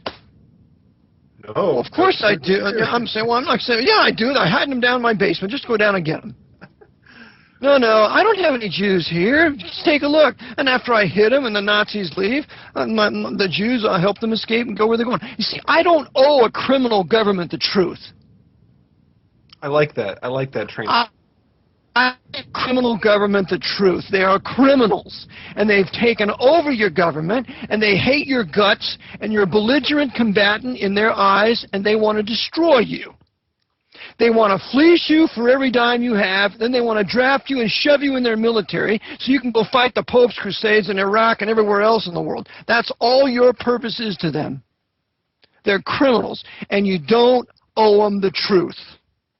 It's a de facto government. It is not a de jure government. It was created by a military proclamation by a criminal named FDR, seconded by another criminal Freemason, Dirty Harry Truman, and now continued by another criminal Prince Hall Wright Freemason named Barry Davis Obama. It's all a criminal de facto government, and I have nothing but contempt for it. So I want to get on a jury. And when I get on a jury, the judge say, well, can you enforce the law as I give it to you? You have the right to sit in judgment of the facts, but you have to enforce the law as I give it to you. I say, okay, sure. I'd be happy to. Thinking to myself, you enemy criminal agent of this military government, I'm going to get on that jury, and as soon as I'm sitting on that jury, I'm going to decide whether or not those people are going to go free or whether they're... Yeah, you're deciding. I'm sitting in judgment of the law. I'm sitting in judgment of the facts. I'm sitting in judgment of the judge. I'm not his lackey. And just because he has a black robe on doesn't mean he's better than me. And just because he's sitting higher than me doesn't mean he's better than me. I'm sitting in judgment of how this government is functioning, and if it's not functioning as that Constitution says it ought to be, I'm going to hang the jury. Yeah, as you should. As you should, because why? It is a criminal, de facto, military government, and I'm offended that I would be governed by a military government secretly. You know what Berkheimer says here? He talks about, on page 59, he says, talks about this one particular example of this military government, and he says, the plainly military gave way to the civil rule as announced, but the government... Now get this, the government in its essence remained a political military one. What? It's either political, it's either civilian, or it's military. But look here, it remained a political military one, and though styled civil, was upheld only by force of arms. Wow. That's what we got here. It's styled civil. But it's really upheld by force of arms. And by the way, it goes on to say that the conqueror, that's what he's called, the conqueror, It says right here, when military governments instituted in states or districts occupied by rebels treated as belligerents, political considerations will generally determine even more than when armies are on foreign soil, who the agents shall be to carry it into execution. Well, I can think of a whole bunch of agents carrying this military government into execution. They're called FBI agents. They're called IRS agents, DEA agents, CIA agents. They're all agents. What, 26 gun-toting agents? And by the way, they're all packing guns, too. Ever wonder why an IRS agent comes to your house packing a gun? I didn't know that, no. Visiting mommy and daddy and the children, or a treasury agent coming to your house, they all got guns. How come? Visiting some poor woman nursing a baby, you're going to bring a gun in the house? Because they're agents of a military government. Wow. Macho men. Real macho. Real macho. Real macho, guys. So I just want to communicate to the listeners that I think it's time military government ends. And you know what? It's not only here in America. You got military government in Australia. You got military government in England. You got military government everywhere. You got military government in Russia, military government in China. They're all military governments. And you know what they do to the population? They submit the population to communism. They shove communism down their throats because nobody naturally wants to do communistic things. Everybody enjoys the right to their own private property. Nobody wants to pay an excise income tax. Nobody wants a central bank. We had state banks here until they shoved the Federal Reserve down our throats. Yep. All 10 planks of the Communist Manifesto are in place here in this country under military government. And they were put in place after FDR declared his military government. So they shoved communism down the throats of the population. Fascist government, because when they put the symbols of the fasci in the House of Representatives after FDR issued his proclamation. They weren't there before. Yep, he made it all possible. And just had the other day, December 7th, 1941, a day that'll live in infamy, right? And everybody on Facebook is like, oh, remember Pearl Harbor, remember Pearl Harbor. You know what I remember? I remember the message that FDR decoded, Yamamoto's message 3 days earlier. He let it happen. We remember December 7th as this day we got attacked by surprise, but it wasn't surprise. You heard that he knew that it was going to happen, right? Well, of course he helped plan it, the wicked sinner. You need to read a book called Day of Deceit, The Truth About FDR and Pearl Harbor by Robert B. Stinnett. Robert B. Stinnett wrote this masterpiece work. He's an ex-Navy man. He lived at the time of Pearl Harbor. And this was written when, in 2000 by Robert Stinnett. Showed you that FDR was a part of it, showed how the Office of Naval Intelligence put together an 8-part plan to make it happen, and there's another book called with the Japanese Imperial Conspiracy that shows Hirohito was also involved in it. It's a 2-volume work. So FDR, Hirohito, both working together. FDR's advised by the Jesuits of Georgetown. Hirohito's advised by the Jesuits of Sophia in Tokyo. They're both working together to foment a war for the destruction of each other's populations, so they can destroy the manhood out of Japan and convert that ancient culture into a commercial colony of this empire, and so they can further destroy the historic white Anglo-Saxon, Protestant, and Baptist manhood of America, because the majority of men who went to the South Pacific were Southerners. We got to send those white Southern boys out there because we can't stand them. After all, they fought against us in a war between the states and almost beat us. So we got to send them out there. So it's all about making war on targeted populations using military governments and their leaders controlled by the Jesuits. Wow. Unreal stuff tonight. Thank you so much, Eric. Thank you so much for coming in to give us the tip of the iceberg. I have a feeling there's more on this subject that we could definitely discuss. Would love to connect with you after the show. I think my producer will reach out. We'll talk about having you on again. I don't know if Monday will work this time, but we'll definitely have you on in the next couple of days. I think there's some thoughts that we need to finish here. The listeners are probably dying to know kind of where else this can go and how deep this rabbit hole goes. But tonight has been informative. Man, we talked about the John J. Raskow, head of DuPont and GM, guy who was behind the Empire State Building, the crash of the market, Smedley Butler, John Carlson's undercover, Leon Panetta, designing the airport runways, the swastika at Denver International Airport. Of course, the agents, mind-blowing agents of the CIA, NSA, and IRS. Eric, thank you so much. And some final thoughts from Mr. Eric John Phelps, Vatican Assassins. Go ahead. Okay, the Bible says, believe on the Lord Jesus Christ, thou shalt be saved. Call all men everywhere to repent and believe that Christ died for your sins according to the Scriptures, was buried and rose again. Thanks, Max. Thank you so much, Eric. Love to have you on. As always, buddy, we will talk to you soon. Thank you so much. Okay, Lord bless. Yep. Bye. Bye.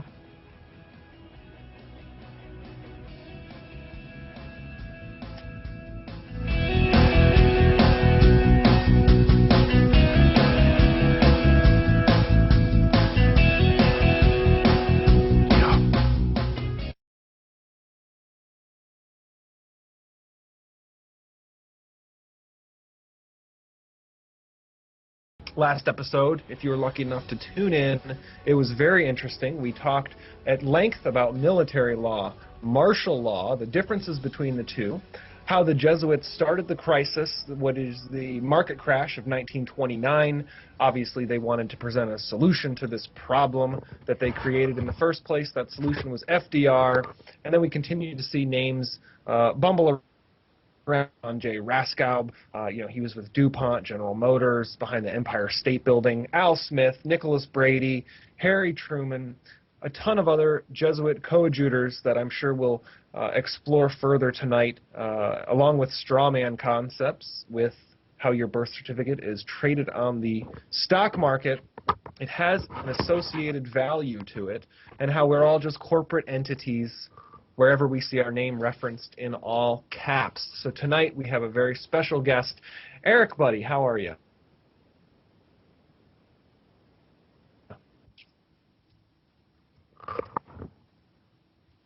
Mr. Eric John Phelps of Vatican Assassins, author of Vatican Assassins, Wounded in the House of My Friends, chief editor of VaticanAssassins.org. Mr. Eric John Phelps, so glad to have you here with us tonight. How are you doing, buddy? Doing fine. Can you hear me okay, Max? Yeah, definitely can hear you loud and clear. Can't wait to see what you have in store. I know you've been researching and kind of further digging in since the last time we talked. What have you continued to uncover? Okay. Did you want to go into the military process, or did you want to do a little bit more background before we get into it? Yeah, let's maybe give a little more background. You're always good at the background stuff, and then feel a good foundation has been set. We'll jump right into the military stuff that really gets interesting. Okay, remember, whenever you study history, it's like wading out into a river. You want to know where that river comes from before you examine the way it is there. So you got to go upstream and then flow down the river, and then you come to the present where you are, and then you can understand how it got there. Ah, makes perfect sense. Okay, so we want to realize that the Jesuit order, with their assassination of Lincoln,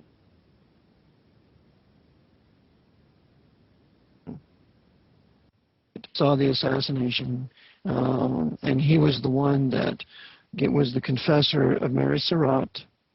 And when they killed Lincoln, because Lincoln was not going to go along with the 14th Amendment, he was not going to go along with the consolidation of states under Washington being supreme, they killed him and then replaced him with Andrew Johnson. And Andrew Johnson became disobedient because he didn't want to go along with the 14th Amendment either.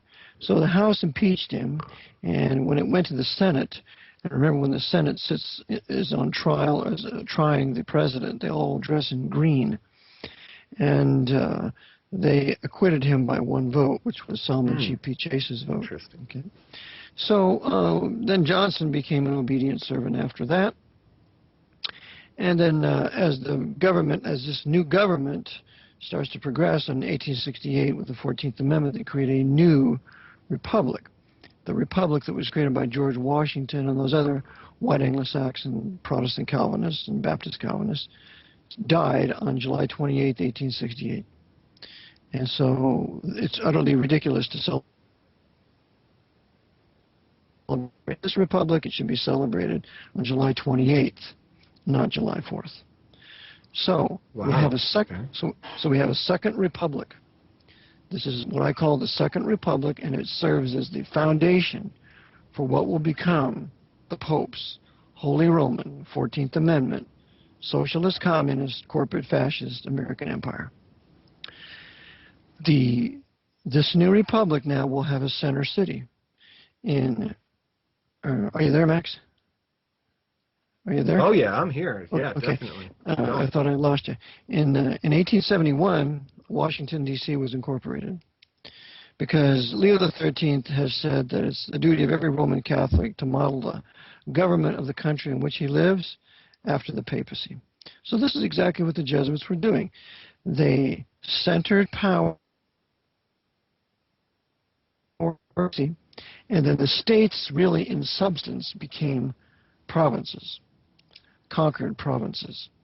And these provinces, even though they're on their face, they're states, they opened up false policies that they're sovereign states. The secret but true policy is they're conquered provinces and subject to Washington. And in 1869, Supreme Court case titled Texas versus White. And in that case, the Supreme Court said that no state has the right to secede. Wow. Okay. So this meant that this was completely different than the way it used to be, because the states of the previous republic had the right to. Right. Yeah. The state of New Jersey and the state of Virginia. So this new republic, the states in this new republic, don't have the right to secede. And by the way, locally, in Lancaster, they started a paper about this time. It was called the Lancaster New Era. And so we embarked upon a new era. It's a new government. The old union is gone, and a new union has been created with the 14th Amendment. Well, this new union, this new republic, is going to be the hammer militarily attack nations and restore and reduce their governments to being subordinate to the Vatican, being submitted to the temporal power of the Pope. You got to hand it to them. They're telling you exactly what they're doing. If you look closely at their verbiage and what these laws are saying, it's funny how they're actually telling you exactly what they're doing. It's hidden in plain sight. Yep. Right out in front of you. Okay, so as the Jesuits do this, they now begin to build their cartel corporate monopolies. The steel monopoly with J.P. Morgan. Yep. Remember, J.P. Morgan will buy the steel industry of Andrew Carnegie. He will buy the steel industry for $100 million less than what it's really worth. The first head of U.S. Steel will be a knight of Malta named John Farrell. And it's this U.S. Steel that will now be the heart and soul of building the ships for World War I. And these ships at World War I will be built in Hog Alley in New Jersey. And they will make these Liberty ships. And they will be able to produce these Liberty ships one every 3 or 4 days. So it's anybody that wants to check this out, you want to go to Hog Alley in New Jersey and look at the huge shipyards that were used to build all the World War I Liberty ships to bring American troops over to France in World War I. The military-industrial complex is now born. The steel monopoly is born. Then you're going to have an oil monopoly, and that oil monopoly will be under John D. Rockefeller. John D. Rockefeller was an absolute servant of the papacy, because he was another dear friend of J.P. Morgan, and they both were dear friends of Edward VII, King Edward VII of England, who was the one who formally allowed the Jesuits to re-enter the British Empire, England, in around 1902. Edward VII will be the one who's going to foment World War I against the Protestant Second Reich of Germany. Okay? Well, meantime, as this is all unfolding internationally, the Jesuits are busy building their empire here. Well, when you're going to have an empire, you have to have a military dictator. You have to have a commander-in-chief that's going to act like an emperor. Of course. Yep. Okay. So the first emperor that we have that starts really acting like it is Theodore Roosevelt. And there's a very good book on him entitled Theodore Rex. And it's about Theodore Rex Roosevelt, Theodore King Roosevelt, and he is the one who is responsible for the creation of the FDA in 1906. The FDA will be the Holy Office of the Inquisition against the health of the American people. This is where a few years later in the 30s they're going to outlaw the growing of hemp. And hemp, as said by Jefferson, is a great crop, and says America will be rich because America is rich in hemp. So the FDA is going to begin to take away the use of herbs, herbal remedies, and going to gradually addict the American people to pharmaceutical, oil-based, petroleum-based pharmaceuticals. Right. And every one of them is liver toxic. Yep. We have to remember that the health of the American people at this time was preeminent over all the other peoples because our national grain was millet, not wheat. And so we didn't have all this gluten infection. People had millet every day for... That's a fun so word. So we have to destroy the health of the American people. So the FDA became a font of this. In about 1901 or so, the American Medical Association is created. Old AMA. Yep. The AMA, American Medical Association. I like one of our alternative doctors calls it the American Murderers Association. And it's quite ironic because the first head Dr. McGuire was a high Freemason, and he was a major at the time of the war between the states, and he was the major who was the one who removed Stonewall Jackson's left arm when he was wounded at Chancellorsville. But this is also the major who poisoned Jackson at Guinea Station on orders of Robert E. Lee. You see, Robert E. Lee was a traitor. Robert E. Lee never visited Jackson when he was sick. So this Hunter McGuire will be the first head of the AMA, and for a job well done. He will be the first man to tie off an aorta in surgery. And on his deathbed, just by coincidence, he is unable to speak. He is mute, so he can make no deathbed confessions. Here we have now the founding of the AMA, the FDA, and in 1908 we're going to have the founding of the Bureau of Investigation. The Bureau of Investigation is necessary if we're going to have an empire, because all empires have a secret police. The Bureau of Investigation was started by an Italian Roman Catholic, Charles Joseph Bonaparte, who was the Attorney General at the time under Theodore Roosevelt. And the Bureau of Investigation was created not by legislation of the U.S. Congress. It was created by executive order. So now we have our secret police. In 1924, it's going to be called the Federal Bureau of Investigation, the FBI. And about that time, this mulatto, who is going to be a high Freemason, is going to head the FBI for nearly 50 years, and his name is J. Edgar Hoover. So as he heads this, he is going to be the Grand Inquisitor of the FBI. He will be completely and totally at the beck and call of the Jesuits at Georgetown University. He will be compromised in his morality because he's a notable sodomite homosexual with his right-hand man, Clyde Tolson. And the real guy that will be running the FBI is a knight of Malta named Cartha D. DeLoach. Cartha D. DeLoach was really the one in command of Division 5 of the FBI at the time of the Kennedy assassination. Hoover was nothing. DeLoach ran everything. Wow, so who also was a mixed race or mulatto? Yes, he was a mulatto, just like Warren G. Harding. Wow, how was this kept under wraps, or why, would you say? Well, they don't want that out, but you see, the Jesuits always want to use mulattoes as much as possible because mulattoes are always loyal to the white power structure against their own black race. Oh, so they're the perfect sheep, or they're the perfect wolf in sheep's clothing. That's correct. A man would never betray like a mulatto. And Obama betrays us. Oh, he seems to certainly fill that role. Yeah, absolutely. He is completely and totally in obedience to the white power structure controlled by the Pope. Okay, so now we have the Bureau of Investigations created. Now we're going to have, in 1913, some critical things happen here. We're going to have the 16th Amendment proclaimed ratified in February of 1913 during the presidency of Taft. Taft is skull and bones. Taft is a 33rd degree Freemason. According to Jeremiah Crowley in his great work, Romanism, A Menace to the Nation, that he published in 1912, he said that Taft and Wilson and Roosevelt were busy serving the Pope. So Taft, in serving the papacy for the 16th Amendment. And to clarify, the 16th Amendment is the taxes one. It says what allows Congress to pay levy and income tax without apportioning among the states, blah, blah, blah, blah, blah.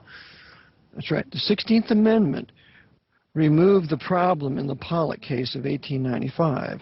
The Pollock case in 1895 declared that the Income Tax Act that had been passed wasn't like 1894, so it was unconstitutional because it taxed income from a certain kind of property that had to be taxed directly and therefore had to be taxed proportionally. So therefore, because this little portion of income came from this particular kind of property that could not be taxed uniformly and indirectly, the 16th Amendment was taxed to overturn that little problem in the Pollock decision. So the 16th Amendment overruled the Supreme Court Pollock decision of 1895. And by the way, if you want to read a great decision, you want to read Stephen Field's decision in that Pollock case. He talks about what's going to be the end of all this. Capital at war with labor. And of course, this is one of the planks of the Communist Manifesto. A heavy progressive graduated income tax. Awfully clever criminals we're working with here. We have to respect their brilliance. We have to respect their planning.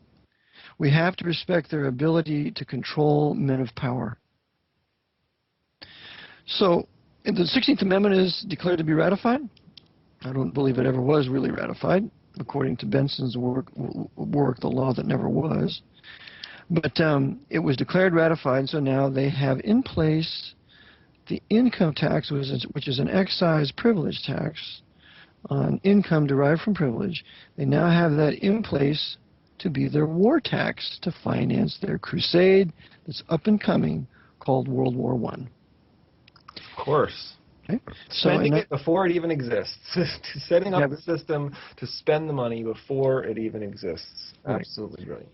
Okay, so now to be able to finance this World War I, we have to have a central bank. So in 1913, in December 23rd, 1923, 2 days before Christmas, when the majority of congressmen are out on Christmas break, they shove the Federal Reserve Act down the throats of the Congress, and it is declared to be passed, of which Woodrow Wilson later said, "I've betrayed my country," when he was on his deathbed. Perfect. Hold that thought right there. We'll be right back. The Cryptid Matrix. You're listening to Revealing Talk Radio. We can't pay you for sharing and tweeting us on Facebook and Twitter, but we will love you for it. Find links on our website at revealingtalkradio.com and follow us today. This is Matthew Cooper from the Positive Control Systems Show. All behavior is communication. Tune in and learn how to properly communicate with your family and everyone around you. Join me each Wednesday at 11 p.m. Eastern, 8 Pacific, right here on Revealing Talk Radio. G'day, this is Timmy from the Timmy Down Under Show. I'm an Aussie bloke keeping it real on the Gold Coast of Australia. Check me out each week right here on Revealing Talk Radio. We've got the Aussie perspective. I'll be here waiting for you. If you've ever wanted to host your own talk show, Revealing Talk Radio, the world's newest premier radio network, has an opportunity for you. We're looking for many topics. Whether your interest is in business, sports, helping others, alternative news, or simply promoting a product, Revealing Talk Radio wants you to become a talk radio host today. Go to revealingtalkradio.com or call 407-796-2102. You're listening to Revealing Talk Radio.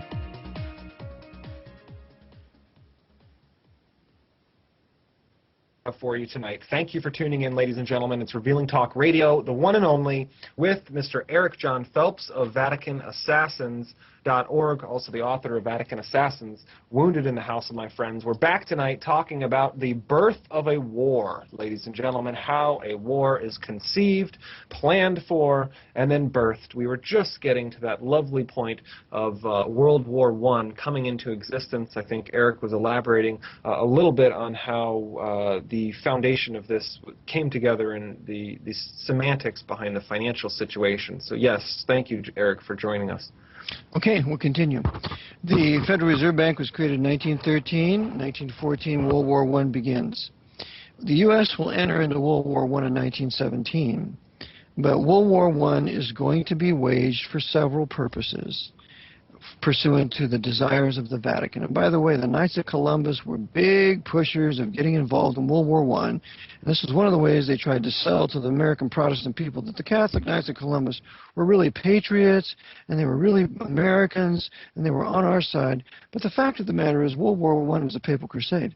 And I have an old book titled Rome and the War, written by a guy named Watchman, that I hope to scan on to my website. But he shows you that the Jesuits were completely the authors of World War I. And what they accomplished in World War I was, first and foremost, the destruction of the Protestant Second Reich in Germany. Yep.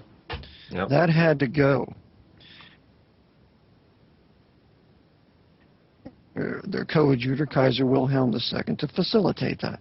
Remember, Kaiser Wilhelm was the one who readmitted the Jesuits into Germany in 1917. The Jesuits had been formally expelled from Germany in 1872 by the great Prince Bismarck and Kaiser Wilhelm I and the German Reichstag, the German parliament. And so Wilhelm allows them to re-enter, and Wilhelm also helps the Jesuits re-enter Rome in 1893, because the Jesuits had been expelled from Rome in about 1870, the time of the Vatican Council, First Vatican Council. Wow, so he lets them all right back in. Lets them all right back in. And then, of course, his Ludendorff, Erich Ludendorff, is the one who called for unlimited submarine warfare, which ultimately led to the sinking of the Lusitania, because Churchill's involved in this too. And that then justifies America coming into the war. So Erich Ludendorff is the first Adolf Hitler. Adolf Hitler is a continuation of Ludendorff. Ludendorff is the right-hand man of Kaiser Wilhelm II. So the Reich is destroyed, and that's the end of Protestant supremacy on the continent. And then the other thing that happens is you have the beginning of the destruction of the British Empire, which was historically Protestant. And what tied the British Empire together was its shipping fleet. Well, the German U-boats, Wolfpack, took down 500 ships of the British Empire. Yeah, they were a force back then. They were definitely, those U-boats were wreaking havoc. Yep. That's right. That's right. And they were also intimately involved with Ireland, because Ireland was in the process of trying to break away from Britain, which they finally succeeded in 1922. So we have this destruction of the Protestant Second Reich, which was a real disaster. We have the beginning of destruction of the British Empire. And then in 1917, during the war, we have the Jesuits fomenting the Bolshevik Revolution in Russia so that they can conquer the Orthodox Church. And who is going to participate in the financing of this? Why, the Pope's Federal Reserve Bank here in New York, to the tune of over $1 million. And you can read about this in the great work, Wall Street and the Bolshevik Revolution, by Anthony Sutton. Very classic work. Makes sense, yep. So the Pope's Federal Reserve Bank is going to be busy financing all the wars against the enemies of the papacy. And this is what I call the beginning of the Second 30 Years' War. The first 30 Years' War was from 1618 to 1648. The second, which was attempted destruction of all Protestantism in Germany and Eastern Europe. And the second 30 Years' War began in 1914 and ended in 1945. That's how we must understand that era. So in 1917, we have the Bolshevik Revolution. And in the Bolshevik Revolution, the Jesuits are going to use their Lenin and Stalin and Trotsky. Yeah. And they'll have front Jews like Trotsky and Lenin, so they can blame the Bolshevik Revolution on the Jews. But the truth of the matter is Stalin was the real mover and shaker. Stalin was the one in 1922 who was made Secretary of the Communist Party by Jesuit Edmund Walsh, an American Jesuit, who went over to Russia and spent 2 years there helping setting up the Bolshevik government. And Stalin becomes the real head. Lenin is poisoned, and he's removed, so Stalin takes over. And what does Stalin do in the 30s? Why, he kills every Jew that's involved in the Bolshevik Revolution except one, Lazar Kaganovich. And he becomes the token Jew of Joseph Stalin during his communist Bolshevik socialist government. Okay, so now we have this World War I unfolding this whole time period. And in 1922, the Jesuits are formally readmitted back into Russia because they had been formally expelled by the great Alexander I in 1820 for attempting to overthrow the government there. So after over 100 years, the Jesuits are readmitted by Lenin and Stalin, which further proves to you that the Jesuits were behind the Bolshevik Revolution. The other thing that happens in Russia is they do away with the Julian calendar, which was a calendar for the Orthodox Church. And they replace it with the Gregorian calendar, and the Gregorian calendar was authored by a Jesuit named Christopher Clavius. Even their calendar was manipulated by these guys. That's right. Wow. So that's what they accomplished with their Bolshevik Revolution and subsequent destruction of the whites, of the Orthodox whites. The Jesuits will kill over 5,000 priests and nuns of the Orthodox Church, getting rid of all the enemies of the papacy. So, as they're carrying this out, Hitler begins to come to power. As the German people are robbed, raped, pillaged, and plundered by the Versailles Treaty, where the entire war guilt is put on Germany. When, if you read the book, The Russian Imperial Conspiracy by Robert Owen, who was an American senator, he shows you in that masterpiece work that the war was caused by France, Russia, and Great Britain, not Germany. So, we have this horrible war reparation, which was just repaid about 6 months ago. World War I war reparations just paid by Germany about 6 months ago. And the entire war reparation was put on the German people, which resulted in a huge financial crash in Germany, the crash of the mark, which then paved the way for Hitler. And so Hitler comes to power, and who is he financed by? He's financed by a guy named Joseph Larkin. And you can read about Joseph Larkin in a book called Trading with the Enemy. It's a classic. You must have it for your library. It will tell you that Joseph Larkin was, I believe, the head of Chase Manhattan Bank. He was a Knight of Malta. It will tell you that in the book. And he was also a financier of Hitler and Mussolini and Franco. So we have this Federal Reserve Bank in place. We have the beginning of the Second 30 Years' War when all these things are happening. In America, we have the Roaring '20s from about 1920 to 1929. Yep, everybody's doubling down. Doubling down, doing the Charleston, acting wild. You have all this prostitution going on. You got the mob growing leaps and bounds. You got Al Capone building his prohibition area. By the way, they put prohibition on everybody so they could build the mafia. Yeah, and you could still go crazy with hemp up until what, like 19... But hemp was not really the problem. It was the booze. And of course we had all these Irish Roman Catholics and Italian Roman Catholics coming into Ellis Island. And Catholic cultures are always alcoholic, not Protestant cultures. So we're going to feed that with all this prohibition, remembering that the Bible does not condemn the drinking of alcohol. The Bible does not condemn the drinking of wine. The Bible does not condemn the drinking of strong drink. This whole prohibition was anti-Christ on the country by the papacy to create the desire to break this prohibition law. So, and who would provide all the booze? Why, the mafia. So they're now going to grow the Pope's mafia to a huge cartel capitalist syndicate. Convenient, yep. So this happens in the 20s. You got the Roaring '20s going. And in 1929, we have the stock market crash, as I mentioned previously, orchestrated by Knight of Malta, Joe Kennedy. And due to John J. Raskob's influence in getting American farmers to invest on Wall Street, they lose their farms, and they have to leave their farms and start to leave and go to the major cities. This way, The Jesuits can then consolidate the farmland into their huge corporate farming, and begin to feed the animals estrogens and pesticides and you name it, so that they become, so we have toxic meat. And the meat now produced in America is so toxic, so cancer productive, so full of estrogen. Totally agree. That in Europe, it's illegal to buy American meat and import it into Europe. Wow.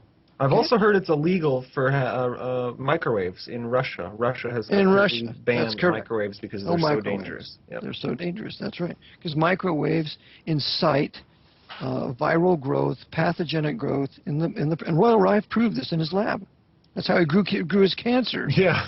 he used radiation to do it. Okay, so now we continue on. We got the Great Depression now. And remember, during this Great Depression, 10 million American people are going to die. Blacks, whites, you name it.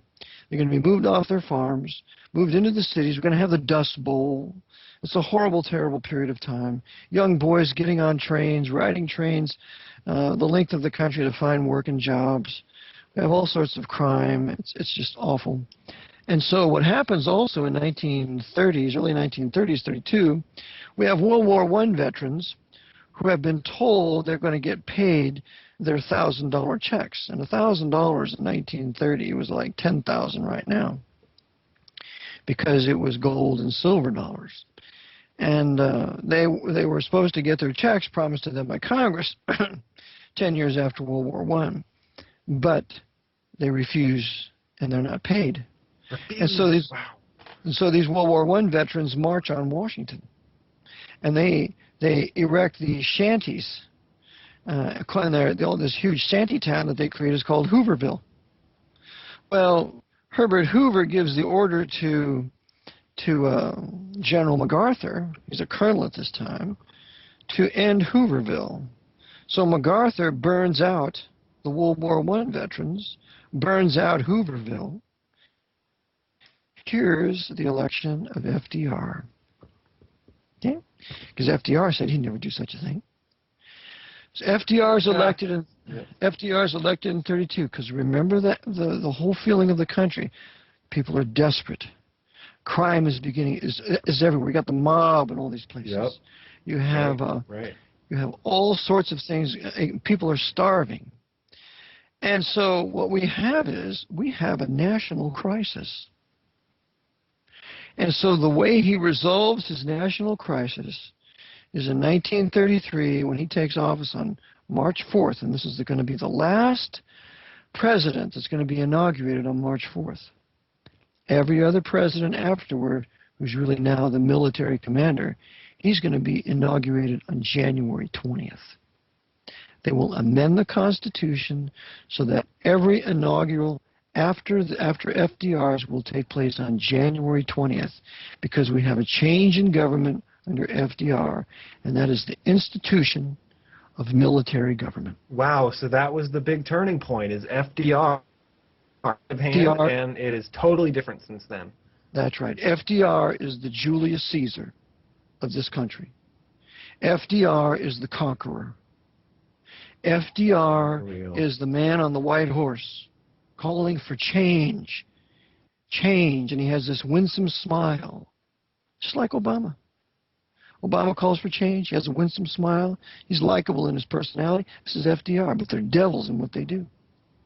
So FDR, 2 days after he's inaugurated, has a proclamation, a banking holiday, and this proclamation is issued by virtue of his war powers, his ability to issue executive orders. This is the foundation for military government.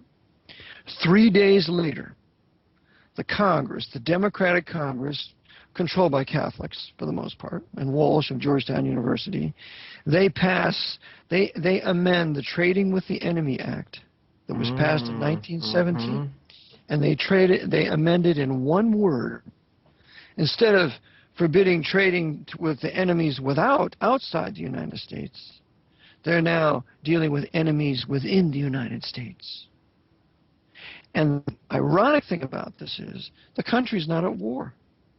Who cares about enemies of the United States in 1933? We're not at war. Hitler just comes to power as chancellor. Japan hasn't attacked Manchuria. Nobody's at war. So what they did was that why they did this on March 9th of 1933 was to make every American citizen an enemy, a rebel, and a belligerent.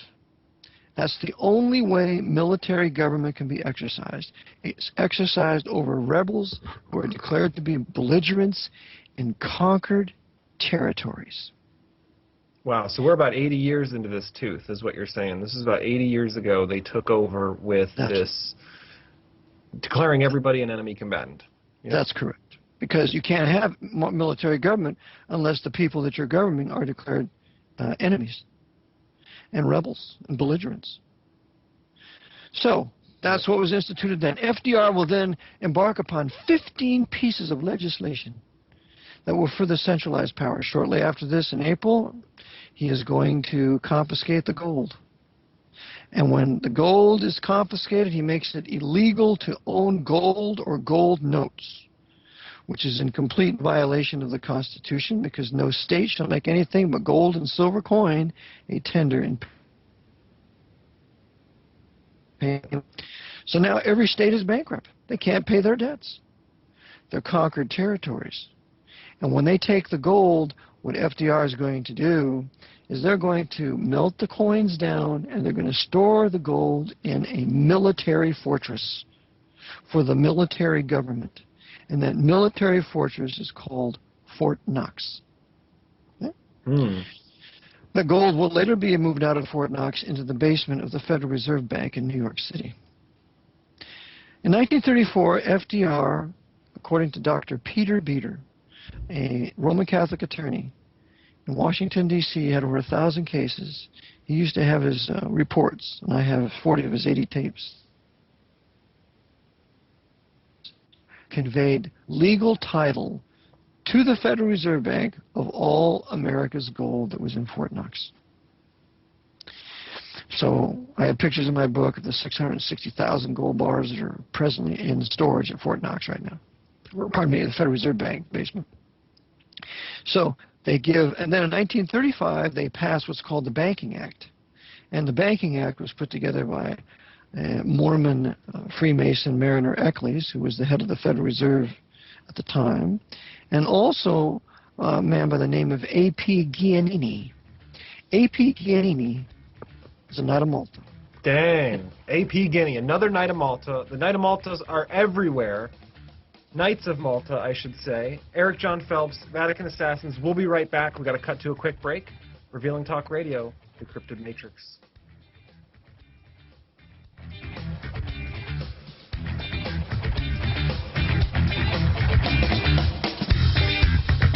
You're listening to Revealing Talk Radio. If you've ever wanted to host your own talk show, Revealing Talk Radio, the world's newest premier radio network, has an opportunity for you. We're looking for many topics. Whether your interest is in business, sports, helping others, alternative news, or simply promoting a product, Revealing Talk Radio wants you to become a talk radio host today. Go to revealingtalkradio.com or call 407-796-2102. Variety is a spice of life, and why not spice up your life with the Joe Show on Revealing Talk Radio? Monday through Thursday, 10 p.m. Eastern, 7 Pacific, the Joe Show goes live and brings you a variety of guests. We have guests such as celebrities, authors, comedians, musicians, and so much more. All this only on the Joe Show, live Monday through Thursday, 10 p.m. Eastern, 7 Pacific, on Revealing Talk Radio. This is Matthew Cooper from the Positive Control Systems Show. All behavior is communication. Tune in and learn how to properly communicate with your family and everyone around you. Join me each Wednesday at 11 p.m. Eastern, 8 Pacific, right here on Revealing Talk Radio. You're listening to Revealing Talk Radio.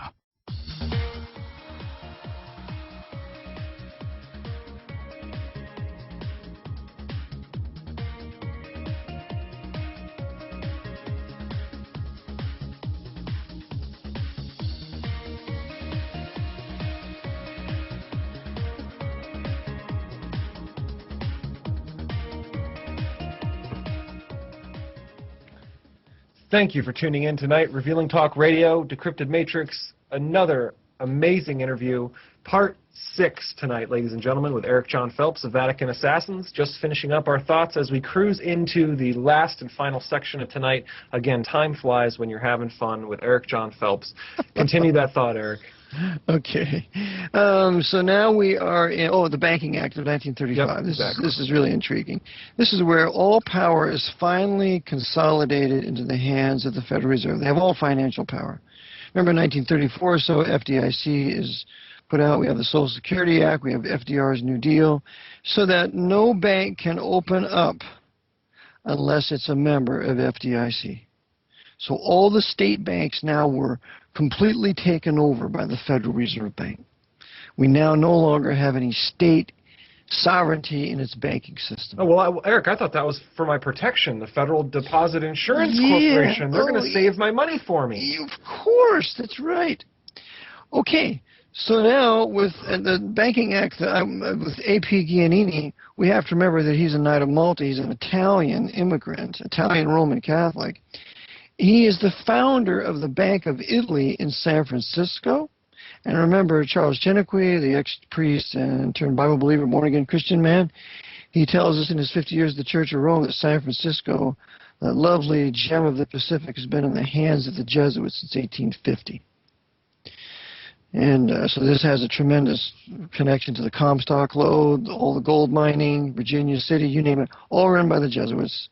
The Comstock Kings were all 4 Irish Roman Catholics, including the leader, Mr. Mackey, all connected to San Francisco.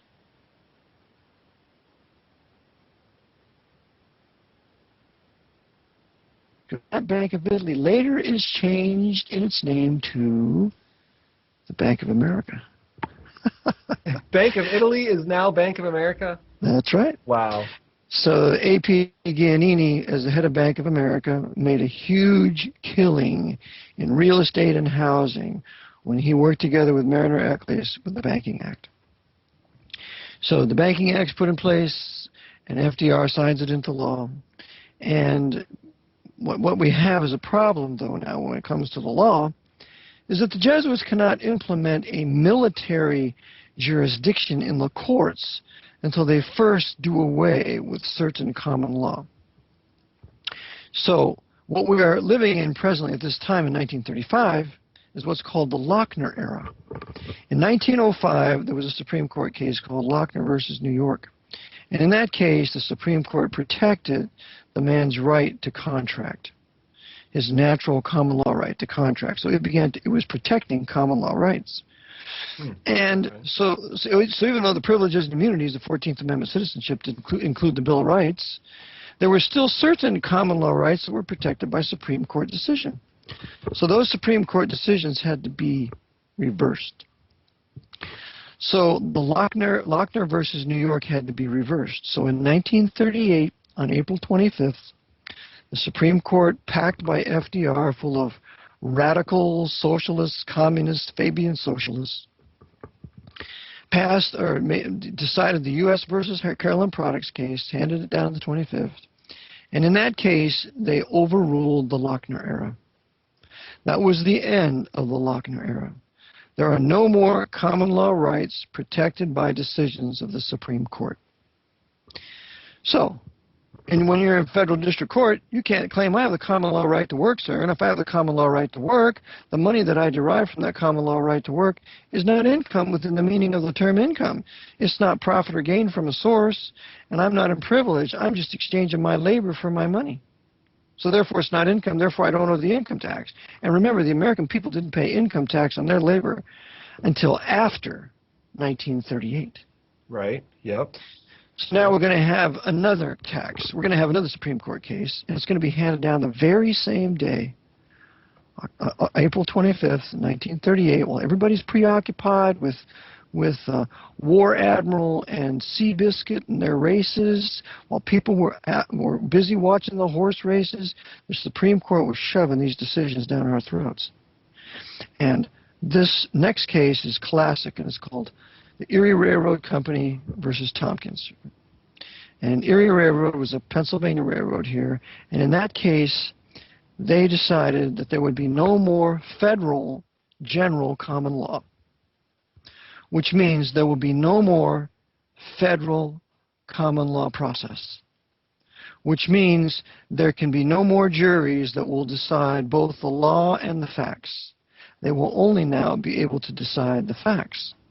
The law will be given to them by the judge. And this is a tenet of military jurisdiction. A military jury can only decide the facts. It cannot nullify the law. Unreal. Wow. Okay. Okay, so Tompkins versus Erie Railroad Company, that reverses Swift versus Tyson of 1842. Swift versus Tyson was handed down by the godly and learned Supreme Court Justice Joseph Story, who was appointed to the Supreme Court when he was 32 years old. And he gave some marvelous decisions. I recommend you read his decisions when the next time you're at the law library. And that overturned his Swift versus Tyson. So now there's no more federal process at common law, and there are no more federal common law rights to be acknowledged by the court. Yeah, no longer by the people. So take that out. Take that out.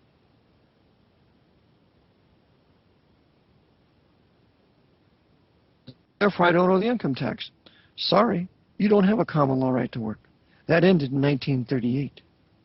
But Judge, we have to have a common law process here where the jury can nullify a bad law. Sorry, we don't have a common law process here. That was done away with in 1938. And if you go to Pennsylvania Digest and you look at the spine of all those books, there's about 10 or 15 of them in the series, the date on that digest is 1938 to the present. 1938 began a whole new legal era for this country, and this began the military jurisdiction of this country. This is so significant, Eric. I thank you for bringing this up, and I'll do a quick mention here on the computer-related laws that are out right now, and the hacktivists and activists out there that are doing computer-related methods of dissent, rather, and so now they're being under attack by these laws that are out of date, laws that were written, before the cloud existed, before the internet really existed, 1985, 1989, the Computer Abuse Act, and so there's people sitting in jail right now over laws that are outdated, and those juries will have no method of saying or nullifying an outdated law because now they can't do anything about it. It sounds like before 1938 we could have actually, the jury could say, hey, this law is bogus, it's out of date, but it sounds like you're saying, Eric, we don't have that ability anymore. We don't have it, that's right, as far as federal process is concerned. Or state process. Every state court judge will tell you that, hey, when they void a jury, they say, can you take the law as I give it? And they say, oh, yes, I can. And you have the power to judge the facts, but I give the law and you will uphold it. You see, what's the purpose of a jury? Exactly, right. But you want to remember, this is a martial military jurisdiction. If you watch the movie Tom Cruise's A Few Good Men, that's a tremendous portrait of what a military jurisdiction is like. You have a 9-man jury, because remember now, because you don't have the Sixth Amendment, we have a right to a jury trial of 12 people. That's no longer privilege or immunity of U.S. citizenship, so the state can give you an 8-man jury. The federal could give you an 8-man jury. 9-man jury, it doesn't have to be 12. They do 12 now, but it doesn't have to be that. They can change the rules if they want to. Interesting. Okay. So they have a jury there, and the jury can't nullify the facts. Now, the other thing is, in a military proceeding, in a martial proceeding, they always proceed in the name of the defendant in all capital letters. If you go to any military court, any court-martial, they're proceeding against the defendant, the soldier, in all capital letters. If you look at your discharge, if you have an honorable discharge or whatever, the name on the discharge is in all capital letters, and underneath the name is the Social Security insurance number. Okay, and commerce and war. Yep. Ezekiel 27, commerce and war. So what we have now in this military process is we also have a flag that is trimmed in gold fringe and or it is topped with a cord and golden tassels. And a golden cord with tassels also shows a military jurisdiction. When I was at a recent case here just last week in Kansas City, the flag in that courtroom there, in courtroom B of the federal courthouse, it was not trimmed in gold fringe, but it had a cord and tassels in gold on the flag, showing you that the Republic, the flag of the Republic, as defined in Title IV, the Republic is under military government, evidenced by the tassels and cord on the flag. Yep. So the court is the military jurisdiction. On its face, it's a civil court. On its face, it's an Article III court.